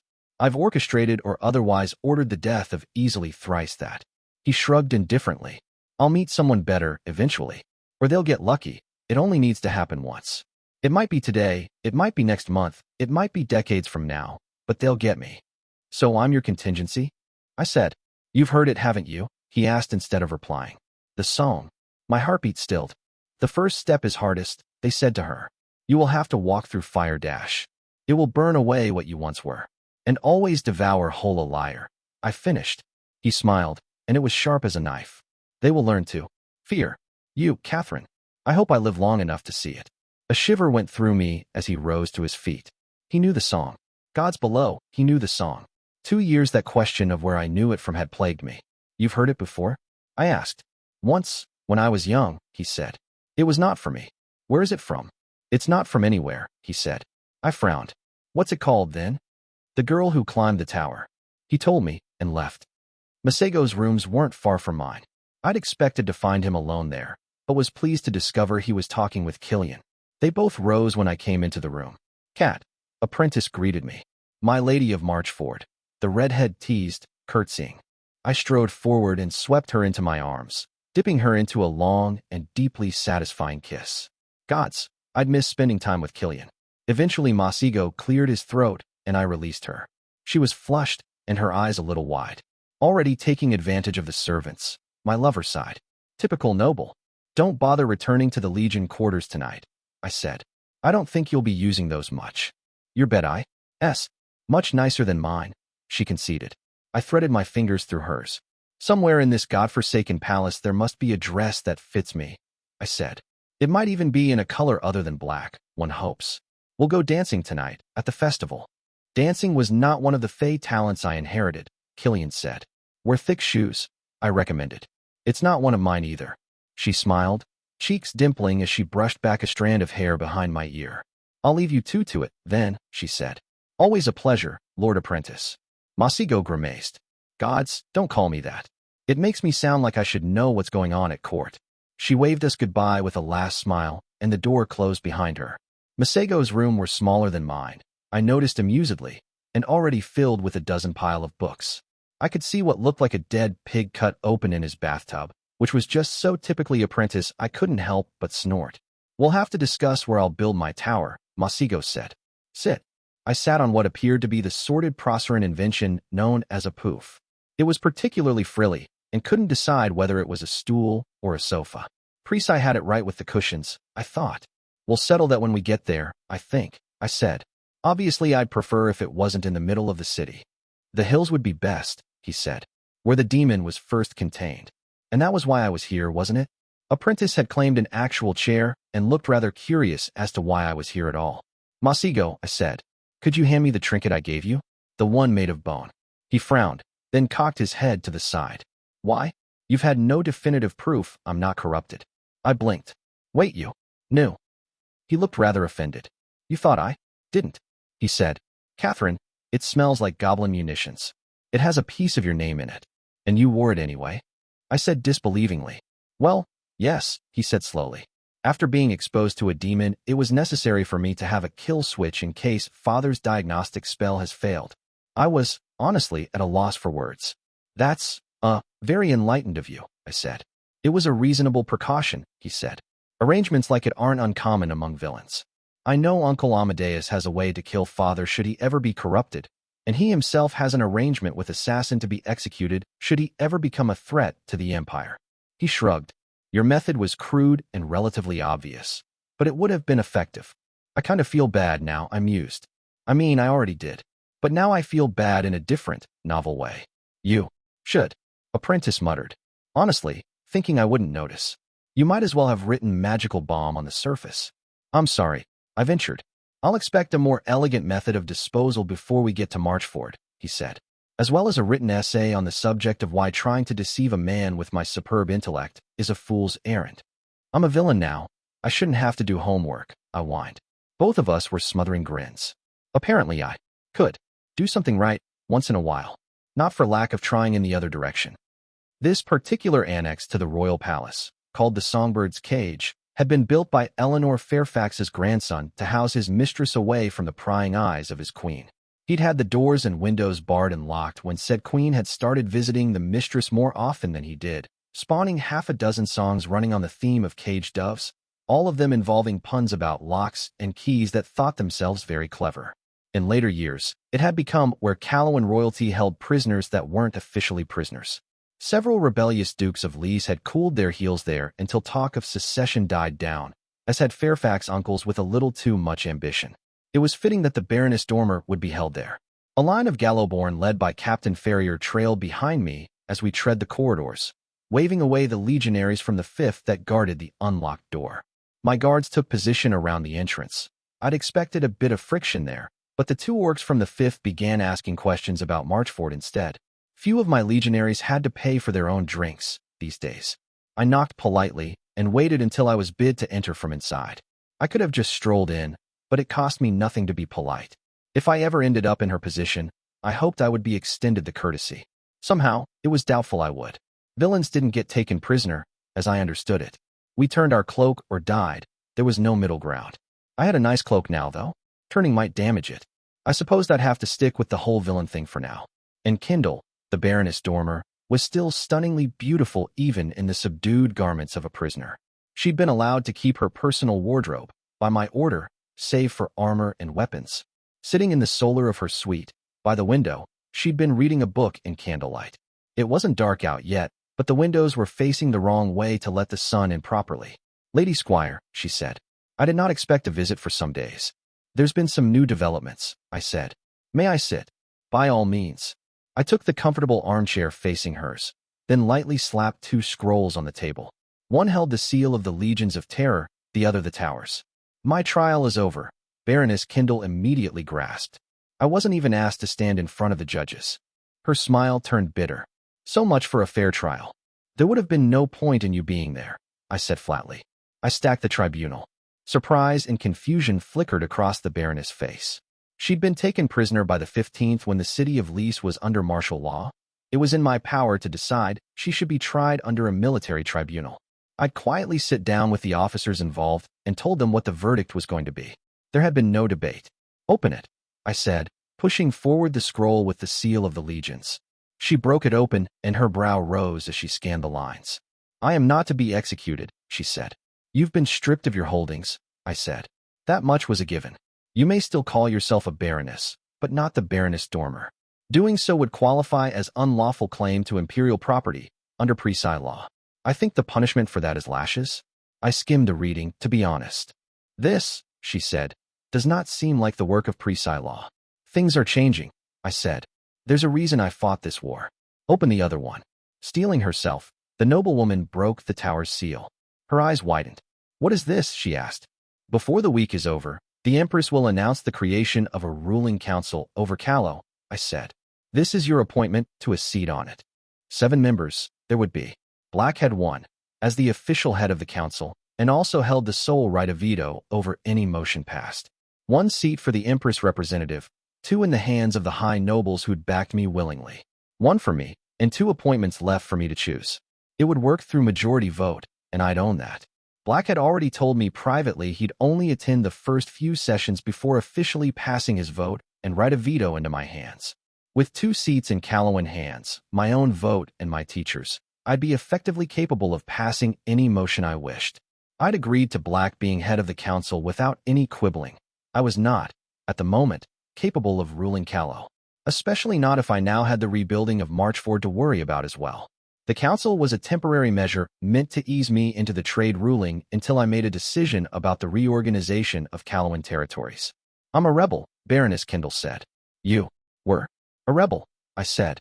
Now you have a seat and vote in the institution that will pick the imperial governors for all the holdings that were confiscated in the rebellion, including your own. Congratulations, Baroness. Who else will be in this institution? She asked faintly. 3 preci yet to be determined, Black, myself, and someone I've yet to choose. I'm considering picking someone from the House of Light, but I'll need a priest that's not a zealot. I was hoping for your help in finding one, actually. So praise still holds the leash, she said. Majority vote, is it? I hold the leash, I corrected. There's governors needed for Vale, Dormer, and Holden. We'll be choosing them. I don't know about you, but I figure it's time at least. Some Callowan land is governed by Callowans. Not lease, she said, clever eyes searching mine. Lease is my problem to handle, I said. We'll have authority to set laws and taxes for all of Callow, except maybe Daoin. The Duchess is already sending envoys to argue that since her duchy is a tributary state, it doesn't fall under the council's authority. Keegan was born grumpy and only got worse with the passing of years, the silver-haired woman murmured. Am I to understand that this council will have authority over all imperial governors? I smiled coldly. That is correct, I said. It is within the scope of our mandate to remove governors and governesses should they prove unworthy of the authority they wield. Oh, there were quite a few laws specific to governors I was going to pass. First among them a rule forbidding any Callowan official from summoning or dealing with devils. Then another one limiting the amount of city guards allowed, as well as the founding of a group investigating corruption in the collection of taxes. Eris might have her appointment for now, but she sure as hells wasn't going to keep it. The Empress has forged anew the crown of Callow, the Baroness said. No, she's gone even further. The Fairfaxes could not dismiss nobles who displeased them at will. The powers you described are unheard of outside of the free cities. Things are changing, I repeated quietly. You could refuse the appointment, of course. Head into exile. Black had told me that if she made that choice, assassin would dispose of her before she ever crossed the border. No, she said. I rebelled because I saw a better path for Callow. What kind of a hypocrite would I be if I left now? A dead one, I did not say. I rose to my feet, inclining my head respectfully before heading for the door. Lady Foundling? I paused, then turned to match her stare. Why me? She asked. Because there was more to the lease rebellion than the lone swordsman and prospering gold, I said. Because you weren't wrong, really. Just not strong enough to win. Because I know I can bend you to my will if I need to. My mind whispered. I left the room, and the noblewoman with it. The Gallowborn immediately broke out of conversation, falling behind me. Captain Ferrier stood at my side as we strode away.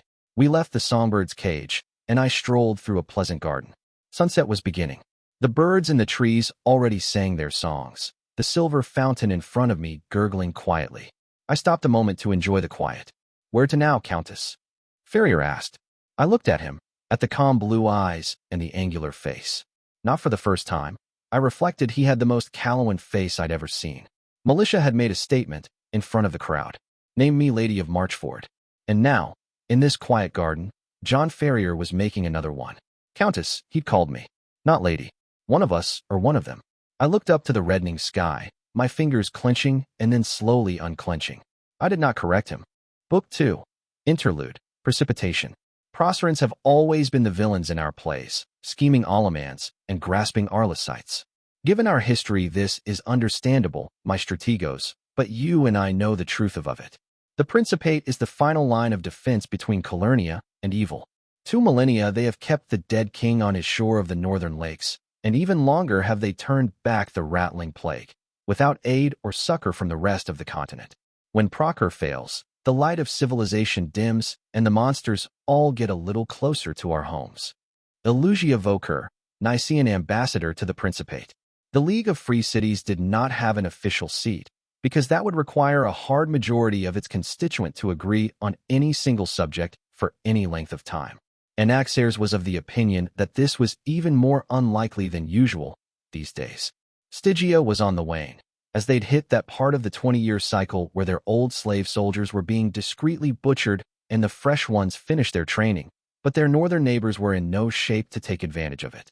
Atalanta and Delos were too busy fighting over control of trade routes to Mercantis to turn their attention elsewhere, a situation further inflamed by the murder of an Atalantian logothete at the hands of a frothing Delosi preacher. In Delos, the will of the heavens and the will of the Asocratus of the Secretariat were considered to be the same thing. Woe to anyone who would defy that vicious little pack of scribes. To make everything even more complicated, Helike had spawned one of their goddamn tyrants a few years back. The boy had promptly proceeded to piss all over the last 50 years of border treaties, seizing Nicaean assets and tickling the chin of the Proceran princess in Tenerife. There was opportunity in that, however, for the great city of Bellerophon. First and mightiest of the free cities, may she reign forever. Anaxares capitalized the words even in the privacy of his own mind because you never knew when the Caninas were looking into your thoughts. His delegation must have at least 2 of them out of the 10 diplomats who'd accompanied him. Not that he'd be able to tell which were part of Bellerophon's agents for the protection of the people. His home was the only true democracy on the continent, a fact its citizens touted at every opportunity, but the will of the people was preserved by the spilling of blood. The Caninas made sure of that, ensuring anyone who looked like they were trying to seize power for themselves disappeared. A system of random lot drawing made all appointments every 3 years, which meant the competence of the city's administration could vary wildly from one year to another. The only part of Bellerophon's state apparatus that was not randomly allotted was the diplomatic service, of which Anaxares was unfortunately part of. The small pebble lodged inside his body, and that of all members of his family, was a grim reminder that at any point one of the Caninas could decide that he'd gotten ambitious and kill all of them with a word. The pebble would return to its original size and break his body from the inside. It was, Anaxares had been told, a particularly gruesome way to die. His predecessor had been splattered all over the insides of a meeting hall in Nicaea just for being offered a bribe. Naturally, the filthy Penthesians had made a game of trying to have the envoys of mighty Bellerophon executed by their own people in as few words as possible. The Caninas had gotten their hands on one of the sheets they used to tally scores and plastered copies all over the streets. There was a reason Anaxares City kept trying to invade theirs, ugly knockoff Mercantis that it was. Did they really think that just because the wealth of praise flowed through their river, they were better than anyone else? They weren't even evil. Admittedly, good and evil in the free cities were more like backing a charioteer team than a true affiliation, but the principle of the thing made it galling. You'd think the Dread Empress would send her gold to one of the cities on the right side of the metaphysical fence. Not that he'd ever say as much out loud. The Empress agents were everywhere in the free cities these days, clashing in back alleys with those of the First Prince. It was Helike's turn to host the League delegates, which no one had been all that happy about. The city had gone even madder than usual under the tyrant, whipped into a frenzy at the memory of Theodosius the Unconquered and the legendary victories the man had achieved on the battlefield. Anaxares had been in the city for a mere fortnight and already could no longer stand to look at statues of the man. He was currently drinking from a cup with Theodosius' face on it, and sitting on chair engraved with his work at the siege of Tenerife, when the Helikeans had crawled through the sewers to avoid the butchers Bill taking the walls would have cost. The representative for Bellerophon shifted uncomfortably against the wooden frame, ignoring the screaming delegate from Atalanta, calling the senior secretariat member from Delos a quill-waving lunatic. His eyes flicked to the tyrant in question, who'd named himself delegate for Helike instead of sending an actual diplomat. The boy was dark-haired and olive-skinned, with a bloodshot red eye and a hand that seemed to be permanently shaking. He was 16, Anaxares knew, and had been sitting on the throne of Helike since he was 12, when he'd seized power and sent his much older nephew fleeing in exile. Bad seed, the delegate for Bellerophon thought. The tyrant had been smiling for what seemed to be hours now, and the grin widened when he met Anaxares' eyes from across the table. That same friendly young man had made swearing a stoning offense in his city and drowned a Nicaean delegation in their own wine barrels when they protested their seizure. Named mad, every single one of them. Proper forms were filed by Secretariat members of good standing, the Delosi delegate said calmly. The caravan went through our territory without a permit. Seizing its merchandise was perfectly legal. The woman's tone never rose, but it could be seen in her eyes she was beginning to get irritated. Fair enough, Anaxares thought. Atalantians got on everyone's nerves, what with the way they were moved to emotion so easily. The famous warrior Elena who'd founded their city was said to have wept at the sight of the rising walls. So clearly, it was some sort of cultural defect. Public weeping was not allowed in Bellerophon, as it had been deemed against the will of the people. Is there a form for murder? The Atalantian screeched, sounding triumphant like he'd achieved some sort of great victory with the reply. The Secretariat member blinked. 7, she said. Though for 5 of them, after committing the crime, the criminal must present themselves for execution within 12 hours. That wasn't going anywhere, so Anaxares let his attention lapse and considered the other diplomats at the table. The Nicene delegate was listening carefully, but the man had been hitting the wine pretty hard, so this might actually seem interesting to him. The delegate from Stygia, Magister Zoe, she'd introduced herself as, was openly bored out of her skull and had been scribbling on a sheet of parchment for a while. Anaxares squinted at the lines while trying not to be too obvious about it. There were stanzas, he saw. It looked like a sung version of the argument between the Atalantian and the Delosi that had been lasting for the better part of an hour.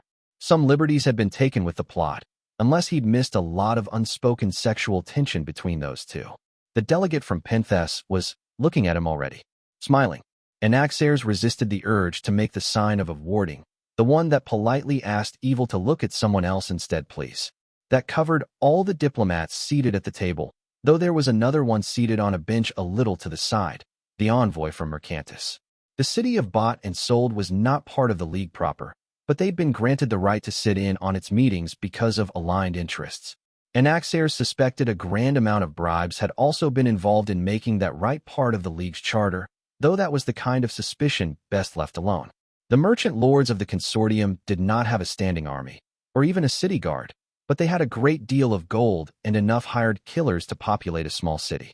The woman Mercantis had sent was morbidly fat, of course. They always were. It seemed to be considered a prerequisite for rising to the higher tiers of the consortium, and so anybody who could afford to pack on the weight did so with gusto. The waste that implied offended Anaxares' Bellerophon sensibilities. The grain of the people should go to the people, he thought, just in case one of the Caninas was listening in. Down with foreign despots. May glorious Bellerophon reign forever. You're wasting everybody's time, the Stygian magister said, breaking into the middle of the argument. Either submit the matter to League arbitrage or shut up. Anaxares snorted. No one had ever submitted anything to League arbitrage without being sure what the verdict would be ahead of the submission. If either of the arguing delegates had considered the incident worth the bribes and concessions buying a verdict would cost, they wouldn't have been bickering about it in the first place. His amusement had been noticed, though. Do you find my people's pain amusing, Bellerophon? The Atalantian said. The glorious Republic of Bellerophon has no stance on the incident, he said. You're a person. You should have an opinion, the man said dramatically. Anaxares went very still. I am a mere vessel for the will of the people, he babbled hurriedly. Unfit to pass judgment on my own. Long live the Republic, peerless jewel of freedom. Eyes closed, he waited for the pebble to shift and tear through his organs. There was a long moment of silence in the room, but nothing happened. Damn, the Penthesian said. That would have been a 5-pointer.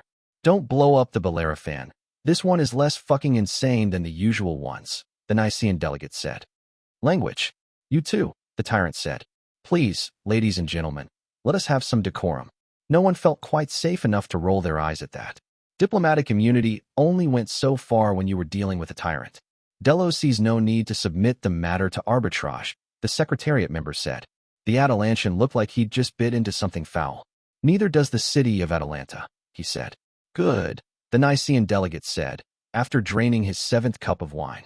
If that's over with, the city of Nice had a motion to submit for League consideration. He held out his cup for a servant to fill again. Anaxares raised an eyebrow. He doubted this would be a rehash of the old Nice demand for the League to declare war on Ashur.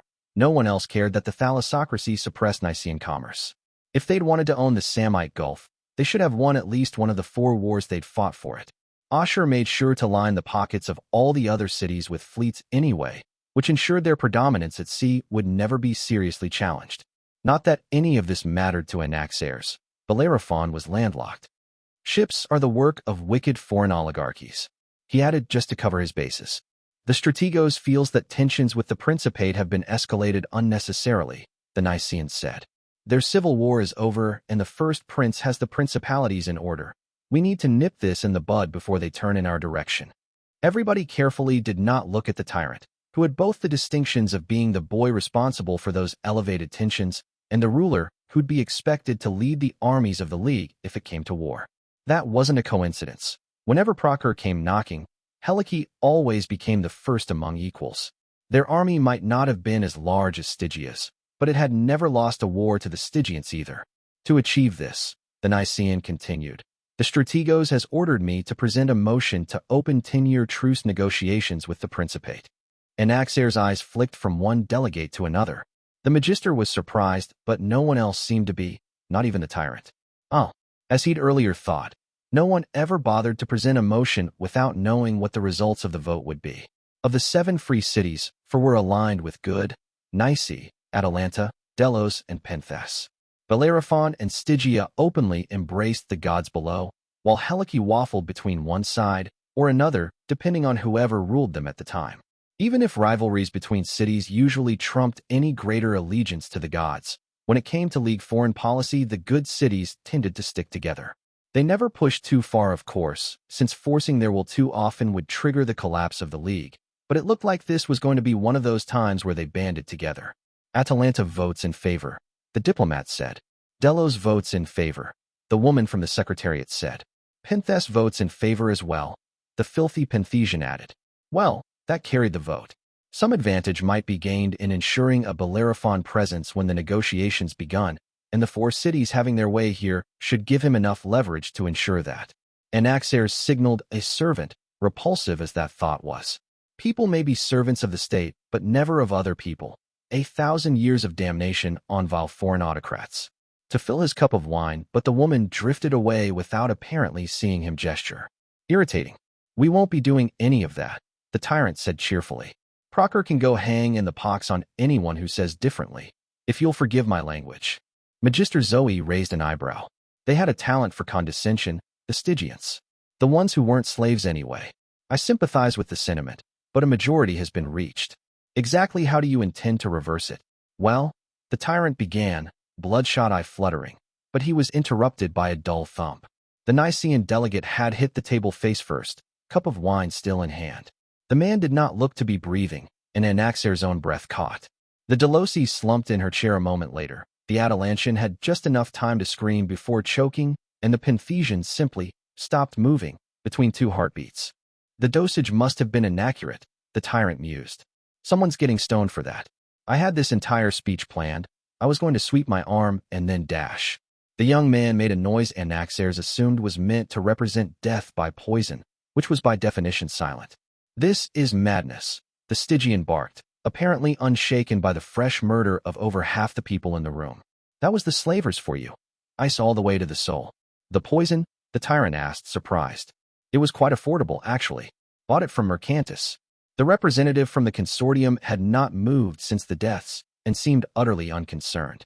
She was openly amused at Magister Zoe's angry look. The consortium believes in a modern, cost-effective form of murder, she said. A wide range of substances is available to any with the means. I believe she was referring to the act of poisoning itself, Lord Tyrant, Anaxares said, surprised at how steady his voice sounded. Having carried a death sentence in his stomach since the age of 12 had done wonders for his composure, the delegate from Bellerophon reflected. There will be war for this, the Magister barked. Murdering envoys? It's dash. Villainous, the tyrant said softly, smiling again. His bad eye looked redder now, like it had fed on the deaths. His hand was not shaking for the first time since Anaxares had met him. The Bellerophon was something of a connoisseur in the domain of foreboding, and considered that sign a particularly ominous one. That's the problem with magisters, the boy said cheerfully. It's all slavery and murder with you. There's no art to it. No whimsy. When's the last time any of you did anything just because you could? He gestured enthusiastically. You're taking it too seriously. You have all this power, and all you ever use it for is making sure you keep it. Do you have any idea how boring that is? Stygia will have no part of this idiot war of yours, the Magister hissed. Of course you'll take part, the tyrant grinned. And you'll be on my side, too. Because if you're not, I'll sack your city, tear down you walls, and swell my ranks with your slaves. Am I to assume this threat extends to Bellerophon? Anaxares said calmly. Anaxares, was it? The boy asked. I have to say, I'm loving the whole serenity thing you have going on. And if your republic doesn't back me, I'll roast your children like poultry and sell them in praise. Maybe overcharge on transport. They've been screwing us on tariffs recently. You're at war with over half the league, and you're threatening the rest. Magister Zoe said, sounding appalled. She had, the Bellerophon thought, yet to grasp exactly what it was they were dealing with here. Magisters were too used to being in control. Anaxares had never been under that delusion. His people were the current carrying him, on any day as likely to dash him on the rocks as they were to carry him safely to shore. Having no real influence over the course of his life was a familiar feeling. If he cared enough to comfort the foreigner, he would have told her it got easier after you stopped thinking of your future too much. Much like drowning, it was much easier on you if you didn't struggle. For cities or six or half of creation, the tyrant shrugged. It makes no difference to me. Gods below, act evil for once in your life. It's like it's a hobby with you people. That red eye shone malevolently as the named stared them down. It's not a hobby, my friends, it's a side. A side in the war that defines creation. Did you think you could sit the fence forever? Speak the words without ever paying the price. Naughty, naughty, if you'll forgive my language. The tyrant grinned, and for a moment all Anaxares could see was that horrible red orb and the curved stretch of pearly white teeth. A devil's grin on a devil's face. We're the villains, my friends. We're the things out there in the night that they're all afraid of, the reason they bar their doors and shutter their windows. This place is in dire need of being remembered, that truth. The boy laughed, and Anaxares shivered. So muster your armies, rustle up your devils, and let your monsters out of their cages. Let's have us a jolly good time, eh? The Bellerophon decided to call for another cup of wine and didn't particularly care if it was poisoned or not.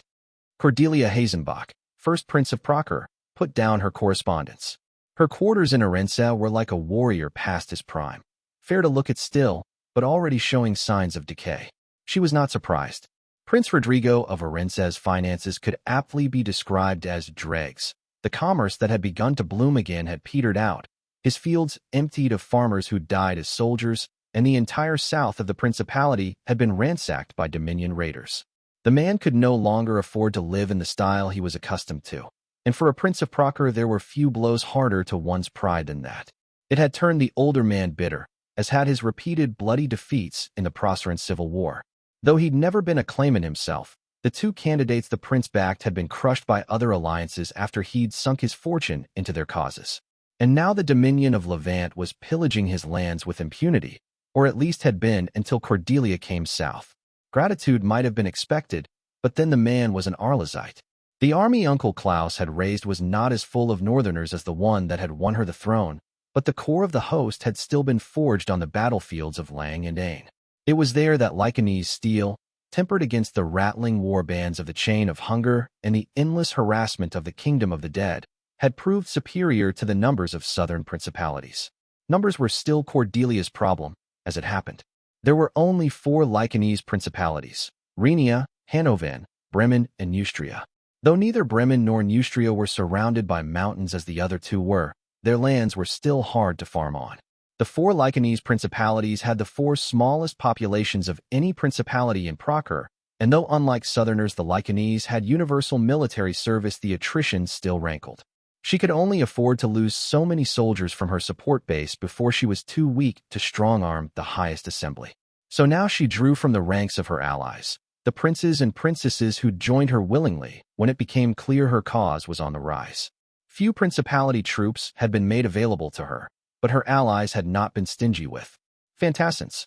Cordelia was somewhat unschooled in matters military, but as her uncle explained it, these were men and women who'd served as peasant levies into the Civil War after being disposed by the fighting, making it their trade. Not as good as soldiers who'd trained since infancy, but those were costly and hard to replace. There were tens of thousands of fantassins floating around Procure at the moment, the first prince knew. People who could only live for violence and now found themselves without anyone willing to pay for them to commit it. She needed a war, and quickly, before they turned on their own people. The first step in mitigating the problem was folding as many of them as she could into the ranks of her own armies, but that wouldn't be enough. She'd have to accelerate the economic recovery of the South to find them lands to occupy, which she'd been trying to avoid until her position was better secured. She'd received a report that morning from Uncle Klaus announcing he'd thrown the last Dominion raiders out of the south of Arinsa and set up defensive positions a few miles away from the Red Snake Wall, which had been one problem solved. That was not the report she was looking at, though. This one was from an agent of hers in the Free Cities, informing her that 2 days ago the tyrant of Helike had murdered 4 League delegates in broad daylight, then declared war on their cities. Calmly, she placed down the letter on the surface of her gilded desk. She'd pressured, bribed, and otherwise convinced the leaders of the same cities whose envoys had been poisoned to pass a motion to negotiate a 10-year truce with the Principate. It had taken her years and quite a bit of silver, but she'd done it. And when she had, she'd known there would be 2 ways that League session could end. Either the evil cities accepted the muzzle, or there would be war. Either one would force Helike to cease probing at Tenerife's borders, binding the princess who was already one of her closest allies to her even closer. And it would secure our southeastern flank. She thought. The tyrant of Helike still stood alone, as far as she knew, but the odds were that the other 2 evil cities would join him. Could she influence them the other way, to stack the odds towards the outcome she desired? Bellerophon was more or less impossible to effect measurably, since they executed anyone who looked like they might put some order to the mob that ruled the city. Stygia. No. She was weak in that city, and the Empire owned the ruling coalition of Magisters body and soul. Literally, in some cases. Stygia would lean in the direction militia wanted it to. Who would win the war? Stygia and Helike had the 2 largest armies, but Nice had the largest population and Pinthes was the richest. Both sides would be emptying Mercantis of mercenaries before the month was done, lining the pockets of the consortium with their bidding wars. As things currently stood, Cordelia would be inclined to believe that the Good League would beat the Evil League. And yet the tyrant had triggered this war. The boy had something up his sleeve, something more deadly than a mere name. More than that, it was a certainty that praise would intervene. They would not send one of the legions south, but the first prince suspected the calamities would be coming down. A counterweight was needed, Cordelia knew, but she did not need to trouble herself with that. The heavens had already provided. A fortnight ago a ship had docked in Nice carrying the White Knight, returned from his years in the Titanomachy. The survivors of the lone swordsman's band of heroes would cluster around the new one, though how many had survived Lys, she did not know. The thief was still reportedly alive, but no one had seen the wandering bard in weeks. Lys had been such a mess she was still trying to sort out exactly what had happened there. Devils had been summoned, then disarmed. The squire had forced the surrender of the Baroness Dormer, then spared the woman. She'd killed the lone swordsman and apparently returned from the dead, which the House of Light adamantly maintained was impossible. There was already talk in Salia of naming her an abomination in the eyes of the heavens. The entire Lys rebellion had died an ugly death at the hands of this Calawan slip of a girl and her master, killed with a whimper instead of the bang Cordelia had been hoping for. Daoin had never entered the war, and was now on the back foot with the tower since one of Duchess Keegan's relatives had been caught helping a hero. Had her observers not gotten a close look at the legions of terror in action, Cordelia would have called the entire affair a detestable waste of silver and lives. Several books' worth of reports were already being compiled into a combat doctrine that would see use in the crusade, but she'd failed to meet all her other objectives. Preci hegemony in Callow was stronger than ever, and the Empress had killed unrest for good with her masterstroke of a ruling council. Considering there would be 4 Preci sitting on that council, militia had come out of this rebellion with tighter control over her foreign holdings than she'd started with. Trying to hobble the Empress was like cutting off a hydra's head. Every time 2 more grew, more vicious and cunning than the last. At least the woman's nobility was giving her trouble. As well they should. Cordelia had been sinking coin into their cause for half a decade, using a labyrinthine series of intermediaries. Her payback for the depredations of the Pravis Bank.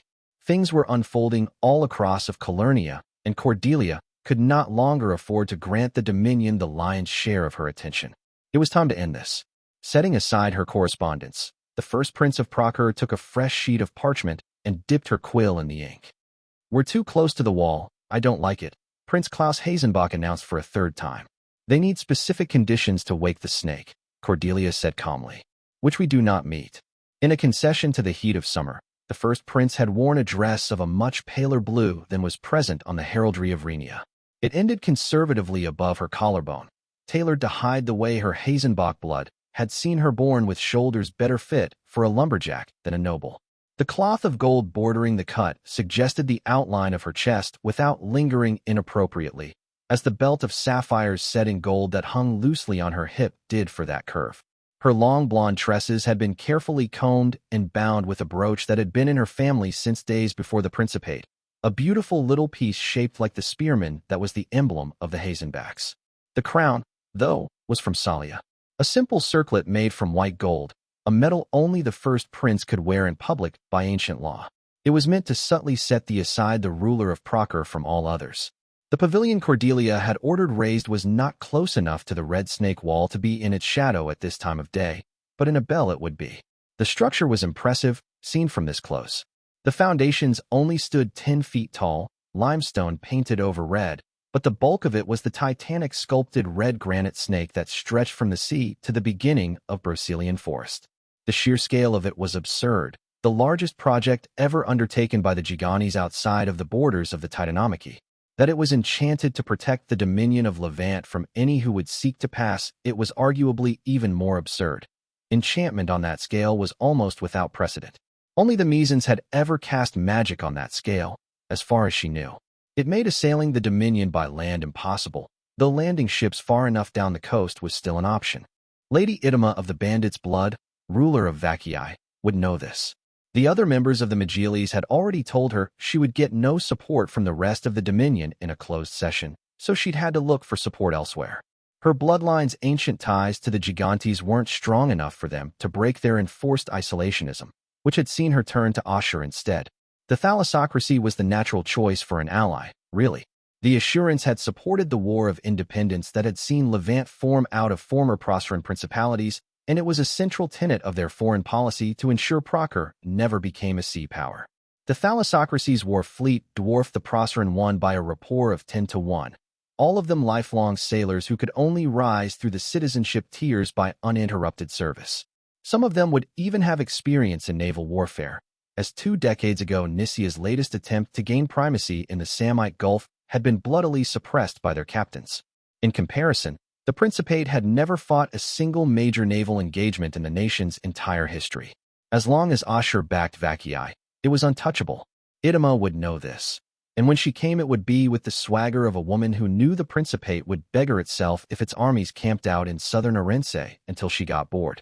She would expect concessions, perhaps even angle for the ceding of territory. This was a negotiation now, though. Cordelia's uncle had spent his days learning the trade of war and come out of it one of the finest generals on Calernia, but swords had never been the first prince's way. She'd learned diplomacy and intrigue, spent years sharpening her mind by fighting the most dangerous woman on Calernia across the continent in 100 different simultaneous battlefields. Idima of the Bandits' Blood had picked the wrong battlefield to challenge her on. When the ruler in question arrived, her favorite refreshments had already been set up, chilled wine from Alava, and attendants swarmed around her delegation like hummingbirds around nectar. Uncle Klaus has wanted to remain seated when she arrived as a sign of his disdain, but Cordelia had given him a steady look until he conceded the matter. When it came to etiquette, he usually did.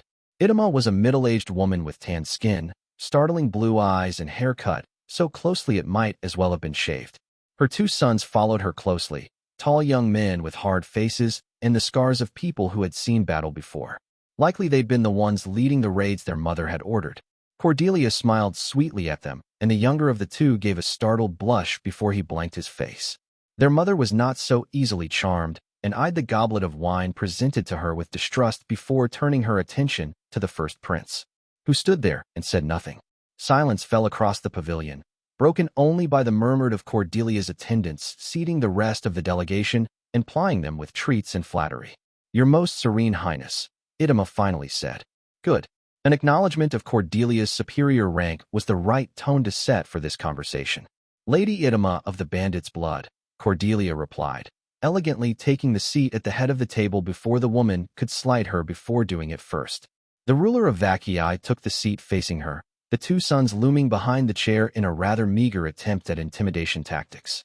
"If I may introduce Prince Klaus Pappenheim of Hannoven," she said, nodding at her uncle. Said uncle was drinking from the cider cup she'd arranged for him to get specifically so he wouldn't talk. "My sons, Moro and Tariff of the Bandits' Blood," the blue-eye woman replied, not bothering to specify which was which. Not that she needed to. Cordelia had extensive files on every member of Idima's allies and family. Tariff was the younger one who'd blushed and had a well-documented fondness for blondes. He was quite good in bed, the agent who'd sent the report had assured her. The first prince found him handsome enough, but a dalliance with someone of his rank might have an expectation of marriage, which she'd made a point of avoiding. It gave her much leverage in Procure. "Would any of you care for a meal before we begin negotiations?" she offered. "I'd care for you to stop wasting my time," Idima said. "We're here because I've got you in a corner, and you know it. I have my demands. Most of them are not negotiable." Cordelia smiled politely, then gestured for one of the attendants to step forward. The young girl bowed and lightly set a scroll on the table. Lady Idima seemed about to say something scathing until she noticed the seal keeping it closed. A ship with a crown for a sail, 7 coins forming a half-circle above it. The official seal of the thalassocracy of Ashur, used only on formal diplomatic documents. "What is this?" the Levantine asked. "A reassessment of our respective positions," Cordelia said. Idima broke it open and began reading, skipping the first few paragraphs and the inevitable niceties and title trading they consisted of. The fair-haired Lycanese knew the moment Idima first arrived to the actual treaty terms because the tan woman's face dropped. "This is a fake," the Levantine said accusingly. "You know it is not," the first prince said calmly. "The thalassocracy will remain neutral in the event of a war between you and the Principate, so long as the borders remain unchanged afterwards. I have assurances for half of the third-tier citizens they'll sack your entire coast," Idima barked. "Yes, and that was cleverly done," Cordelia conceded. Yet all of them fall silent when the only second-tier citizen speaks. Ashur's citizenship tiers were a maze to outsiders, as there were over 20 of them, but it could be understood that the dozen or so third-tier citizens ran the thalassocracy on a day-to-day basis. The only individual to stand above them was Magan Hadast, a man in his 70s whose ancestor had been the captain of the initial ship of settlers to populate the island. There could only be one second-tier citizen for any colony of the Balite hegemony, which Ashur still technically was, at any time, and there was no rising any higher than that. First-tier citizens could only be born in Tyre, the city to have spawned the entire hegemony. Magan's word was law in Ashur, and though he was not a heavy-handed ruler, he'd been displeased at the idea of getting in a slugging match with the Principate over the ambitions of a single woman from the Dominion. "The old man doesn't speak," the Levantine said. "Not to you," Cordelia said. "You are a skilled diplomat, Lady Idima, and an intelligent woman. I am both those things, but I also happen to have the resources of the greatest surface nation on the continent at my disposal. This defeat does not speak of incompetence, but of a mere disparity of means. We'll hold the beaches against you," the ruler of Vaccii said, anger glittering in her eyes. "The first time, perhaps," the first prince said, "but the time after that, or the next, we will land eventually, and we will bury you in numbers until Vaccii falls. The rest of the Magiles will side with me the moment you tread Dominion soil," she said.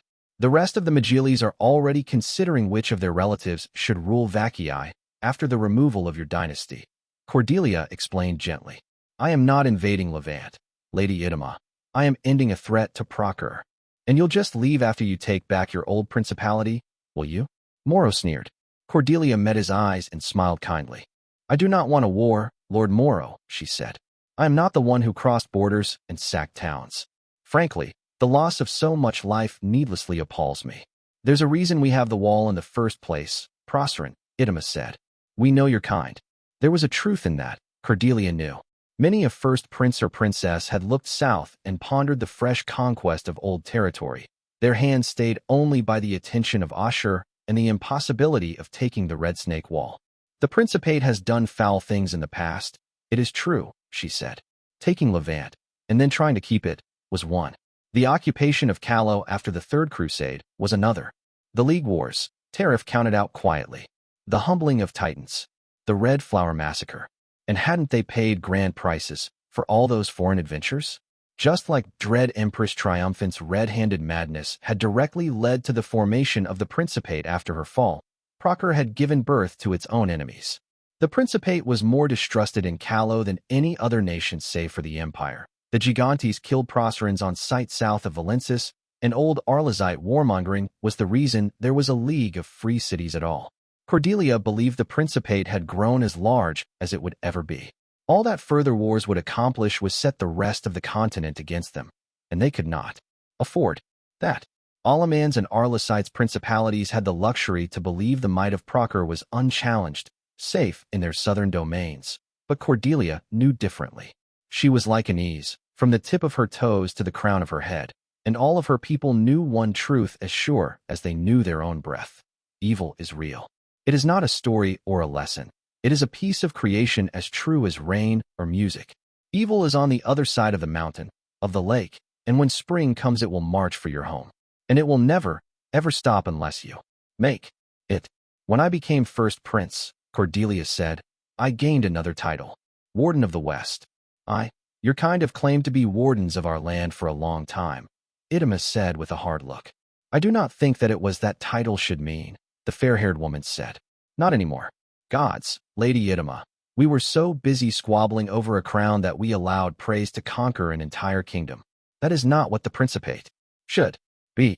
And what is that exactly? Moro asked with a thin smile. We are the wall, Cordelia said, and she spoke with the ironclad belief of 100 generations of Hazenbacks before her. We are the bulwark between the West and the monsters. We have been looking south all those years, and now evil wakes. Do you think the tower will stand alone when their legions spill out onto the continent? The dead king will rise from his slumber and drown the world in death. The Everdark will band under a single banner and etch the tenets of night in blood across our cities. The chain of hunger grows larger and bolder every spring, and when they come it will not be in war bands. Their hordes will blot out the horizon. She leaned forward. So, please, she said, speaking as sincerely as she ever had. Do not make me fight you, Lady Idema. There will be only one war that matters in my lifetime, and it will not be in the south. The tanned woman looked shaken. You ask me to ignore centuries of bad blood, she said hesitatingly. I ask you to stand with me, Cordelia replied quietly. Not as a subject or a vassal, but as an ally. She could see it in the son's eyes, that they understood. What was coming, crawling closer to them every day. They say there is only one choice we can make that ever really matters, the first Prince of Procure said. I beg you, for all our sakes, make the right one. She offered a hand, and after a long moment the ruler of Vacii took it. The rest of the Dominion would follow, Cordelia knew. It would not be enough. Gods forgive her, but it would not be enough. She'd have to intervene in the free cities, to make peace between Ashur and its rivals, to somehow mend bridges with the Titanomachy. Cordelia would have to lie and scheme and strike deals in the dark of night until her desperate, ramshackle alliance stood together. Because the madmen were coming, the monsters of legend, the ones that cast shadows on the world from their flying fortresses, who broke the very fabric of creation with their sorceries. They were coming, and while the Principate had bled itself in 100 wars they had learned. Cordelia had always loved the words of her mother's family, the quietly dignified Pappenheim boast thrown in the face of the enemy. But in the end, she was a Hazenbach first. It ran in her blood, the old duty no one had given them, but they had taken up anyway. Because it was right, because they could, because no one else would. Because we must. Gods above, let that be enough. Book 2, Epilogue. Your mistake, Queen of Blades, is in thinking that virtue is the province of good. Every tyrant who has ever claimed the tower, every fool, and every madman, had the seed of greatness in them. Courage, cleverness, ambition, will. We may lose our way, we may lose ourselves, but every time we get a little closer. You think I am afraid of death?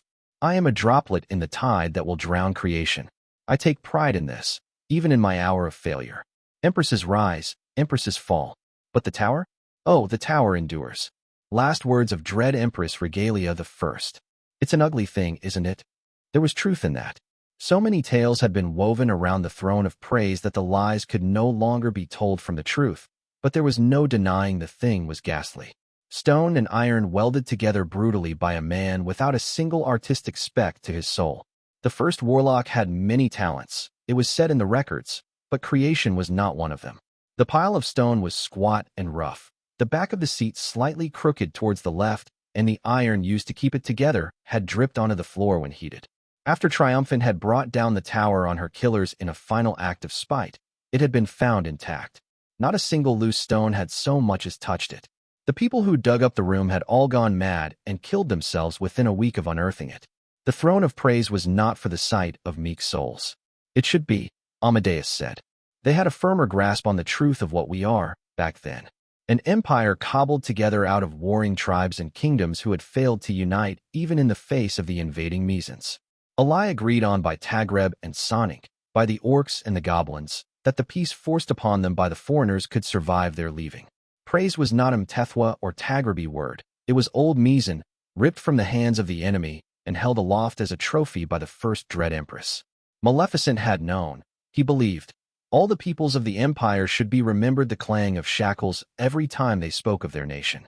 That way they would never forget the War of Chains, forget that there had been a time all had been humbled. Once we could not look beyond our own knives and petty disputes, so creation buried us. Remember, a hopeful woman, Dread Empress Maleficent. She'd been hopeful all the way until the High Lord of Wolof had stabbed her in the back and stolen her throne, laying bare the truth of her empire. Power gained through the spilling of blood will be taken by the spilling of blood. Always. Praise could be held, but it could not be owned. There would be no dead king to reign forever here, no tenets of night, all must bow to. The Dread Empire would have 100,000 tyrants, all of them lost and grasping beyond their reach until their doom fell upon them. And the tyrant would rise anew, with fire in their eyes and unquenchable ambition in their stomach that creation would deny. But oh, the craving. Wasn't the craving what it was all about? It was an unusually poetic thought for Amadeus, a man not particularly prone to sentiment outside of some very defined boundaries. He did not linger on it. 1,000 poets had etched their sentences on the soul of the wasteland, but he was not one of them. The legacy he sought was of a different sort, if no less elusive. We all know it's a lie, Maddie, Alea laughed. Look at all those pretty gildings close around the throne, close, but not touching. Some lines even Preci won't cross. The hall was empty, would have been for the better part of a bell. Alea always put up the most vicious wards available to the mistress of the tower whenever they claimed this place for their drinking. Tonight they had, by informal agreement, chosen to sit by Dread Emperor Malevolent III. The pithy, the histories of praise named him. As far as Amadeus knew, he'd done little in his 10 years of reigning save for putting a goblin rebellion and failing spectacularly at making the empire a naval power. The Assurance had sailed straight into Thalassina and burned the half-built fleet. The only surviving captains had immediately defected, setting themselves up as pirates in the tideless isles and becoming a recurring blade in the back on the empire's merchant shipping. There would be, he knew, a little detail about the man he did not know that would surprise a laugh out of him when linked to something Alea said to him tonight. She'd always delighted in weaving little hidden jests in her words for him to find later when thinking back on them.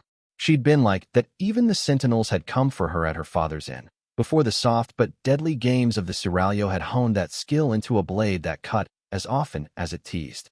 Many a lord and lady of praise had woken up in the dead of night weeks after their audience with militia, shivering when they realized the full implications of a seemingly innocent sentence.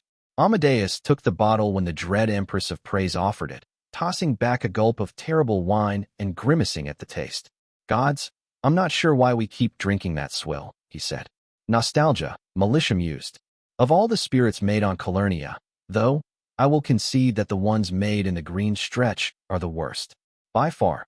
She pulled deeply at the bottle when he passed it back, wiping the smooth back of her hand against her mouth without even the pretense of manners.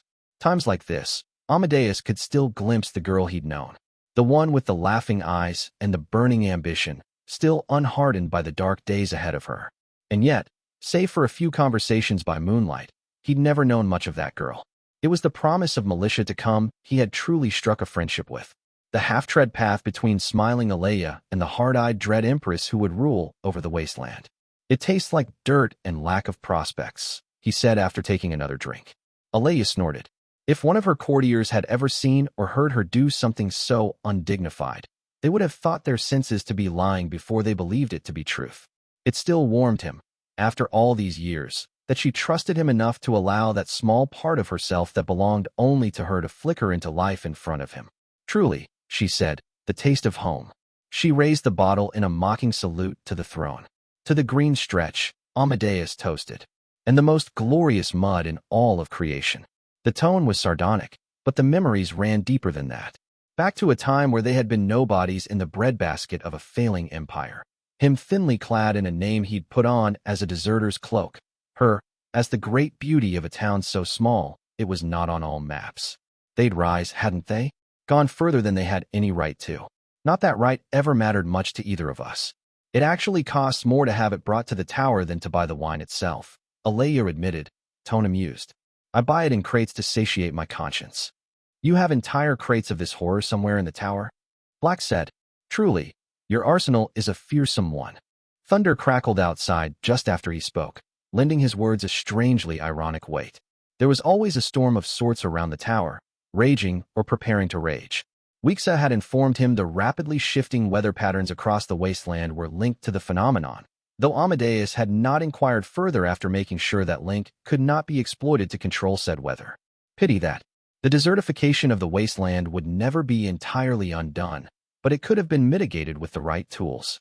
Laying back against the marble pillar, an old friend by his side, Amadeus watched the unfolding history of praise-made mosaic across a floor and said nothing.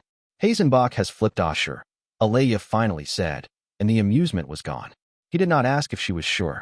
Her agents had penetrated the thalassocracy deeper than Eudokia's, and they did not make mistakes. We still own his son, he said. He's just a voice in their committees until his father dies, Alea said. That was always the problem with Asher. They genuinely believed in their tears that a higher-ranked citizen was fully deserving of the authority granted to them, and that trying to overreach before promotion was worthy of contempt.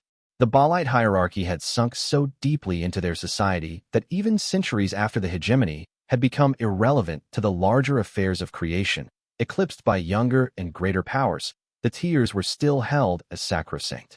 As long as Magan Hadast lived, Asher would be a friend to Procher, a wary and self-interested friend, but that would be enough if the right promises were made. They would be. Of that Amadeus had no doubt. That girl becomes more dangerous to us every year, he said. That girl is us, Alea said, 40 years ago, looking at the stars from a different land.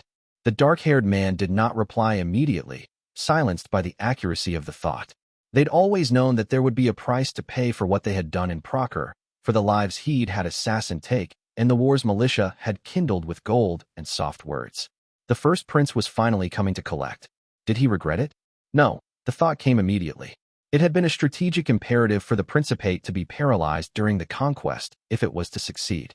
That war had always been going to find their doorstep. All their plots had done was delay the first knock by a few decades. Levant, now Asher. She's trying to forge an alliance against us, he said. Dear Cordelia might get her crusade, after all. The tone was light, the implications were not. If Hazenbach managed to forge her broader, continental version of the League of Free Cities, she only had to wait until the pretext for a 10th crusade fell into her lap. Amadeus held no illusions about the fact that it would. The Free Cities are where we can kill this in the egg, Alea said.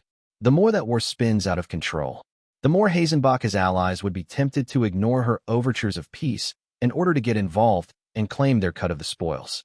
The moment two forces belonging to two different of her would-be crusaders met with swords out, her entire enterprise would collapse. Alea had the influence abroad to ensure that much. If it happened, neither of them trusted anybody currently involved in the war to make this happen, unfortunately. Sending in the legions of terror, while tempting, would give Hazenbach a gathering cry for all good and banner for her damned crusade, which meant a smaller, more measured intervention. Wixa will meet me by the Wassilidi, Amadeus said. We'll all take a ship down through Mercantis. From there, he would see where the weakness in the good league was. Penthes, most likely, for Preci influence had gained ground there in recent years. However little of that was currently left, it did not matter. The calamities had done more with lesser openings. Squire will be getting her vote and veto earlier than anticipated, Alea said mildly. It was always the plan she would get them eventually, Amadeus said. After you schooled her properly in ruling, Militia murmured. And there was the rub, he knew. It was one thing to entrust to a 17-year-old Calawan girl, with occasionally more mouth to her than sense, half of the territory in the empire. After, he had taught her what he knew of ruling, quite another to do so. Before, Alea's fears were not unwarranted, he thought. For at least the first year, Catherine was likely to butcher and coerce her way through anything she perceived as an obstacle. She would do so mercilessly and without hesitation, too, because there was something utterly ruthless at the core of Catherine Foundling. Calawan defiance, perhaps, but married with something brutally pragmatic. Something that would use what it could not break and break what it could not use. Sabah had once told him that Catherine was what a child of his and High's would be like, and though he batted away the notion, he had not denied it. It was, he knew, a dangerous sort of attachment. The deep end is where she learns best, he said. You sound proud, Alea noted. Amadeus laughed quietly into the great and empty hall. 2 years, Allie, he said. She has been at this for 2 years, and already 2 heroes are dead at her hand. Everything they sent against her, she has scattered. Armies, devils, even a demon. Gods below, a few months ago she all but mugged. An angel. He reached for the bottle and took a swig. Proud, he said. Proud does not do it justice. Alea took back the bottle and drank deeply before setting it on the cold floor. Affection, she said fondly, has always been your weakness. One you turned into a strength of sorts, but still a weakness. That was why they'd always functioned so well, they both knew. Because Alea could see the things he was blind to and take the measures he would not. Because he was willing to make the leaps of faith when she had run out of faith years ago. Nefarious had much to answer for. He died by Alea's hand, and Amadeus had not been willing to step in the way of a hatred so earned and bloody. But if he had, poison would not have been his weapon. He would have unleashed the reserves of viciousness Weexa had deep inside of him, made it a death no one would ever forget as long as creation stood. And Weexa would have done it, without even needing to be asked, because his oldest friend loved Alea too in his own way. In a way less trusting and more aware, he thought. But that did not detract from the depths of it. Warlock had wanted her on that throne as much as Black did, after the Civil War, wanted to see the hint of the laughter they'd known return to those dark eyes, wanted to see the fear gone from them. Before I go south, he said, there is still one matter to attend. Eris, she said.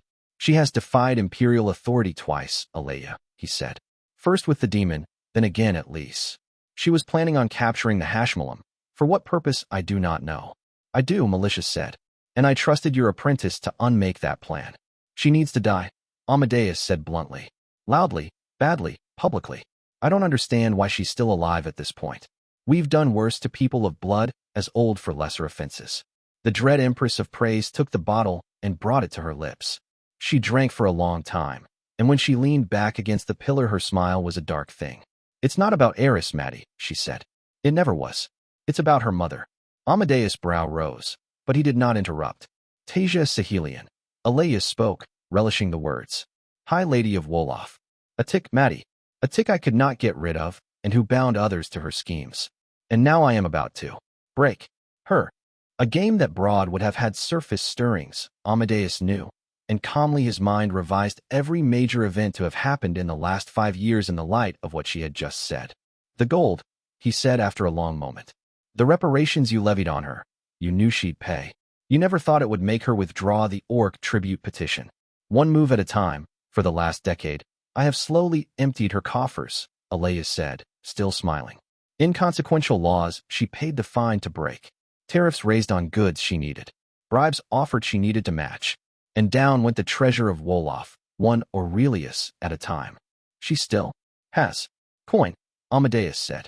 Her network of spies has not been reduced, and her subversions in the bureaucracy continue. Oh, she has coin, Dread Empress Militia murmured. Silver, to be exact. Amadeus' eyes sharpened. Procker, I thought you'd cut off the flow. I did not, Alea said. And now she is dependent on it, so stay above the water. Her overextension will reach a peak when she sinks a fortune into restoring Lys, whose infrastructure, I am afraid, is about to collapse. The dark-skinned woman put down the bottle on the floor, and the cold clink of it was like an executioner's axe. And then the silver will stop. That would end her, Amadeus knew. The loss of face when she had to publicly default on the many commitments she'd made would shatter any credibility with the rest of the nobility. Her own family would rise in revolt to remove her. It would go further than that, though. The Truebloods, he said, will, within a year, end as a political entity in the Empire, she said softly. Because Eris, emboldened by her continued towing of the line going unpunished, would make another mistake. Give militia another lever to pry apart the Truebloods and deal with them individually. The reforms could begin again, he thought, but those promised skies were too sunny. In the wasteland, that was always the prelude to the worst of storms. If Tasia is willing to take those risks, he said, it means that her endgame can be reached within a year. That is my assessment, she agreed. He closed his eyes. Lys, it all came back to Lys. That had been the prize mother and daughter both had wanted out of the rebellion, and not merely to steal some taxes. Eris, he said. She has a different plan. What is it? There was a long moment of silence, marred only by the patter of the rain outside. Do you trust me? Alea said. A year ago, he thought. You would not have needed to ask. A year ago, though, he would not have pressed for answers in the first place. For words she had spoken, with so many deeper meanings behind them. After all these years, she was saying, after all the times we have hurt each other without knowing or being allowed to let it stay our hand, do you still believe in this? What we have built, the two of us, all the sacrifices we made, the choices we bloodied our hands with, do you regret them? Even though the chasm is deep and the way across long, though the darkness is thick and we are both so tired, will you make that leap of faith again, if I ask you? Amadeus closed his eyes and leaned back against the pillar. Gently, he threaded his fingers through Alea's. Always, he said, because he was the Black Knight and she was the Dread Empress, and together they had twisted the strands of fate until they snapped. Because he was Amadeus and she was Alea, and though the children they'd once been were long dead, the dreams they'd woven together under starlight were not. She rested her head against his shoulder, and for a long time they did not speak. A jolly good time, she eventually said. He snorted. The tyrant of Helicus words as he threw the southeast of the continent into sheer bloody chaos. One day, Alea continued, we will have foreign allies who are not complete imbeciles. By sheer din of odds, it has to happen. Eventually. That'd be the day, Amadeus said wistfully. But until then, even if the heroes come, she said. Even if the angels rage, he said. Even if all of creation stands against us, we'll win. They whispered. In the distance, thunder rumbled. Neither of them flinched. Aqueous Ahelion let the sorcery seep into her body. Old stones from the first foundations of Wolof, having drunk deep of the ancient magic there, surrounded her in an unbroken circle. Turning the power within them to the purposes of healing had been the work of an afternoon, one of the first tricks with high arcana her father had ever taught her. The sorcery came and went in tides, a perfect match for her heartbeat, alone in the warded room she'd had prepared in the lower levels of the ducal palace of Lys.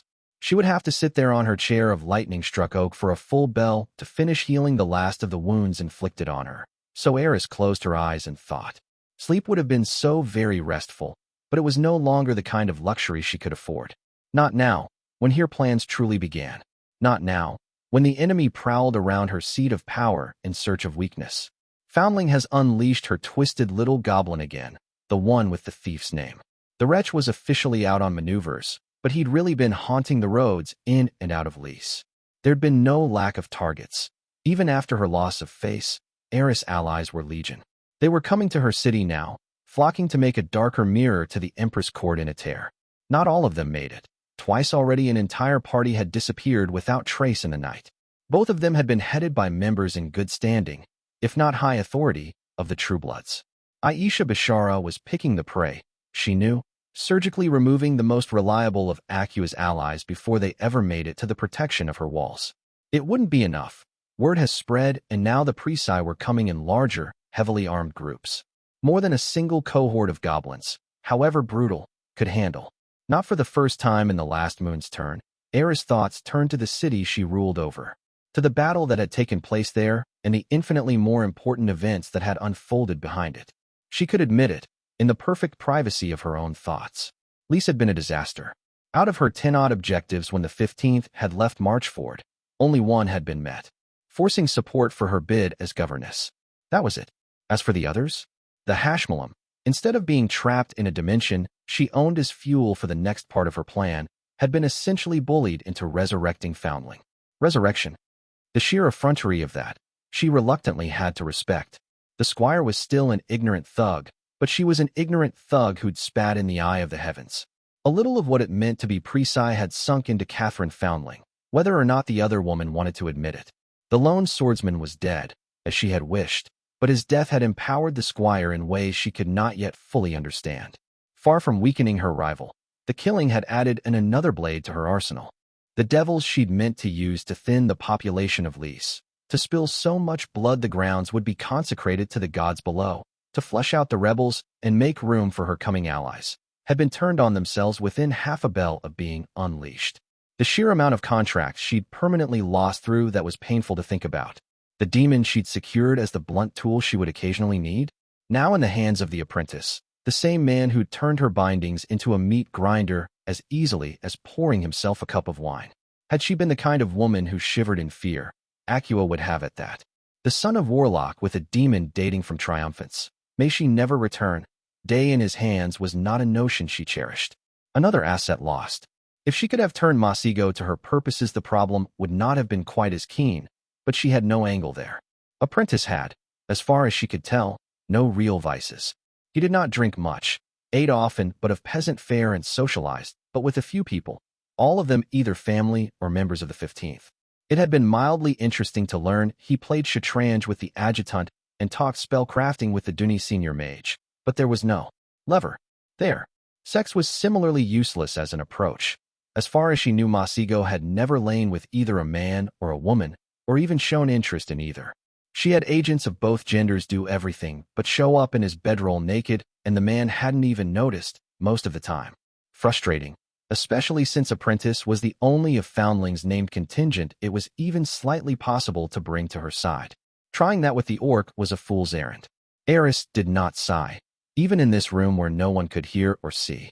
Apprentice would be building his mage's tower soon, she knew. Perhaps he could be tempted with exotic materials or test subjects. It could hardly be a worse failure than the seductions, anyway. Acua knew she should not be focusing on Foundling, not when she had so many more pressing matters to attend, but her thoughts seemed unwilling to abandon the Battle of Lys. That some of her objectives would not be met, she had expected. It was inevitable, but a failure of such magnitude? Foundling had ripped her way through one contingency after another, quipping even as a walking corpse. An entire host of devils, neutered then slain. The lone swordsman, lured into her path, beaten bloody, and then tricked into ending his pattern of 3. Her burning of the only way into the church had barely slowed her down, and there was Chider. Chider had been her trump card, her assured victory. Stealing the name of Squire had been certain to work as long as she was owed a victory against Foundling, and had, and given her an aspect more dangerous than ever before, not to mention restored the fullness of the name. She hadn't known that the demon had crippled the name. Her spies in the 15th had not reported as much on the walk to Lys. There would be a reckoning for that failure yet. Chider had always been supposed to die permanently, either at Foundling's hand or Lord Black's. But for her to be disposed of faster than you take a bath? No, that had not been part of the plan. By dying, Foundling had inserted a flaw into Acua's plan. The ripping of the name should have incapacitated her for hours. Would have if she'd not been a corpse, and so bought Eris the time she needed to deal with the lone swordsman and imprison the angel. An ironclad victory had been wasted on a matter that had ultimately proved trifling, and there would be no second pattern of 3. Creation did not embrace such tedious repetitions. The work of 2 years had been wasted, provoking Foundling and then fleeing on the Blessed Isle, the messy draw at Marchford. Acua had spent much time to guarantee herself a victory when she needed it most, only to find that triumph utterly empty. It was enough to make her blood boil. And there had been that final conversation, in that dinky little room where her companions had been turned into bargaining chips under her own nose. When Ghassan's soul had been ripped from his body as Foundling sat quietly next to her, forcing her to watch. And this time there will be no bargaining to save you, Foundling had said. There had been something in Squire's eyes when she'd said that. Acua Sahelian had been raised among people who killed for sport and bound the very denizens of hell to their will, but what she had seen there had made her flinch. She'd asked her mother, once, why her hatred for the dread Empress ran so deep, why it was so personal. I met her eyes when I surrendered, Mother had said, and what I saw there scared me. Eris understood, now, how that single moment could consume someone. She remembered the calm, implacable certainty in the Calawan's dark eyes and felt her hand tremble, if only for a moment. She could not concentrate on Foundling. Squire was the brazier she'd lit so everyone would watch the flames and ignore the knife. Killing Foundling had never been her purpose. The results of that would have been disastrous. Acua would have become the slated successor of the Black Knight, the last thing she wanted. Dealing with Lord Black from anything but a position of power would be dangerous, to say the least. Eris' game had always been with greater opponents, and the rivalry with Foundling had served as an apt smokescreen for it. There were only 2 people in praise who could stop her, Dread Empress Militia, first of her name, and Tasia Sahelian. For all her failures she had, after all, gotten what she needed from the rebellion. The first prize was Lys. Deep in the south of Callow, where the Empress reach was weaker and old sorcery was woven into the walls. There was power there, power that could turn the work of decades into the work of months. The second prize, the most important, was a story. Eris uses devils. Eris uses demons. Binds them, commands them, makes them her own. She was just starting to be known in the Empire, and already her name was fundamentally intertwined with diabolism in all the stories. That was the deeper plan, the masterpiece she had crafted over the years. The name of Eris, after all, was in many ways inferior to that of Squire. It strengthened her body and her sorcery, but not as well as her rivals did. The applications of it were perhaps a better fit for her, allowing her to manipulate and deceive with a deftness beyond her years, but when it came to combat, it was flatly outmatched. That much had been made clear in Lys. Both were transitional names meant to lead into something else, but squires were bound to become knights. Eris, though? Eris could become anything. Eris uses devils. Eris uses demons. The worst of diabolists. Already she was beginning to transition, and the moment she did, she could finally put all the forces in motion. Begin crafting the key to the cage, the way out of the trap she had been bound by since her birth. A year, that was all she needed. A year, and she would change creation. The wandering bard, lately Almirava of Smyrna, sat on a stone by moonlight and idly strummed her lute. It made a noise like a chorus of cats drowning. The sound was made all the more jarring by the fact that she had not, until that moment, existed then and there. Or since the Battle of Lys, really. She'd watched from a distance as William killed the Squire and known what it meant. That the lone swordsman had lost, that Lys was lost, that the rebellion was over. There had been no need to linger, and she'd not had the heart to watch William die. Whether or not he had deserved better was debatable, but he had tried. Badly, and often in ways that were misguided, but he had been trying to do good. It was a shame that his story had never been going to end well. William of Greenbury would have been a very different man in 10 years. She knew this because she could feel the shape his story would have taken with her fingertips, if he had somehow managed to pass the hurdle that was Catherine Foundling and all the monsters behind her. It was not to be. Contrition used its heroes until they broke, and in breaking parted the clouds to allow the shine of the sun to triumph. It was sordid, the bard felt. She would write a song for him, one day, one worth singing. But she would not do so tonight. The death was too fresh, rawer than she had thought it would be, and William had never been the sort to sing. He'd been a man of thought and silences, of impatience and recklessness as well, but in some stories those same traits were called boldness and courage. It was always about what you made of it, and in the lone swordsman there had been surprisingly much to make of. Dropping the lute on the mossy green earth, the bard fished out a bottle of her haversack and popped it open. She sniffed. It smelled like anise. Gods, it was a bottle of that foul fig distillate assurance we're so fond of, wasn't it? Of the many sins the Balite hegemony had to answer for, bringing this abomination over the Tyrian Sea was undoubtedly one of the worst. She had a drink anyway. It burned on the way down, warmed her, and reminded her she was alive. That was always a comfort after she'd had a wander. She was currently sitting within a stone's throw of the walls of Lys, which told her exactly what was about to happen. How much time had passed she couldn't be sure, but there was only one plot thread left dangling. They must have taken their time, she frowned, eyeing the now pristine walls. Eris must have been governess for at least a moon's turn.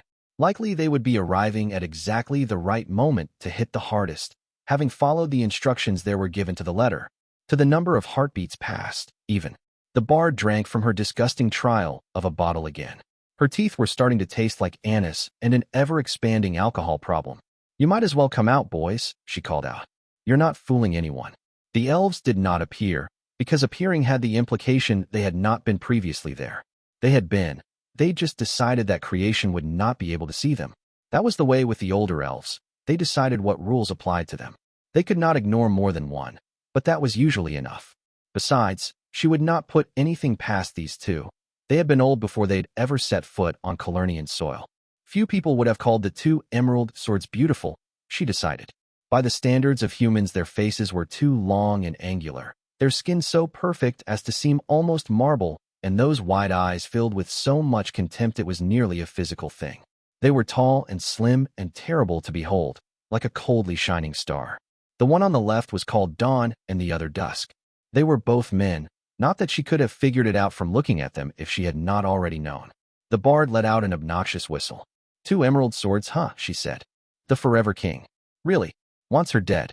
They did not reply with words. Infinitesimal twitches, impossible for anyone but a name to notice, served as an exchange between the elves. Obstacle, Dawn said. Unforeseen. Dusk added, deeply offended.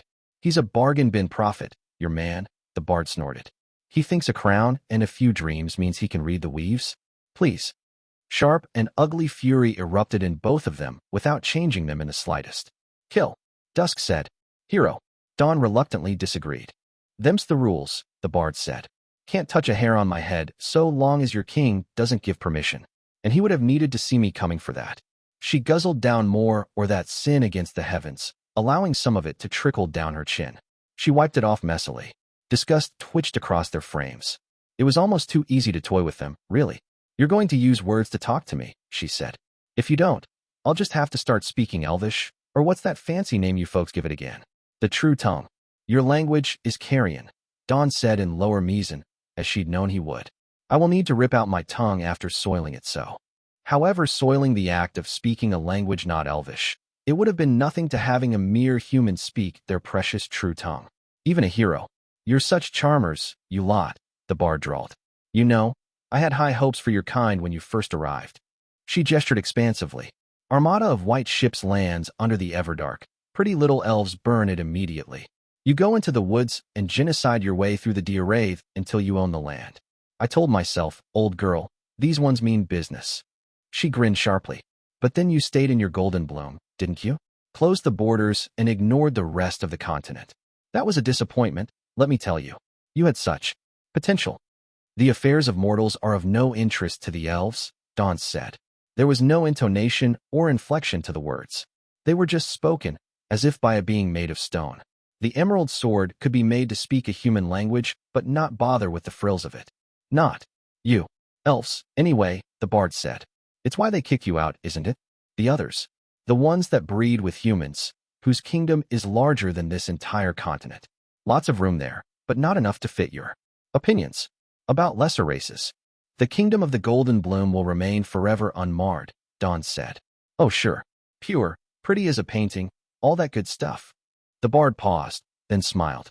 Shame about that birth rate, though no? How many kids you popped since coming here again? None. They all knew the answer was. That was what happened when you murdered the original owners of a forest and tried to claim it your own. It remembered, and no amount of singing to the trees was ever going to fix that. We know who you are, keeper of stories, Dawn said. She of 1,000 faces. Speak your piece. I hadn't heard that one in a long time, the bard chuckled. Keeper of stories, just doesn't sound the same in Lower Measan.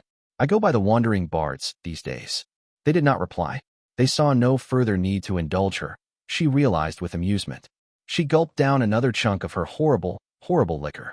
The forever twit sent you to knock off the heiress, she said. Not happening. Fuck off. The wooden sword had bit deep into the stone, less than hair's breadth away from her femoral artery. She'd never even seen Dusk move, and as far as she could tell he was still standing where he'd always been. The only difference was the absence of the spellwood sword at his hip. Do not, Dawn said, mock him again. You lot developed a temper in your old age, the bard grinned. It's almost cute, the way you think. Violence is something that could scare me. She'd accented the word in Lower Measan the same way it would have been in Elvish. It was enough to horrify the both of them. You know what she intends, Dawn said. Better than either of you, or the man who holds your leashes, the bard said. But you know what really ruffles my feathers, Donnie? That he thinks he has a right to meddle. Her voice had gone cold. They were both wary now. Cause the way I see it, she continued. You signed that away long ago. Around the time Triumphant was kicking around. Remember Triumphant? Lass about wee high dash. She waved her bottle around, spilling some on her sleeve. Scowled all the time, conquered the continent. Any of that ring a bell? Around the time she took Callow, she turned her eyes to the Golden Bloom. And what did you bunch of rabbit-eared sissies do then? She paused. Anyone? Seriously, it's not like you two weren't around. She sighed. You bailed out of creation is what you did, she said. You took your pretty little kingdom and fled right into Arcadia. And boy, was she pissed when she realized it. Wiped out 2 cities in rage. The bard drank again, loosely sprawled on the stone. She knocked down the loot by accident and did not bother to pick it up. And now you think you get to cut away the part of the story you don't like, she said. Really, the nerve of some people. The wandering bard grinned nastily, the white cut of her teeth like a slice of sharp moonlight. "This is my game," she hissed. "Amateurs are not allowed." She leaned forward. "Crawl back to your forest, emerald swords," she said. "And tell your owner that if he ever tries anything like this again, he will rue the day." Neither of the elves moved. "I will not," the bard said softly, "warn you again." And just like that they were gone. As if they had never been here at all. The sword was gone. The stone it had cut completely untouched. Almirava of Smyrna sighed and looked at the stars. She finished her bottle, and she died. The wandering bard opened her eyes in a crowded tavern room. People spoke all around her, not a single one of them looking in her direction. She's sitting alone at a table in the back. She looked at her hands, surprised not to see any wrinkles. Young twice in a row? That was rare. She was definitely getting laid in this one. It just felt better when you were still young. Her skin was of a pale tan, the appearance of most hailing from the free cities. Who was she? Aude of Nice. It had a ring to it. And she got tits, this time. An improvement. Almirava had been a disappointment in that regard.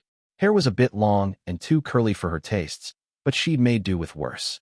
Aude's leathers still smelled of anise and threats, but that was part of her charm really.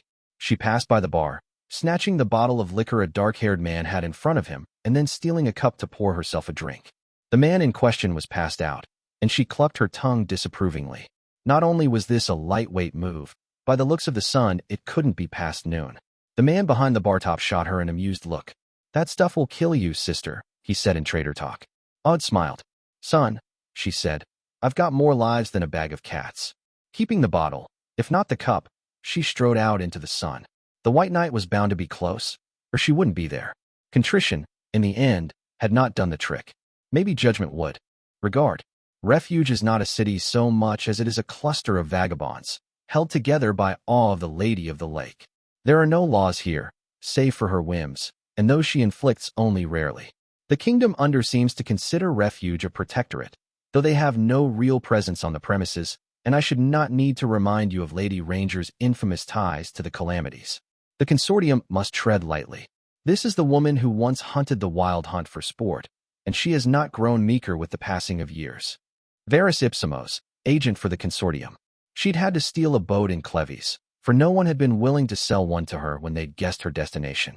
They were not like an ease up there, Alamans, though a far cry from those of the central principalities, but living in the shadow of the kingdom of the dead had taught them hard lessons.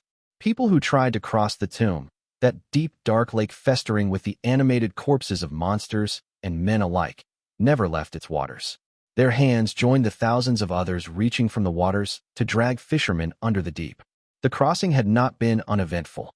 The dead king now had eyes watching the path through the rocks she'd used the last time. It had made for an amusing distraction until she reached the shore on the other side of the river that fed into the tomb. The path after that had been even more treacherous. The air had been poisoned in the kingdom since the Seventh Crusade, thick lingering green tendrils of something toxic fouling the air, but that part High already knew how to deal with. She'd had cloth enchanted that covered the lower part of her face and allowed her to breathe safely, for even if the poison could not kill and named it, could have made her sick. That would not have been ideal in a land patrolled night and day by massive shambling armies. And they'd gotten better at finding intruders, too. The dead king must have implemented her suggestions from the last visit. The bone wyverns had been unexpected enough she'd almost been caught the first time they appeared, and the closer she'd come to Keter the tighter the defenses had been. Using the old roads of the kingdom that had existed before this entire land had been turned to undeath wasn't even worth considering. They were all heavily guarded and in disrepair besides. No, she'd made her way through the broken countryside and kept to the shadows. It had taken her several months to make it to the old capital, the place they now called the Crown of the Dead, the seat of the dead king's power, and where behind tall walls a permanent portal into one of the hells stood. Keter had once stood on a plain, but that was no longer true. Centuries on centuries of mining into the deep had made the city an island surrounded by sheer cliffs going so deep only the ever-burning fires at the bottom could be made out in the darkness. How deep that chasm ran, High had no idea. She'd heard the dwarves had mined around all of the kingdom of the dead, and immediately plugged any tunnel formed there into their lands with molten steel. Whether that was true or not, it did not change the fact that there were 4 roads into Keter, broad ramps of stone stretched over emptiness, tread tirelessly by sentinels long dead. The walls of the city rose so high only one part of Keter could be seen from outside, a great spire of dark stone, jutting out into the sky like an arrow. An orb of hellfire always hovered above its tip, ever shifting as the demon bound inside cast its searching gaze on the streets inside. This was the fortress that had broken the spine of 5 crusades. Impossible to breach, they said, by force or by stealth. Not even the most skilled of heroes could do it. It would be Ranger's 4th visit. Now, the dead king had started nailing undead under the bridges so they could raise alarm after she'd climbed across under it the first time. He'd had dead sorcerers permanently assigned to stirring up sharp winds in the void between Keter and the rest of the plane after she'd rappelled her way across, the second time. He'd hardened the metaphysical borders with Arcadia after she'd slipped through there the third, and she supposed that after this one he would make sure his bone wyverns collapsed when they were captured. The giant bone creature, flapping through the air more by the grace of magic than by its leathery wings, crashed into the walls of Keter with a resounding clap. She leapt off its back and landed on the stone, finding purchase for her hands and immediately beginning to climb. High had been noticed, of course, and she still had the better part of 100 feet before her before reaching the top of the ramparts. The bloody wind sorcerers had crashed her borrowed mount before she could get any closer. The gaze of the demon in the orb landed on her, and it began screaming, the noise shaking the air. "Hello, Artie," she waved. It kept screaming. The first arrow streaked past her as she was already moving, scuttling up and to the side to present a harder target. There were, in Keter, 4 kinds of undead. The bones, as she called them, were the ones currently manning the ramparts as the demon alarm sounded and trying to put arrows in her. They were not particularly clever on their own, no more intelligent than dogs, but the dead king could seize control of them at any moment. The second kind, the binds, would actually be dangerous. Those had souls bound in their bodies, and were just as sentient as the living. The third kind, the revenants, she would not encounter until she was deeper into the city. They were, as a matter of fact, the reason she had come in the first place. As to the fourth, there was no need to name the category. There was only one entity in it, the dead king himself. Wedging her feet into outcroppings, they really needed to saw those off. It made climbing easier than it had to be. High wrenched out her bow and notched an arrow. Knock, draw, release. The bind who'd been directing the bones shooting at her took it right in the skull, the impact of the arrow shattering the bone under the helmet it punched through and releasing the soul inside. That should buy her just long enough to make it to the top, she thought as she slung the longbow over her back. It did, as it turned out, though by then masses of dead warriors were snaking their way up the stairs leading into the city. Blades in hand, Ranger idly scattered the closest bone as she considered her options. The dead king was trying to clog up the way until his heavy hitters could arrive, she decided, or he had this entire part of the walls blasted with sorcery. She'd need to move fast. Sheathing one of her short swords, High caught the wrist of another bone and wrenched out the arm. This one was wearing old Proceran armor long gone out of style, but most importantly, he'd had a shield, as well as the long sword now clattering on the ground. A big tower shield, the same kind the Preci used in their Legions of Terror. Bronze and iron instead of steel, she noted. That must have been a truly ancient warrior. Idly sheathing her other sword as she danced out of the reach of another bone, Ranger took the shield and broke into a run. Those stairs had cover on both sides, thick stone borders with a smooth top. With a shout of glee, she leapt down and put the tower shield under her, using it as a slide. The sheer angle of the borders was enough for her to keep gaining momentum, going fast enough that the bones headed for her were too slow to react to strike at her. There were a few binds in the line, but those she slapped away with her blades, crouched and grinning. She was about halfway down when she realized that, for once, the dead king had anticipated her. There were spikes of iron in the stone from halfway up, jutting out at the right angle to catch her.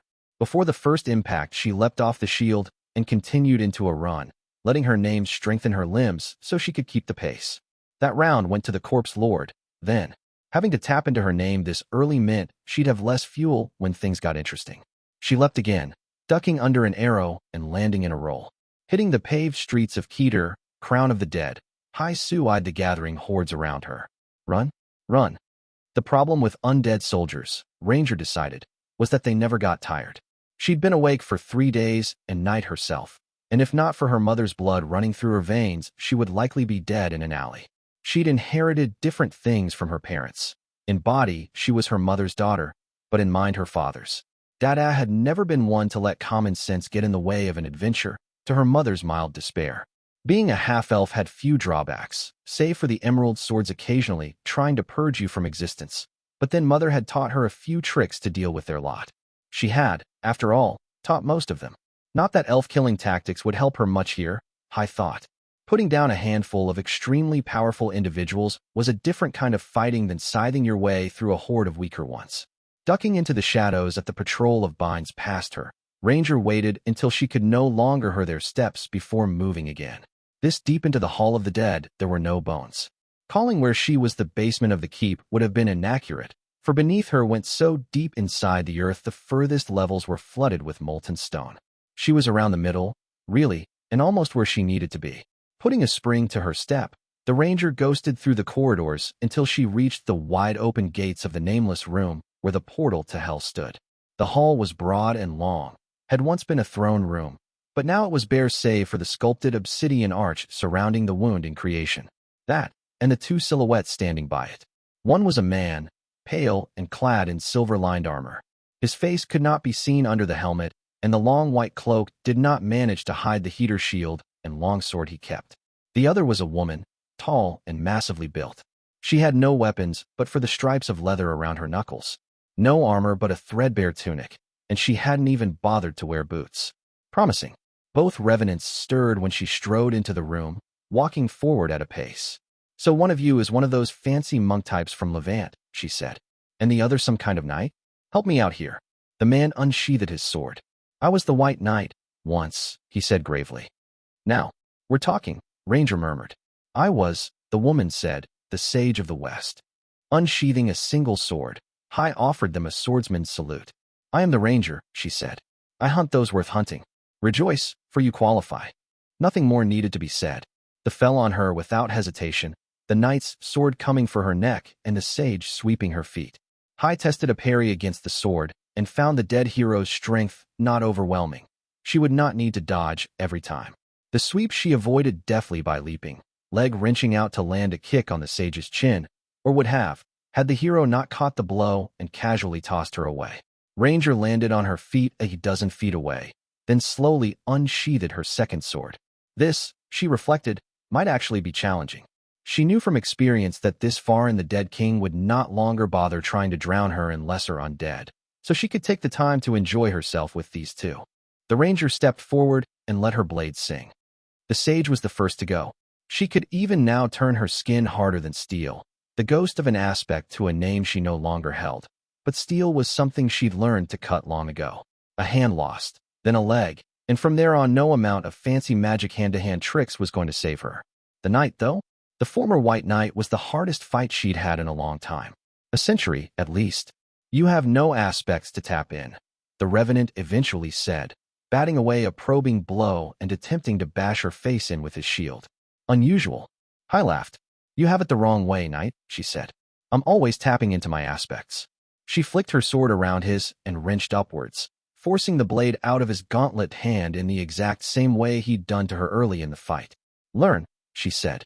The White Knight effortlessly snatched his blade out of the air and struck, but she'd moved ahead of him. The blade passed through the air, and when he brought it back towards his body, her own followed. Like flowing water filling a cup, her own strike bit deep into his armor, shattering the steel and the skin and bones underneath. "Perfect," she said. The former hero was beyond pain, and wounds meant nothing to him, save for the fact that the broken bone of his shoulder made it harder to swing his sword. He retreated cautiously, shield raised, as he sought a better angle of attack. Hai idly sheathed one of her swords and hummed as she came for him. The moment crystallized for her, the knight carefully placing his sword stroke and the shield rising as he prepared to charge her. It was timed perfectly. She would be caught by one or the other, because she'd come forward too quickly with an improper guard. A swordsman of the dead hero's caliber would need only one opening like that to kill her. It would not touch her. She spun around the shield, and if the knight had still been human enough for such a thing, his eyes would have widened. It wasn't that Hai had become faster, because she hadn't. Tricks like that could be adjusted too, countered. Just sinking the power of your name into your limbs was a brute force application. What she did was different. She simply was not where the enemy's weapon was. Her single short sword swept like quicksilver, taking the knight's head. In a blur of movement, She relieved him of one limb after another and then broke the spine itself.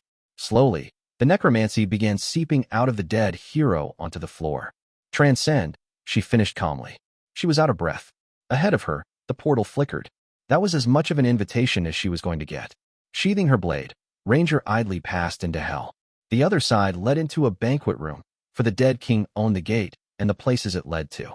A long table with stone benches, covered with plates of still warm food and quite a few carafes of wine, was headed by a wooden throne.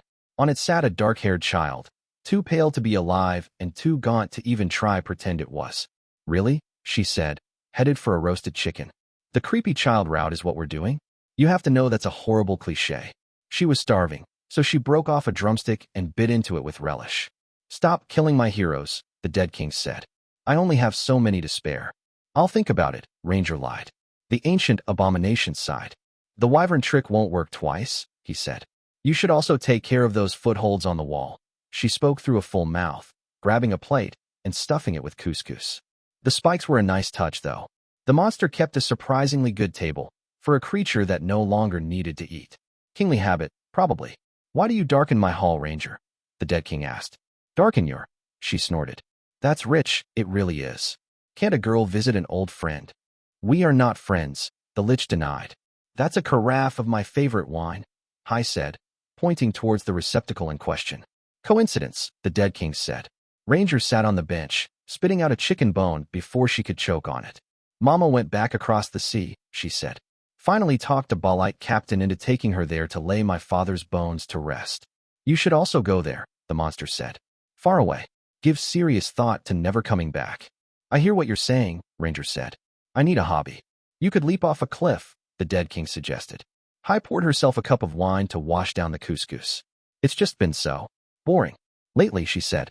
The most excitement there's been is praise trying to invade Callow again and getting hilariously brutalized on the fields of Stredges. The tower has not been in worthy hands for centuries, the dead king said contemptuously. We're not talking about your weird boner for triumphant again, Ranger said. I really don't want to know the logistics of how that would have worked. She paused. Boner. That was funny because he was undead, so never mind. She had a little wine. Anyway, she said, I'm thinking about a hunting trip in Arcadia. The wild hunt was very uppity when I met them. If I could lock you in there, I would, the dead king said wistfully. You don't mean that, Ranger dismissed. Wait, are you trying to distract me while massing devils outside this room? There was a long pause. No, the dead king lied. Good talk, Ranger said, rising to her feet hastily. I'll see you in a few years. Please don't, the lich said. Hai made for the door, then paused and backtracked. She stole another chicken leg and a carafe of wine before legging it. The tavern was nearly empty at this time of the night. People in the green stretch were farmers, went to bed early, and rose with dawn. She would have noticed the three who entered regardless. They had the feel of names to them, that knotting in the threads of fate. They headed straight for her table, and Hai sipped at her wine thoughtfully. They made for a strange bunch. Two men, one a tall and almost ridiculously handsome Sonic, the other a pale dunny type with vivid green eyes, amusingly shorter than his companion. The Tagreb woman dwarfed them both, at least 8 feet tall, and built like a living battering ram. The dunny must have been the leader, because he was the one to talk. He gestured at the empty chairs around the table. May we? You are the size of at least 2 people, Ranger said, pointing at the Tagreb. Is that why I keep eating them? She deadpanned. Hai grinned. Well, at least they had a sense of humor. That was surprisingly rare in villains. By all means, she said, gesturing at the chairs. What can I do for you? You would be the ranger, yes? The Sonic asked in a voice betraying his education. No weapons on him. Mage, most likely. Preside did love their sorcery. That's me, she said. The dunny sat across from her and smiled. He was handsome, if not as much as his friend. Not really her type, but she could appreciate eye candy when it was offered. I hear, he said, that you can get people into Callow. Ranger hummed. Well, that should kill a few months at least. Rain. Authority is the lie we all agree on for fear of chaos. Dread Empress Maleficent too. There would be 3 attempts on her life. Alea understood this instinctively, even as she rode through the gates of Wolof. The High Lady Tasia Sahelian had offered her surrender before the siege of Aksum began, anticipating a defeat there even with the warlock taking the field to support the Chancellor's claim. She had been correct in this. Wixa had buried his old teacher under the weight of his scorn, and walked out of the burning wasteland the undisputed bearer of that name. Terms had been agreed on before the walls of Aksum were ever breached, negotiated through intermediaries in person as they gave instructions to their representatives through scrying links. Neither of the women had trusted the other not to make an assassination attempt through a direct scrying link given the skill of the mages they had at their disposal. Alea had extracted concessions, and not minor ones. Enough coin to pay for the campaign Amadeus had waged in her name and more, surrender of artifacts and ancient magical texts, and most importantly, the giving of an oath of fealty at the tower. In person, the public act of submission had lent Alea the legitimacy she had desperately needed, allowed her to bring minor nobility in line without needing to use swords or gold for it. In exchange, Tasia had been confirmed as High Lady of Wolof, her lands and privilege left untouched, even if she had been one of the most vocal supporters of the would-be Dread Emperor Baleful. Already, she'd had some very pointed conversations with Maddie on the subject. He was of the opinion that Tasia's head should be on a pike above the gates of a tear, and had not been shy of informing the High Lady of that same opinion. To her face, in front of the entire court, her friend, perhaps her only friend, for Weekso would always love Amadeus more than her, had a brilliant mind. She'd known that since the beginning. Since they had met at her father's inn. There'd been desire in his eyes when he'd first looked at her, but unlike most men he had listened. When she spoke, he had argued and engaged, and when he disagreed with her, he always presented a cogent and coherent point of view. He did not realize, she thought, how rare a thing that was. The boy he'd been and the man he'd become both had minds sharp as a razor, but they had been shaped by the way they'd ascended to power.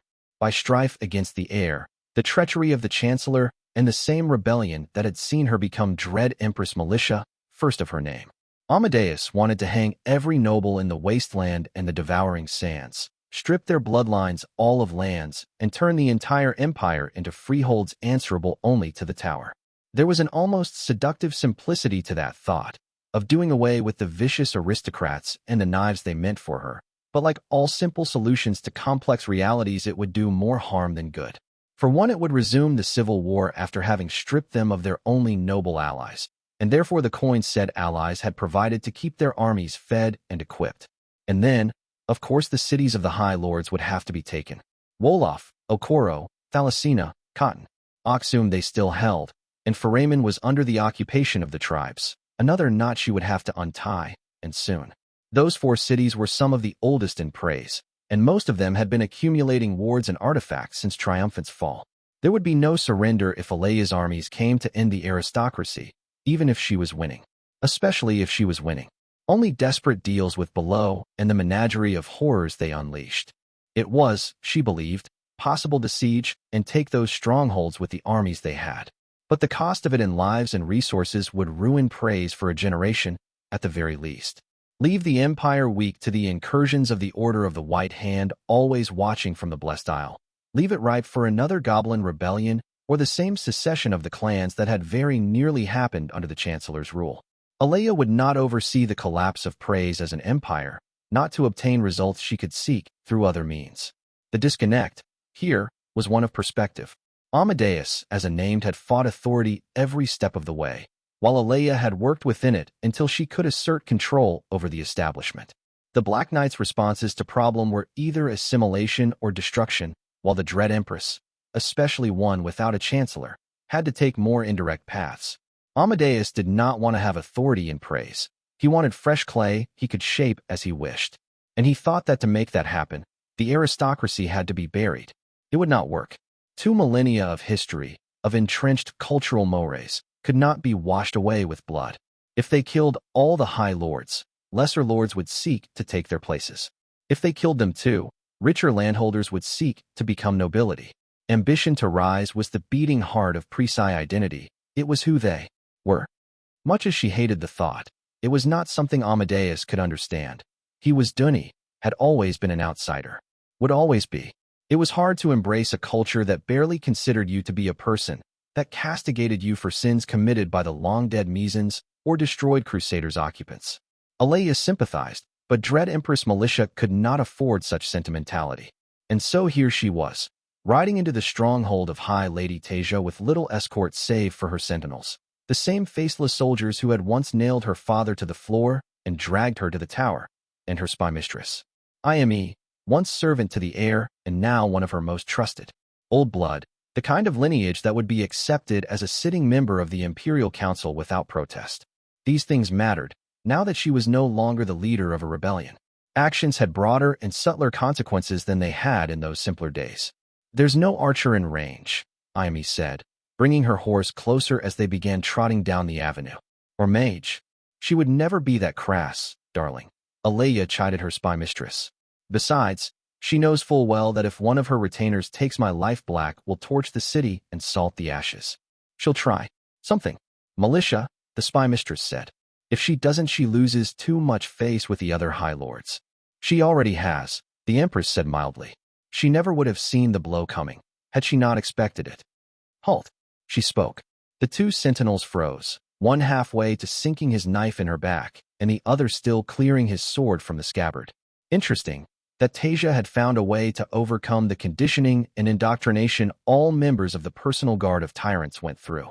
Wixa had suggested it would be possible in one of their talks, though likely not without breaking the minds of the individuals involved. But Warlock, however talented, did not have access to a spell repository predating the Mizan occupation. No protection was flawless. Ime's knife was already in her hand, the other one hidden away to silently cast. But such an intervention would not prove necessary. Kill yourselves, the Dread Empress added calmly. Without hesitation, the two sentinels rammed their blades into their own throats. We could have interrogated them, Ime said as they watched the assassins twitch in their death throes. And found nothing useful, Alea said. Tasia will have ripped anything relevant out of their minds already, and likely framed one of my allies. You know this, Ime. Compose yourself. The dark-skinned woman breathed out once, then became the picture of serenity. My apologies for the lack of poise, the spy mistress said, inclining her head. The Empress patted her hand affectionately.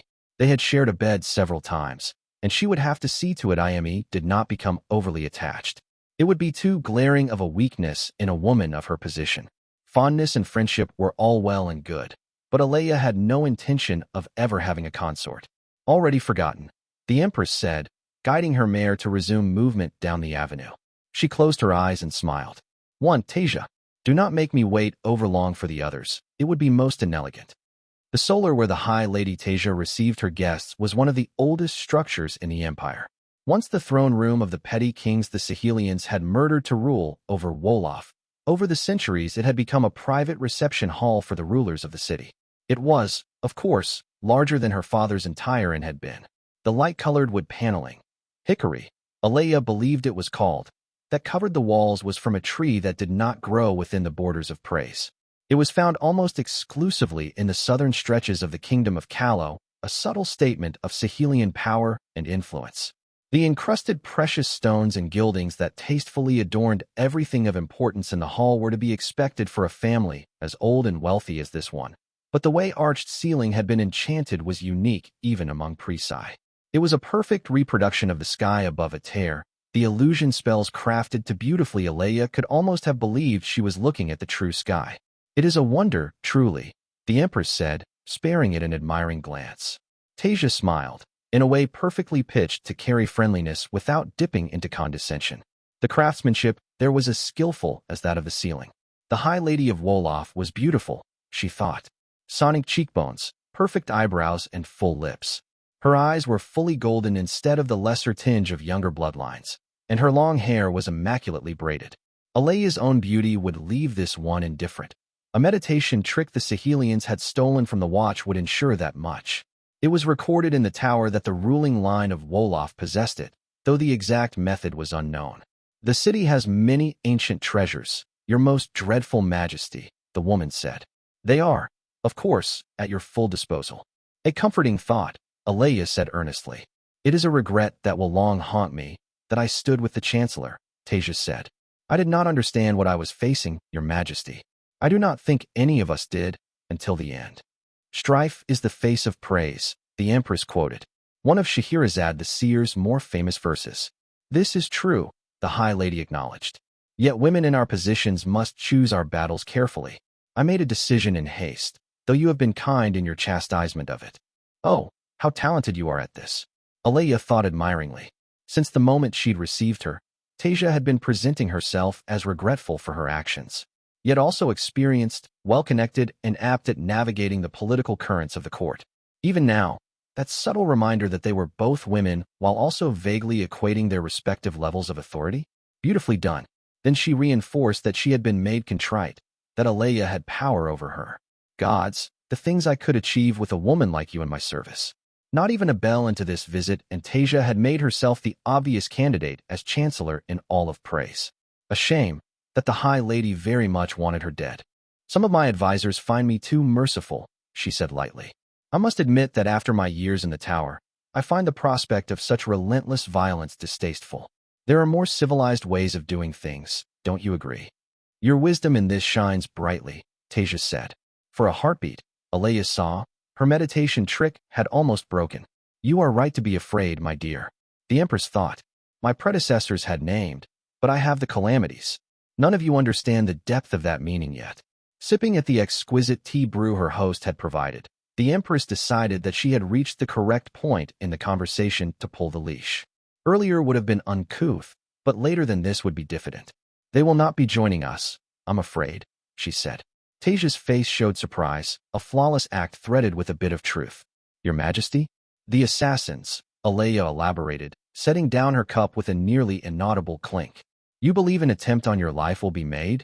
The High Lady said, the picture of outraged bewilderment. I beg of you, my Empress, give me the names of those you suspect. They will be put to the question immediately. Oh, they're quite dead. The woman who had once been a waitress and now ruled an empire said. Some people have assassins, you see, but I have. The assassin. I must say I am surprised they could penetrate your city's defenses, especially since I believe we were both targets in this clumsy escapade. The corpses would never be found. Let Tasia wonder about how that was possible. It should occupy her for a few sleepless nights. These 3 killers had been meant to kill her and severely wound Tasia. Amadeus would be fed the lie that both of them could have been saved, but that the healers had, selfishly, decided to prioritize the life of their patron above that of her own. They thought that would be enough to direct his wrath at the mages instead of Wolof, though afterwards, a trail would be laid to direct him at the High Lady of Nock. That they actually thought Maddie would be taken in by that was highly amusing to her. The commonly held belief that all Dunni were idiot laborers good only for farming was continuing to talk aristocrats into stabbing themselves in the foot even after all these years. I am distressed you were truly unaware, High Lady Tasia, she continued earnestly. So many at court speak well of your mastery over Wolof that I was taken in by their enthusiasm. The other Sonic was too old a hand at this game to let the flare of rage she must have felt at that show in any way. Already, she must be realizing that the story would be spread across the nobility of the empire within days. They would guess the attempt had Tasia's hand behind, and that it had not only been thwarted but turned into a source of humiliation, leading to the implication that the High Lady could not even keep control of her own fief. That makes 2, darling. Now give me the 3rd. Your Majesty, the dark-skinned woman said, rising from her seat only to kneel at the Emperor's feet. With your leave, I will not rest until I have learned who seeks to take our lives. Justice must be meted out, harshly. And there it is. Alea thought.